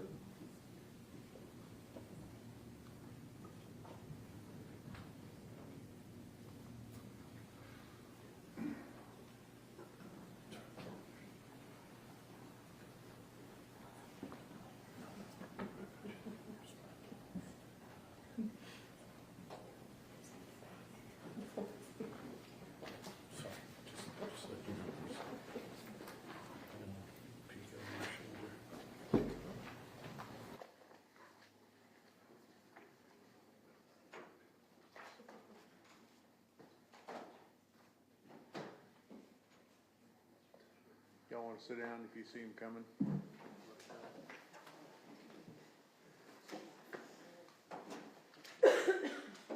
a patient, Your Honor. Who is? King. Oh. There he is.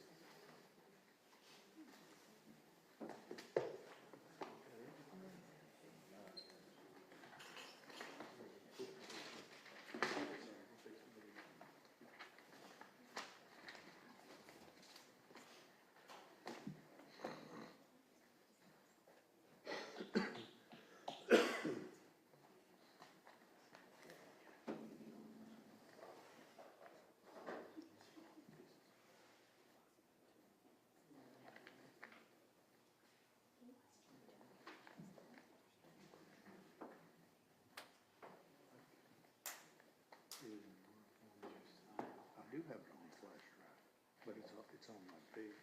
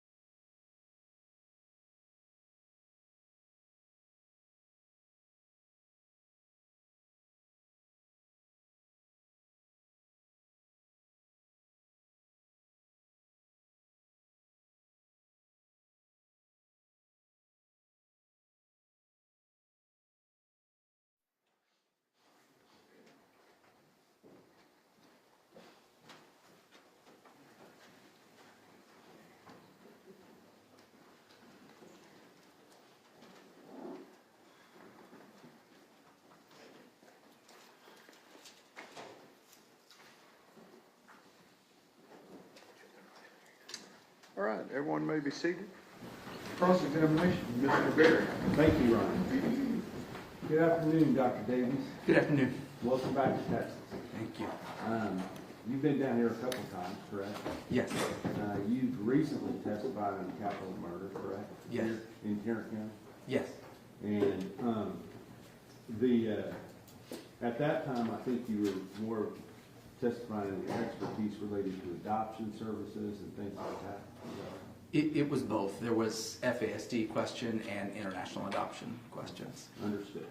So I want to talk to you about kind of what you know about this case and where you know it from, all right? Now you, as an expert in this case, were excluded from the rule of witnesses, correct? I believe so.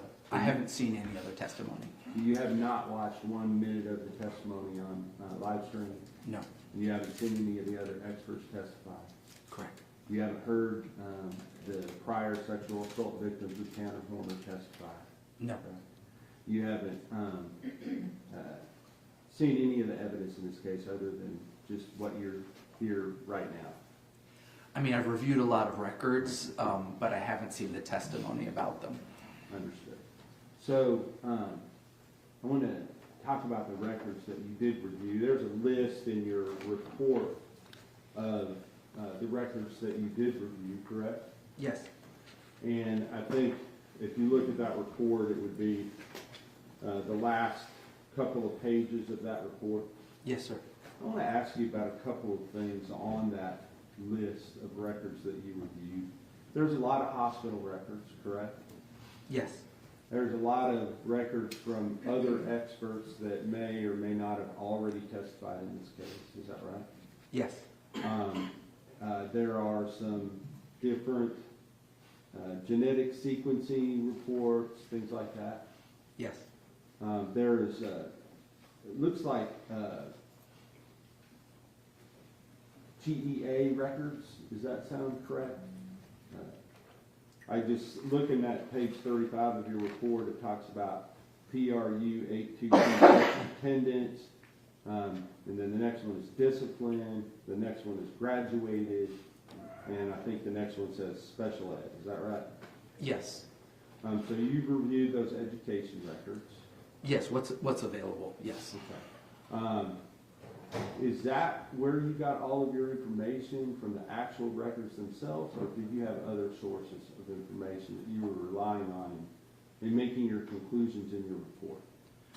I would say that the records reviewed here and then the additional records in the addendum, plus I recently received Dr. Ryan's report, plus my interview and examination with Mr. Horner. That's where I got my information.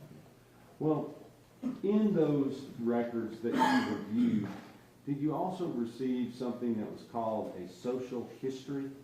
Yes. Did that lay out a whole bunch of facts related to Tanner Horner and his background? It was a summary of his family background and his childhood, yes. And he produced that summary? That was his legal team. I think that summary was written by Patricia Rist. Okay, so you were relying on facts provided to you about the defendant's background that were given to you directly from the legal team with no notations as to where they came from or where this information was gathered from or anything like that, correct? I think that the point of that document was to summarize the really extensive documents in this case, and so I would say that for most of the things I might have gotten from the social history chronology, there were also primary sources or other records that I relied upon as well. Understood, but in your notations, you cite to this numerous times this social history that was provided to you by the defense in this case, correct? Yes. And so if there were things left out of that social history that were relevant in this case, you would not have known about those things, is that correct?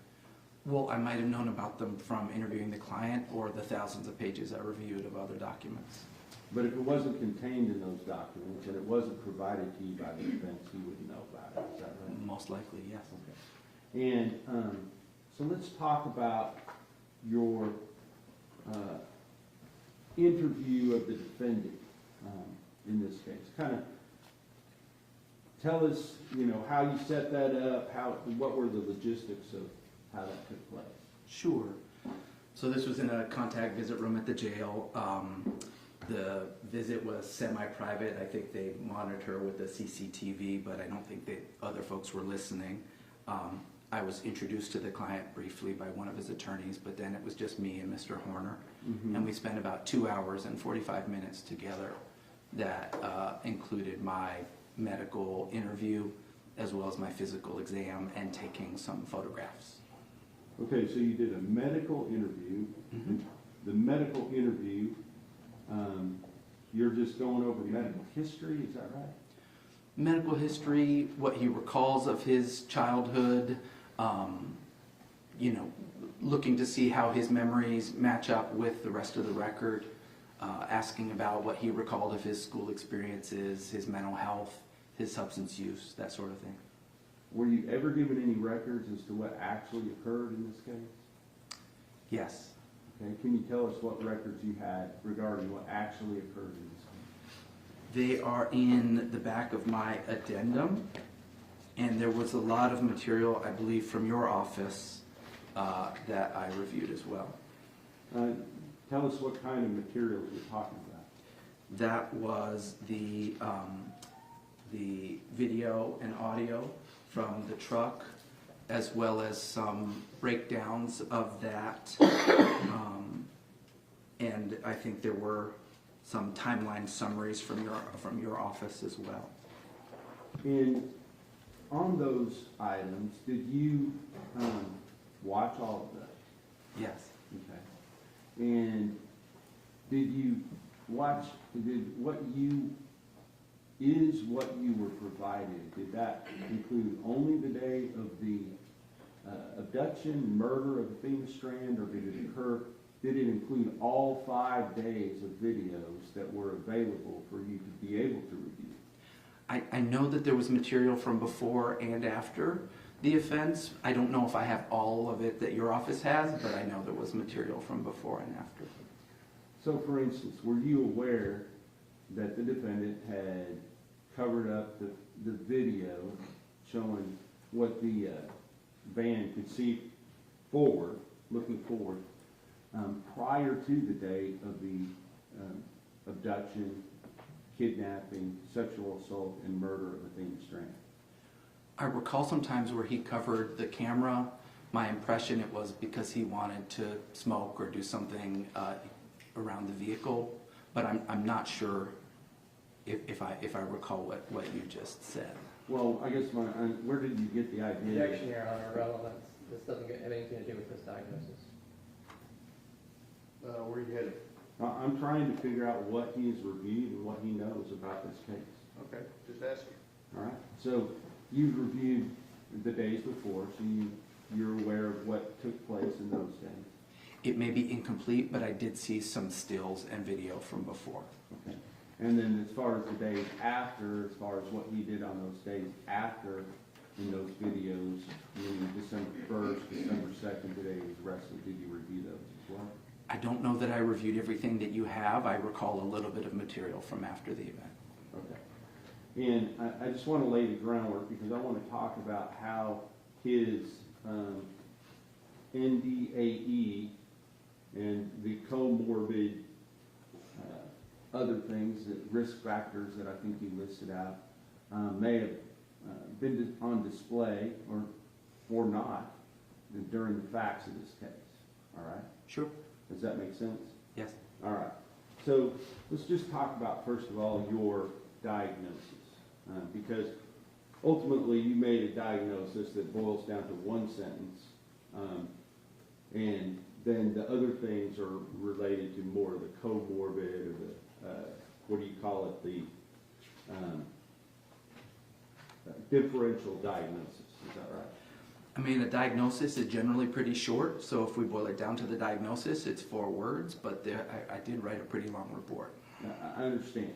But a lot of that was talking about other things other than fetal alcohol syndrome or fetal alcohol spectrum disorder, correct? Yes, I tried to be comprehensive and look at the other risk factors. Understood. And then, so let's talk about your diagnosis. I believe that the bottom line diagnosis, which is contained right there on page number 1 of your report, was that, in my opinion, to a reasonable degree of medical certainty, that Mr. Horner has neurodevelopmental disorder, alcohol exposed. Is that right? Yes. All right. Now, that is not fetal alcohol syndrome, correct? Correct. So, to a reasonable degree of medical certainty, you can testify to this jury right now that Tanner Horner, the defendant in this case, the person who has been pled guilty to killing Athena Strand, did not have fetal alcohol syndrome. Is that correct? Correct. All right. Secondly, there's another level before you get down to the level of NDAE, and you called that static encephalopathy. Is that right? Yes. SEAE? Yes. And Tanner Horner does not have SEAE, correct? No, as I testified, he came close to it, but I judged him to have the more moderate brain impairment. And to a reasonable degree of medical certainty, you can testify to this jury right now under oath that Tanner Horner did not have severe brain damage, correct? Or severe brain impact. Yes. Okay. So let's get down to the actual diagnosis. Now, of the 3 diagnoses that you're talking about, although it is the most common, it is in fact the least serious as far as brain impacts go among the different things that are listed under the umbrella of fetal alcohol spectrum disorder. Is that right? If I can quibble with you, it does involve a lower level of confirmed brain dysfunction, but as I was testifying on direct, people who have this diagnosis may fare worse in life because they go through life with that invisible disability. Do you think, based upon the record, that Tanner Horner's disability was invisible? He had a lot of interventions, don't you agree? He received interventions for autism and ADHD. I think the FASD part was missed. Okay. And go ahead. May I finish? And I noted that he received interventions at school and sometimes in mental health, but I don't feel that he had the level of support and structure he needed at home, which is maybe the most important of those 3. And I understand that at least after the 6th grade, would you agree that he had a fairly stable home life compared to people that have this same sort of dysfunction? Would you agree? I think things got a lot better for him in 6th grade when he was essentially permanently with his grandmother and Bill. But I know that his mother was coming in and out of his life and that there was a fair bit of chaos with that was difficult for him. But you would agree that he had stability compared to a lot of people that you see that have these type of disabilities. Would you agree? Yes, from 6th grade on, things did get better. So, knowing that, let's just go into the idea of the different the areas of significant impact. Now, you talked several times about ADHD, and what does that stand for? Attention Deficit Hyperactivity Disorder. And do you have some experience with that? A lot. Okay. Personal and professional? You name it. Yes, I have a lot of children in my practice with ADHD, and I'm pretty familiar with it at home as well. Okay. And understanding that, that can be a significant impairment, but it also is not debilitating for most people. Would you agree? It depends. As I was saying earlier, if you have ADHD because of heavy drinking in the first trimester, it tends to be harder to manage. The meds don't work as well on average, and it can be more difficult into adulthood. Okay. So that's an area, but it's an area that there is lots of treatments and therapies and other things that are available. Would you agree that Tanner Horner availed himself to many treatments and therapies along the way to deal with his ADHD? He tried a number of medications, yes. Not just medications, but at school and at home, and had intervention of multiple different people to help him through that diagnosis. Would you agree? I wouldn't say that at home he got a lot of support for his neurodevelopmental differences. I got the impression that his grandparents maybe didn't understand or believe in that as much as Some other folks do. And where are you getting this from? The records. What records? Are saying that his parents didn't believe it, that he had ADHD or that he needed help. I recall that Mr. Horner told me that Bill, his grandmother's partner, husband, didn't really understand autism and thought he just needed to be different. And I think he also told me that his grandmother didn't really understand neurodiversity or autism. So this is coming from Tanner Horner, the person that you were examining, that you're getting these facts from? Yes, and if I may be recalling incorrectly, but I believe that Dr. Ryan had some interviews with family members that had similar information. Okay. So, but you didn't talk to any collateral sources? No. And what you had at your disposal, other than the records that you went through, was this social history written by the defense? I had lots of things, and that was one of many records. Okay. So with regard to the areas of significant impairment, Tanner Horner was tested for IQ when he was 18 or 19 years old, is that correct? Yes. All right, and at that time, would you agree that was part of a determination as to whether or not he was still going to be eligible to receive benefits based upon his previous diagnosis of Asperger's? Yes, it was a social security disability evaluation. I don't know if it was to rule in or rule out Asperger's, but I know it was to determine whether he should continue to receive benefits as an adult. And you also know that as a result of that examination, at that time, that the United States government decided that Objection, testifying. Let me hear the question. Do you know as to whether or not his benefits were denied based upon that evaluation? I did read that evaluation, yes. And were they denied? They were. So he had been receiving benefits up until a certain period of time, and then after the evaluation that was done when he was 18 years old, the benefits were no longer available to Mr. Horner, correct? Yes, and I have to say that was a very Objection, inadequate. non-responsive. With regard to that, at that time, there was a report issued by Dr. Cleves regarding her examination, correct? Yes. And you had that as part of your, part of what you had available to make your determinations, correct? I did. And in that report, would you agree with me? Do you have that with you? Not on me. I have it. No. Well, I'll just ask you if you have any quibble with what I'm saying. I'm going to ask you to tell me, all right? That as part of that, he had a full-scale IQ of 102. Is that right? I do have that data, so I'm just going to double check.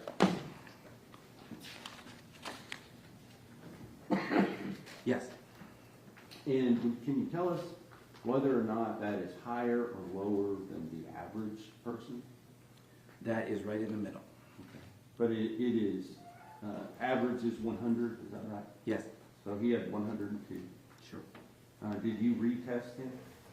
He was retested by Dr. Kaufman in 2025. Okay, so since between the time of this offense and today, he was retested again. Did his IQ go up or down? The trouble with the summary score is the significant splits I talked about. Objection, non-responsive, Your Honor. All right, can we approach?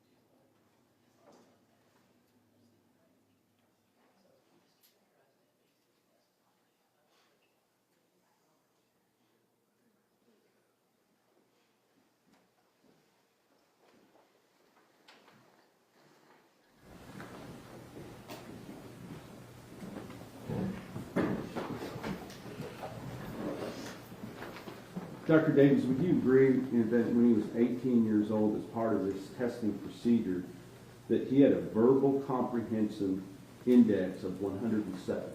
Yes. Right. And now we've talked all about the fact that Tanner Horner can't understand what anybody's saying to him or what the nonverbal cues or anything else. Is that verbal comprehension index indicate that to you? No. Okay. Is that higher or lower than average? 107 is just above, right above average if you include the standard error of measurement, which is about 5. Okay. And on that same test, he had a perceptual reasoning index of 113. Is that right? Yes. Is that higher or lower than average? Higher. Now, I realize that he had some other indexes that were lower. Working memory index of 97. Is that right? Yes. Is that still within the normal range of plus or minus from 100? Yes. Okay. And then the only one that he had that was lower than the normal range was the processing speed index. Is that right? Yes, that was 81, which was a very large split between that and his verbal and nonverbal intelligence scores. And you're saying that the fact that he had verbal comprehension index of 107, perceptual reasoning index of 113, but only processing speed of 81 is an area of significant concern for you? Yes, because those are unusual splits. Seen in if we see a split that's seen in less than 3% of the population, and if it's a split that is commonly seen in fetal alcohol impacted patients, we do consider that a significant finding. Okay, so significant to you in that you are taking that into consideration as to whether or not he's been impacted by fetal alcohol. Is that right? Significant in that way, and just statistically significant. These are unusual splits. I understand they're unusual splits, but what I'm saying, you're not saying it's significant as to his behavior per se, just as to whether or not he's been affected by fetal alcohol. I think that if you have significant splits, and they are part of an FASD diagnosis, then yes, that diagnosis is significant to your behavior. Let's talk about Dr. Kaufman's report, because I don't have that in front of me. What kind of verbal comprehension did he have with Dr. Kaufman's? Well, first of all, what was his full-scale IQ with Dr. Kaufman? A full-scale IQ is listed. What but is it? It's 103. Okay. I understand that's within the standard deviation of normal now. Is that right? Yes. All right. So he had normal IQ. Still, 1 point higher than what he tested before. Is that right? I would have to say not really. Okay. Well, what was his verbal comprehension index on Dr. Kaufman's? 98. Okay. So it dropped from 107 to 98. Is that right? Yes. Okay. Does that indicate anything to you? Not a lot. They were different. There was the 4th edition and the 5th edition, and you can see some score variation like that. Is that sometimes also accountable to something called malingering? It could be, but I didn't have any indication of malingering on the malingering test that Dr. Kaufman did. Well, I'm asking you as a medical doctor, is the fact that this person's IQ is tested, and then later after they've committed some type of horrible crime, it tests almost 10 points lower, can that be evidence of malingering to you? I'll leave that as it could be. Okay. What about his perceptual reasoning index? That one, sorry, he had a visual, in this edition it's called the visual spatial index, and there it was 122. Okay, so that went way up. Is that right? Which would argue against malingering, yes. Okay. So, I understand what you're saying. It argues against malingering, but it's drastically different from the other one. Yes, on a different edition of the IQ test. Okay. So, what were the other indexes on Dr. Kaufman's report? The fluid reasoning index was 105. Working memory was 106. Processing speed was a lot lower, again, at 89. Okay, so, but it was higher. It was 89 versus 81. Is that, could it be from the different tests? Is that right? Yes. But it's a lot closer to normal in that test than the other ones, right? Is that right? Yes, and again, I'm more focused on the very large and unusual splits. And I think you've explained that, but bottom line, the defendant has a normal, if not above average IQ. His IQ tests aren't normal because of the splits, and the psychologists that I work with routinely wouldn't give a full-scale IQ when you have a large difference between the verbal and nonverbal IQ. That's just what I've been trying to share. We have two different psychologists, Dr. Leeds and Dr. Kaufman, that both have given a full-scale IQ. Is that right? Yes. Okay. So that was the next thing. Then those were the areas of significant impact. So ADHD and the unusual splits in his intellectual functioning test. But you amended that later. Is that right? Right, with the additional confirmation of autism by multiple experts and the additional in-depth language testing from Dr. Fritz. So you moved that one down from significant impairment, the multiple splits one, to borderline. Correct. All right. And then you moved up Asperger's / autism spectrum disorder level 1 to the more significant level, based upon Dr. Fritz's report. No, not just autism. It's autism and language. And it was based on Dr. Fritz's report and the reports of Dr. Spence and Imhoff, who also diagnosed autism. Did you put a notation in your report that Mr. Horner's functioning in the domains of ASD or Asperger's was not clearly impaired on neuropsychological testing? I don't recall writing it that way. What I was communicating in my original report was that we had records of autism diagnoses during many years during his childhood, but unfortunately the original diagnosis records no longer existed. And so I could tell that he'd been receiving services for autism through the school district for the second half of his school career, but I didn't yet have the adult autism evaluations that I now have when I wrote that. So, based upon those other experts' reports that were later provided to you, then you moved that one from borderline to significant for you. Yes, okay. With the confirmation of autism and the additional language impairments. Okay. And so, with regard to some of the, what you said, areas of concern, you listed motor tasks. And there were two things that you listed, correct? Yes, finger tapping and grip strength scores. You understand that this defendant pled guilty to strangling a 7-year-old girl successfully. Is there some type of grip strength issue there? We've all heard the video, and I'm sorry to say this, but it took a long time. So I don't think that the video really makes the point that you're trying to make.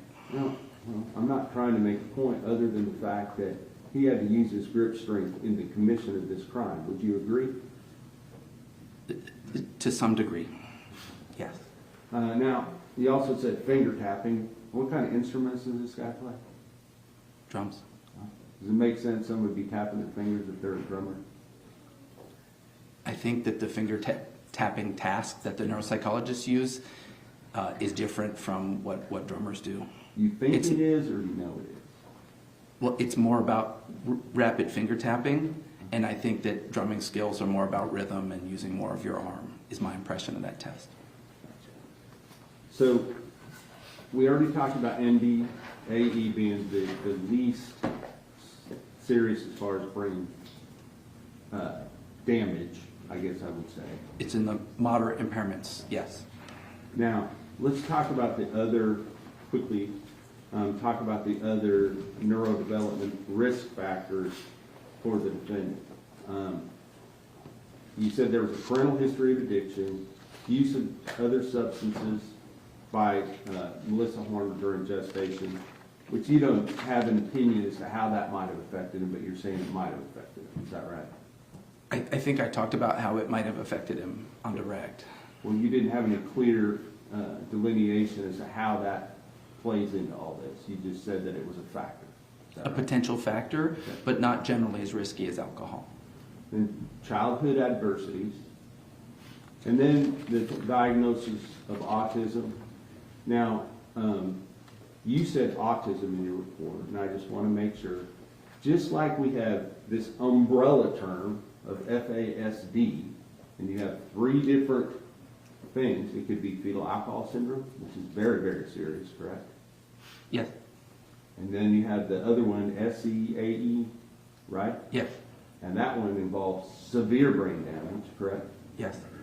And then you have this latest one, NDAE, and that's just either mild or moderate, and you're saying it's moderate in this case? Yes. All right. But it's the least serious of the 3 as far as brain damage. As far as measurable neurofunction, yes. Okay. So does, you talked about head injuries and then substance abuse. There's a number of different substances that Mr. Horner, the defendant in this case, told you about. Alcohol, marijuana, K2, MDMA, LSD, mushrooms, cocaine. Is that right? Yes. Now, other than alcohol, are all of these commonly used illegal recreational drugs? I wouldn't say commonly, but they're certainly used. Do you consider the regular use of illegal drugs to be criminal activity? Yes. Okay. Is supplying illegal drugs to other individuals criminal activity? Objection. I'm not- For legal conclusion, not a fair proceeding. Well, in evaluating people as a physician for pathology and their personality, you have to know whether somebody is a good candidate for probation or parole, correct? I don't get Objection. in. This witness is a pediatrician. Sustained. All right, so in using, with regard to, I'm going to just get to the part about the possible brain injuries that may have occurred as a result of fetal alcohol syndrome disorder. Is that right? I mean, is that what you call it, fetal alcohol? Fetal alcohol spectrum disorder. Because he does not have fetal alcohol syndrome. Correct. Right, okay. So the first thing you said was lower IQ. We've already dealt with that. He does not have a lower IQ, correct? No, he has significant splits on his IQ. Understood. So let's talk about ADHD. Does ADHD cause people to commit the act of murder? That's an unusual outcome for ADHD. Okay. Are you saying there's any causative effect to the murder of Athena Strand, in this case, by Tanner Horner? From ADHD? Yes. I can't use ADHD to explain what he did, but it's possible that impulsivity may have played a role. And that would have to be based upon the evidence in the case, correct? Whether it was impulsive or not impulsive. Judge, objection, legal conclusion again. Or I'll let him answer that. Yes, my consultative question was not what happened in that van. What it is, does he have a fetal alcohol spectrum disorder? And are people with ADHD able to have productive and fruitful and nonviolent lives? They are able to, yes. Okay. You also talked about language and social difficulties. You've watched the videos. Does it take language and social skills to convince an unsuspecting gas station attendant to loan him some cleaning supplies to clean up the Objection, Your Honor. van? Relevant. I'm sorry? Relevant, he's also calling for speculation and also calling for legal conclusion. Speculation is sustained. Okay. Would you agree with, on those videos, throughout them, all 5 days of it, that he exhibited multiple times of using his language and social skills correctly to accomplish goals that he wanted to accomplish? I didn't see a lot of evidence in that, in the videos. I don't think asking for towels is a high-level use of language or social interaction.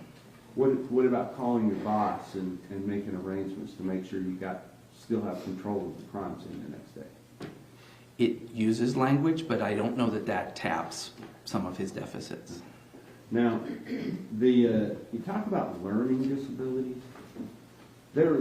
He did have the diagnosis of autism. What are the specific learning disabilities that you saw in the education records? Have I talked about learning disabilities? Well, yeah, I believe that it was mentioned in your report. Sure. In my report, what was notable from his school records is that his first category of qualification was for autism or Asperger's, but his special education services were also under learning disorder. And unfortunately, we didn't have enough detailed records. I think some were destroyed, that I don't know where that came from. So I included that in my report as, part of having learning being a possible area of concern, but I don't have the data that came from. And you talked to Tanner Horner about that, and he told you that he didn't have any learning disabilities, correct?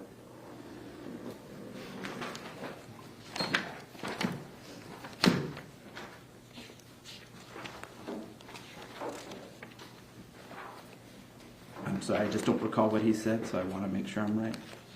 To be under the development, mental, and academic history. Sure. Yes, he didn't recall learning disabilities, but Spanish was harder for him. That's what he said. And in parentheses, he said probably because he was sleeping in first period, correct? Yes.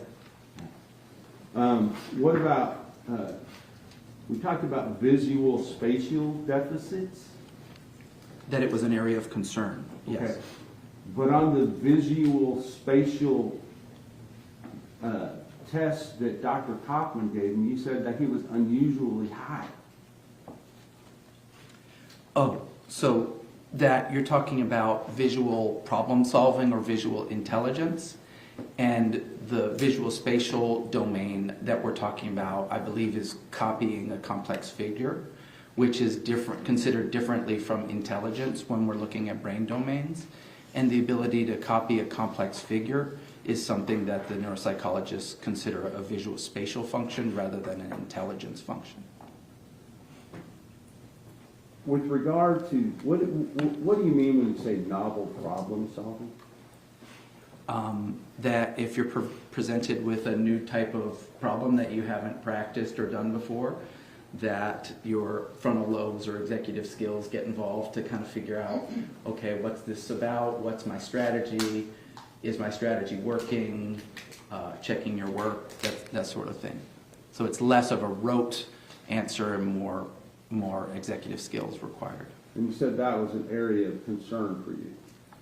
I said that his executive skills were an area of concern because some scores were average or above, but some were in the 3rd to 16th percentile. Well, I believe I went down and wrote the ones down that you said that were a concern. Sure. And novel problem solving was one of them, is that right?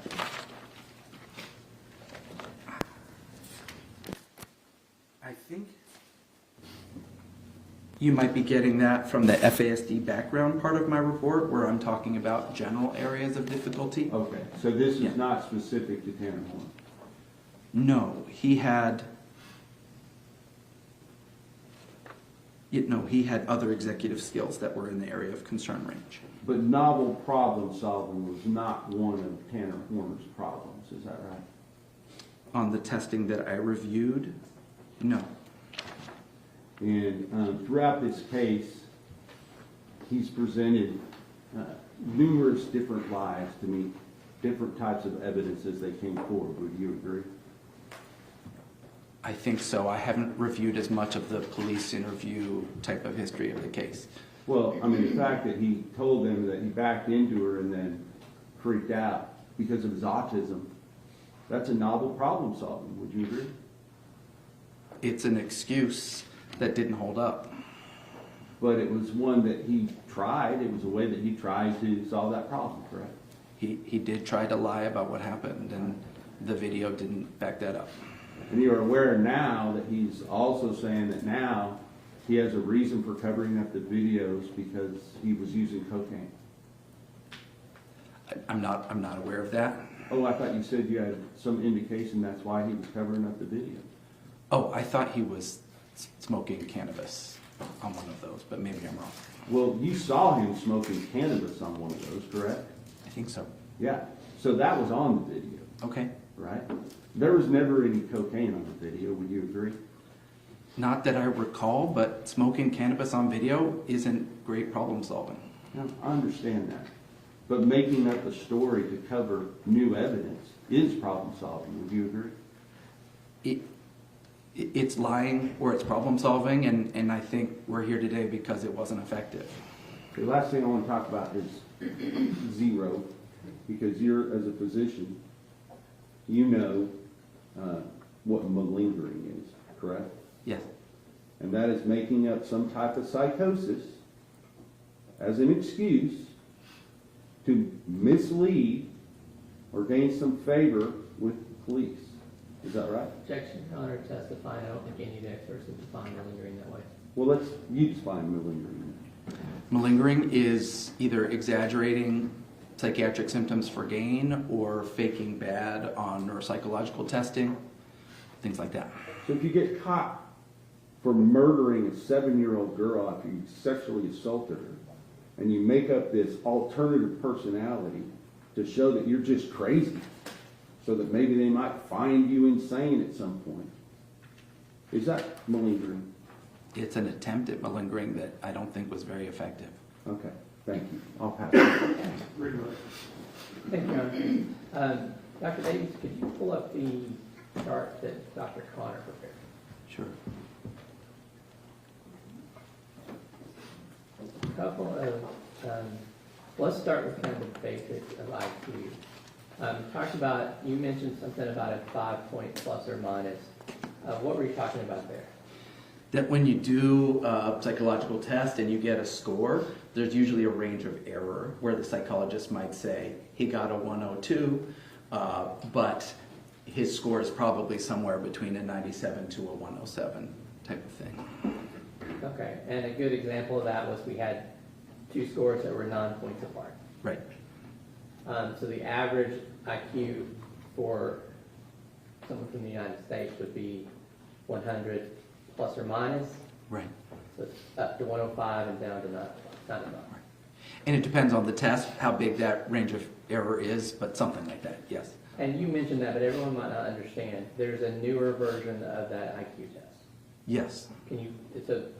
When you said something about 4 and 5, just Right. illustrate what that was. So the Wessler Adult Intelligence Scale, in 2009 it was the 4th edition, and in 2025 it was the 5th edition. And so there's new questions. They've organized the results differently. So I expect that when someone takes a new edition of a test that they're not going to get the exact same score that they got the last time. Now, we didn't read through them, but Mr. Berry had you reading through. Matt, approach on. Yes, sir. These little words down here that I'm sure you can't see from the other side of the room, were these the things that Mr. Berry was asking you to read the scores? Yes, those tiny bits of text are the individual tests that relate to the score that's plotted above. And so on the far left is the IQ, and those were the IQ subtest scores. Okay. So you get your IQ over here, and then each one of these is one of these dots, right? Right. And you said this green line is? Average. And this is? 1 standard deviation below the mean, which means the bottom 16th percentile of people who take that test. So for example here, when he's reading off these scores, you've got a score that's here, well below this red line, and then a score that's way up here. Yes. Is that what you're saying is unusual? That's a pretty big variability, and it's a hallmark pattern that we see in FASD. But there's no reason to think if he takes this test twice, would his IQ fall within that standard deviation, the overall IQ? I'm not sure I understand your question. Sorry, maybe a bad question. We're seeing that he has deficits. If Yep. this is accurate, the next time he takes this test, he'll probably have a deficit in that area too. Yes, unless it's the same test and he's practiced it, so he's getting better. But in general, we expect these to show up over I time. was ignoring the practice effect, but yes, there's a practice effect, and would you just tell the jury what that is? So practice effect is, you're not allowed to give someone a test within a certain time interval from when they've just taken it because they've practiced it, and we expect that you're going to do better. Okay, so ignoring the practice effect, if this test is accurate, he's going to be within that range over and over again, and his IQ total is going to be within the range. Yes, plus or minus some points because we expect some variation, but the overall pattern would likely hold. And NDAE is under that umbrella of FASD, correct? It is broadly considered under that umbrella term, fetal alcohol spectrum disorders. And you actually have a clinic to treat FASD. Yes. And you have patients that are only diagnosed with NDAE who are coming to that clinic for help. Yes, and the people who come to the FAS clinic are coming for diagnosis and recommendations. The treatment part is happening in the community, and I have a number of those patients in my practice. And you said about what percentage of your practice are the NDAE? Of people that come to us for diagnosis, just over 50% have NDAE.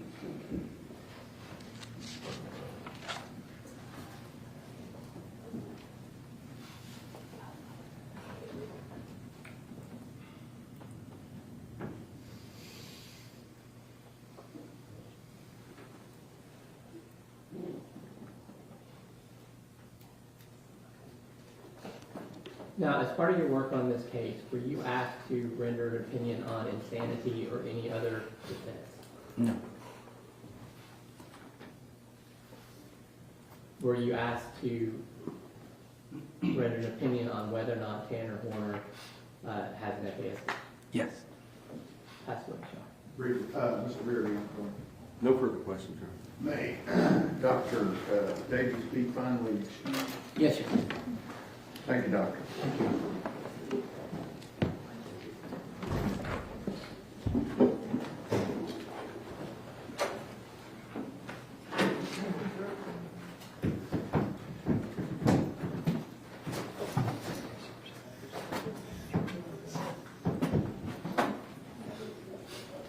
Dr. Young?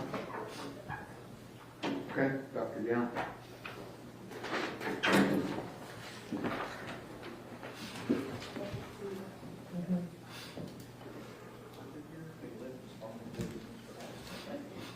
Come on in. Thanks.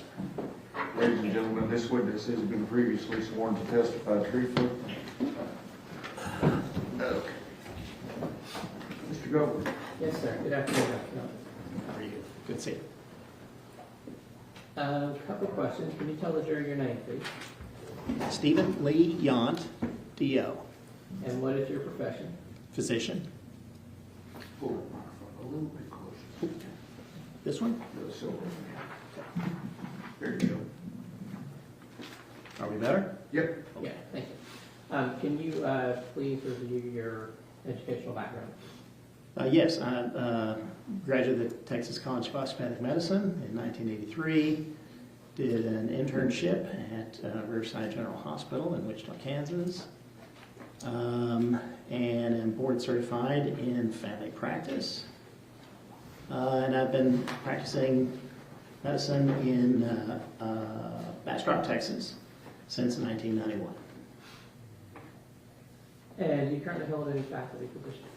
Yes, clinical assistant professor adjunct at Texas College of Osteopathic Medicine here in Fort Worth. And were you provided records to review for your work in this case? Yes. And what records were you provided? Got a list of things. Do you need? Just give me the general topics. Okay. What was relevant to your? Well, let's start there. What were you asked to do? Were you asked to examine Tanner Horner in this case? Yes. And that's as a physician? Yes. What records did you review that were relevant to that task? Some records that were involved with his history, medical history, history as a child, records from some testing that he has gone through since I saw him in 2023. And that's pretty much the important stuff.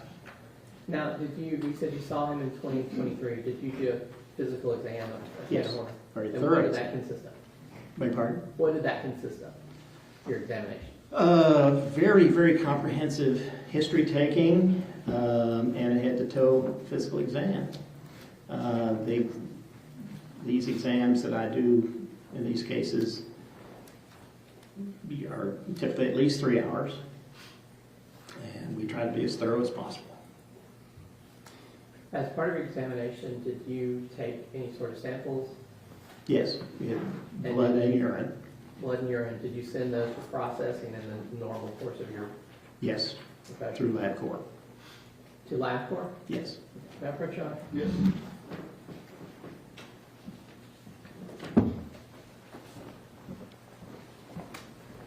Let's take a look at that. This is Defense Exhibit 86. Okay. Can you identify that? Yes, this is the date. Yeah, this is the labs that we drew on that initial exam. Mayor, I move to admit the Defense Exhibit 86. Any objection? Can I take one with the Oh, sure. I have another copy. No, I got you, brother.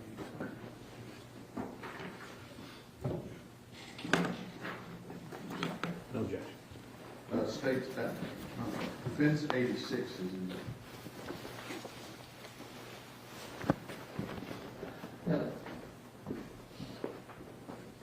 Dr. Yon, can you tell me if any of the results of those lab tests were significant? Yes, there's significant abnormalities of his testosterone levels. Low, quite low. And does that include, now that you said his testosterone level, we're going to talk about that one first. What is that? What numbers did you come up with, and what does that mean, and how does that differ from free testosterone? Total testosterone level is the circulating hormone that is protein bound and is not active. Okay. The level here was low at 199. The reference interval is 264 to 916. So low for at that time, 32-year-old man. And what about the free testosterone? Free testosterone is a little bit of a nuance. It is unbound from protein, and it is much more the active form of the hormone. And this level is quite low. The reference interval is 8.7 to 25.1, so roughly 9 to 25, and the level is 3.7. And how can low testosterone affect a patient?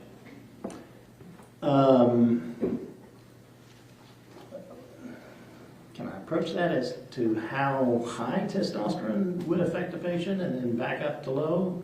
Or would you? However you can best explain it, and you can Okay. tell the jury because we talked about it. So testosterone is a hormone that is the male sex hormone, androgen. Men and women have levels of it. Testosterone has not only properties for developing adult male characteristics, but it also has properties that have to do with the brain and therefore emotion and therefore behavior. So testosterone creates aggression by its stimulation of some of the deeper structures inside the brain, in we call it the subcortex. And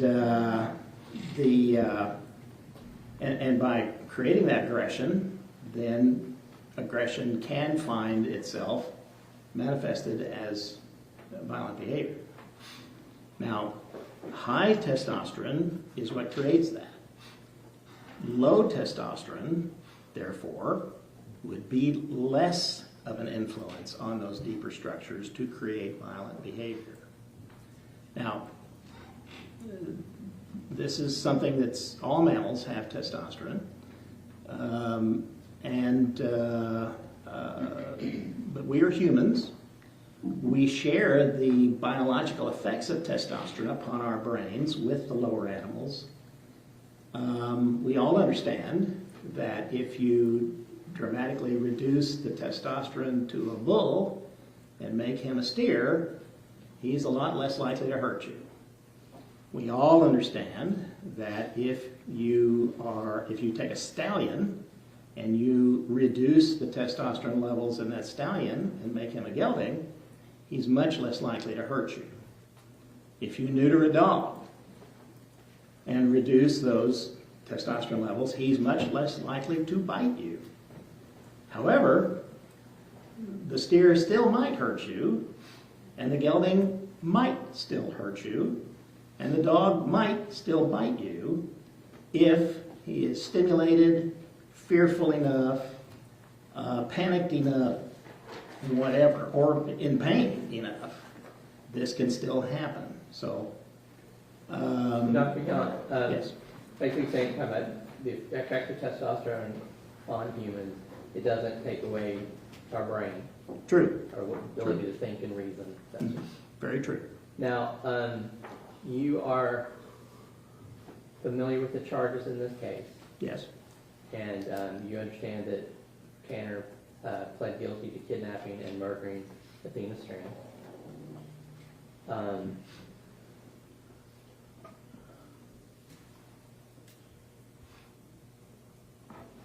One second.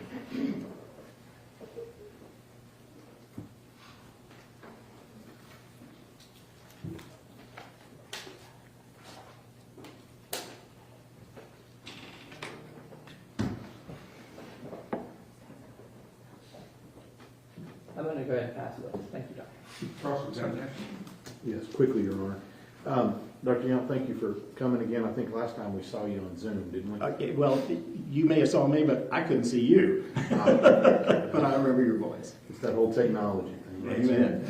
Amen. I just want to clarify a couple of things. From that lab test that you have from you, when did you do the draw on Mr. Horner? It was the day that we did the exam on him. Forgive me, I walked in here without my glasses. I want to say that was September of 23.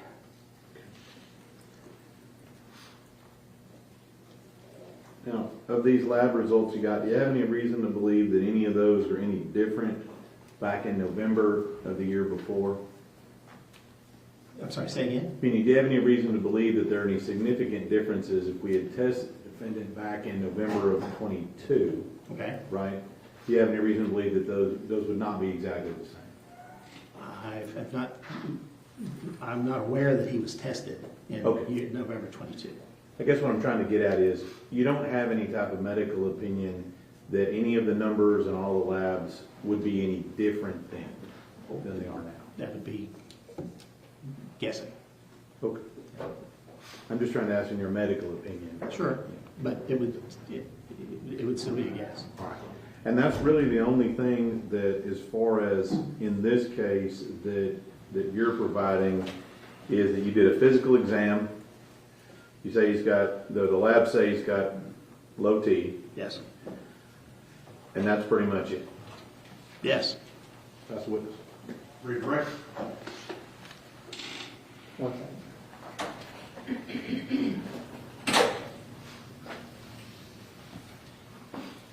That's all, Your Honor. Thank you. May he be excused finally? Yes, sir. Thank you, Dr. All right. Thank you, sir.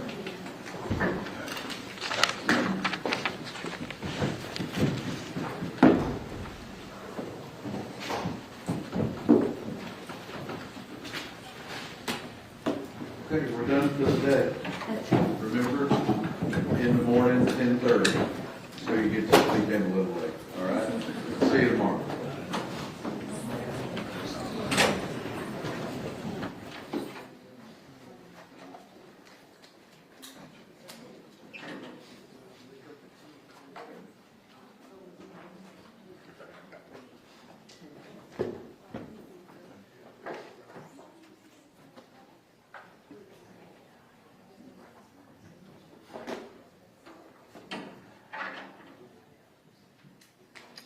Thank you, everyone. Tomorrow. What?